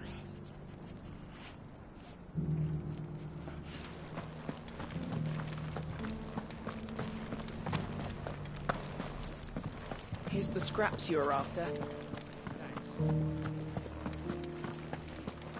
Have you noticed the Elder?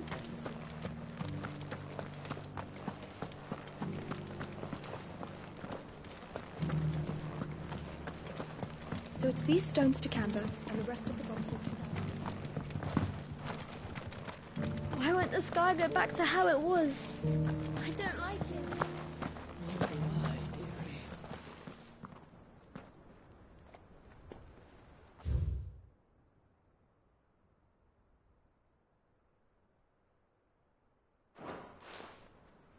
No history would be complete without mention of the mother crystals.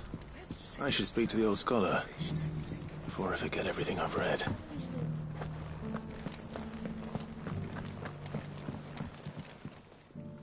The engravings were in good repair considering their age. Oh, would that I could have seen them for myself. Come, don't tease me now. What did you learn of this place and its people?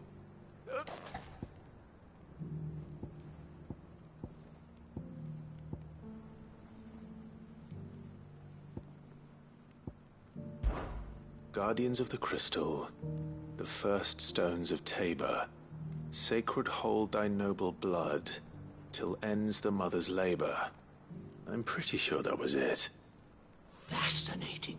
It would seem the founders of this city were descendants of those fallen charged with protecting the mother crystals. But whatever could have driven the Guardians so far from their sacred charges, I wonder? The engraving to the north is next, I think.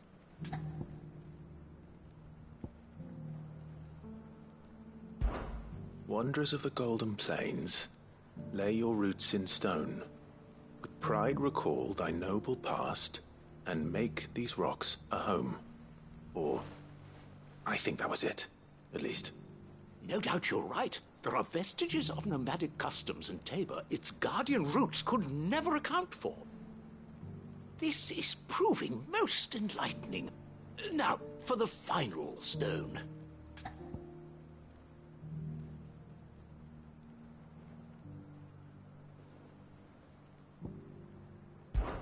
Children of the Hunters, now tillers of the land, reap her promised blessing, and give praise her gracious hand. That's all three. And so, we add primitive farmers to Tabor's founding peoples, the final piece of the puzzle. 3 engravings, 1 for each of the 3 peoples to have settled Tabor in ancient times. Guardians of the Mother Crystal, wanderers from across the plains, and last but certainly not least, hunters turned farmers. Little wonder it was so difficult to trace the roots of Tabor's culture. Those roots reach down through 3 distinct traditions. Nonetheless, one cannot help but wonder why this fact is not better known among scholars, given that the stones stand here for all to see. Too many stairs, perhaps. Ha! Too many by far. Here, and thank you.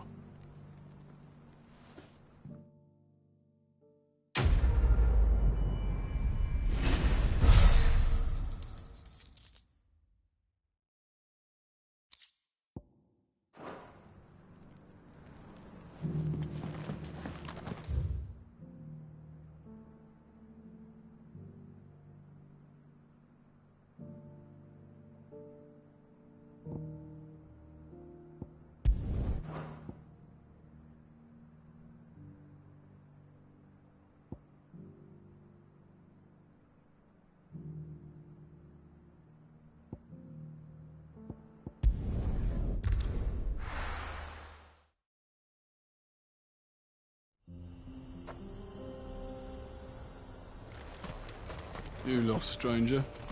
Wherever you're headed, it's back the way.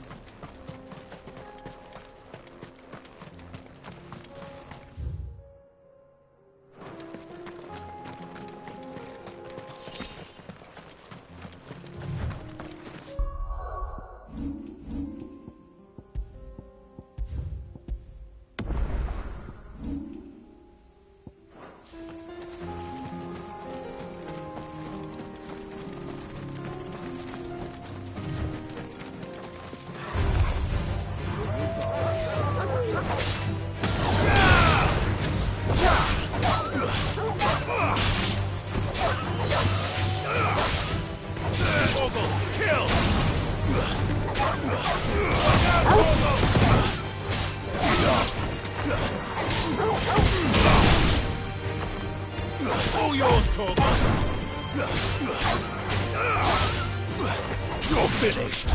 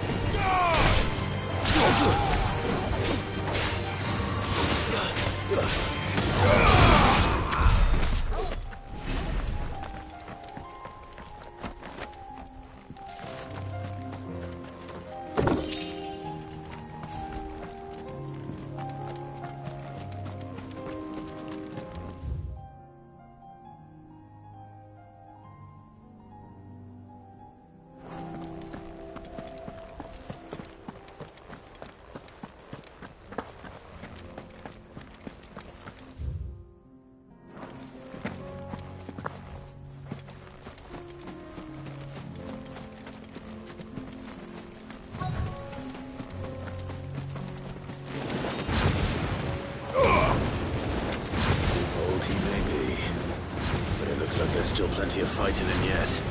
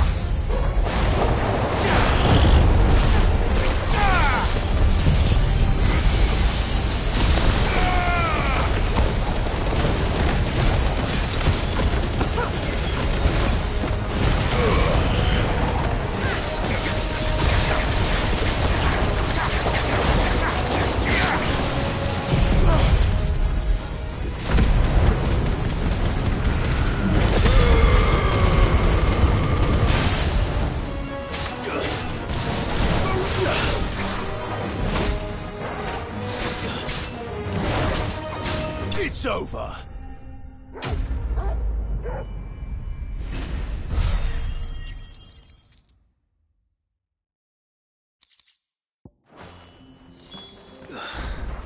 This thing reeks.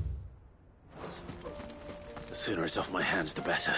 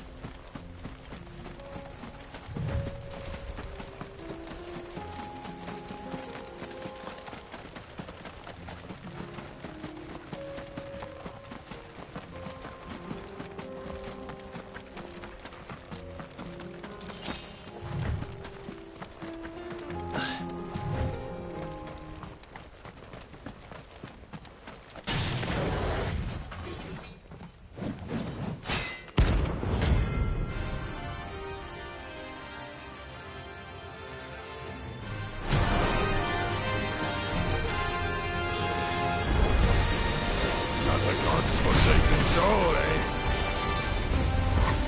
Only those who have nothing.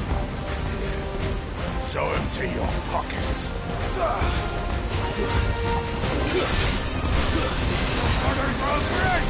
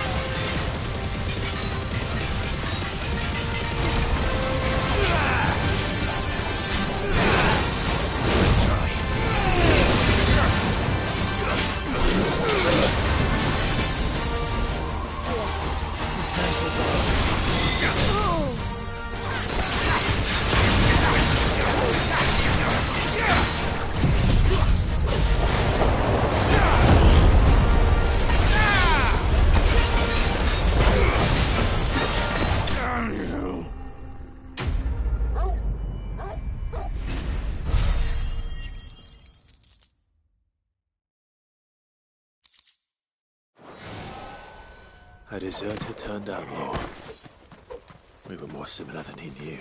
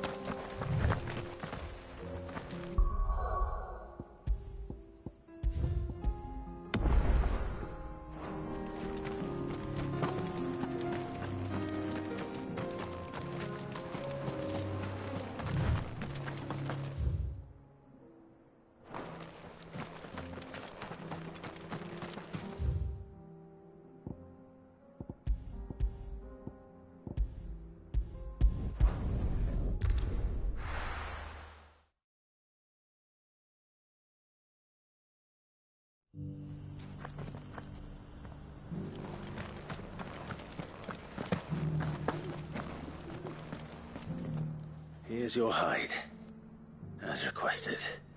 I worried you might never return. Quickly, let me see it.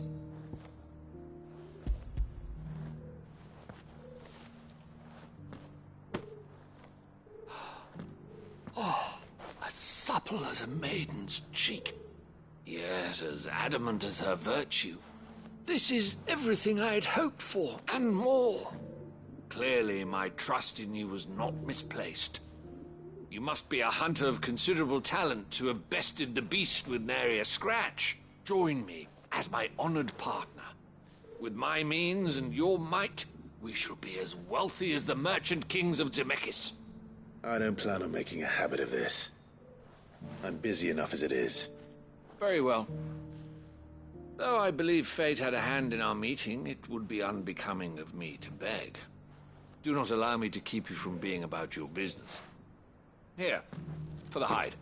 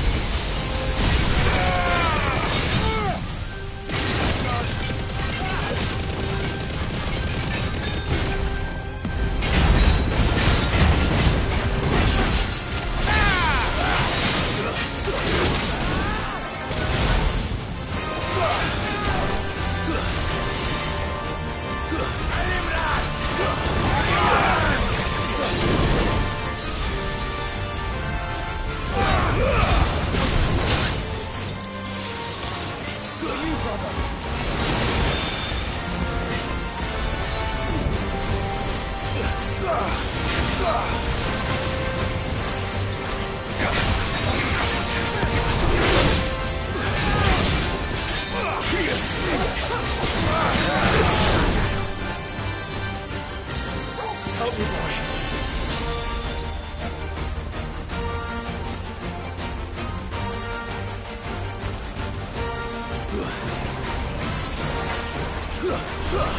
There's a good boy.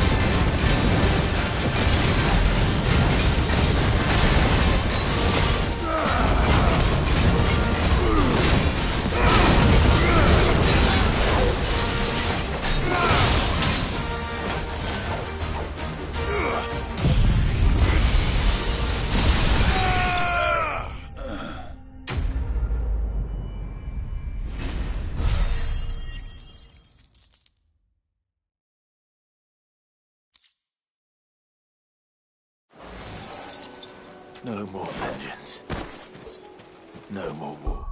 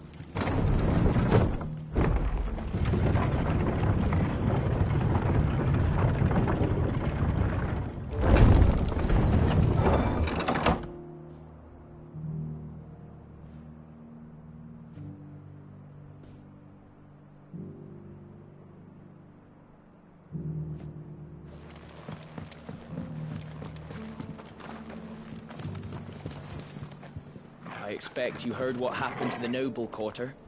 The ether just started pouring from the walls. We were lucky it didn't catch us in our bunks, or we'd have all turned.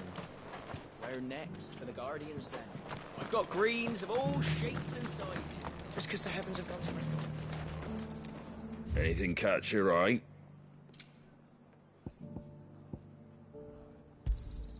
There you go. Much obliged. There you go.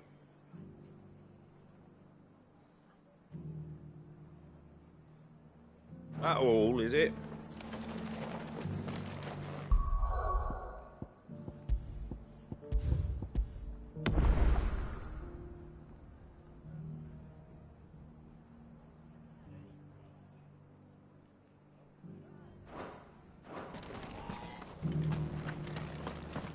I'm all for making this town a welcoming place, but...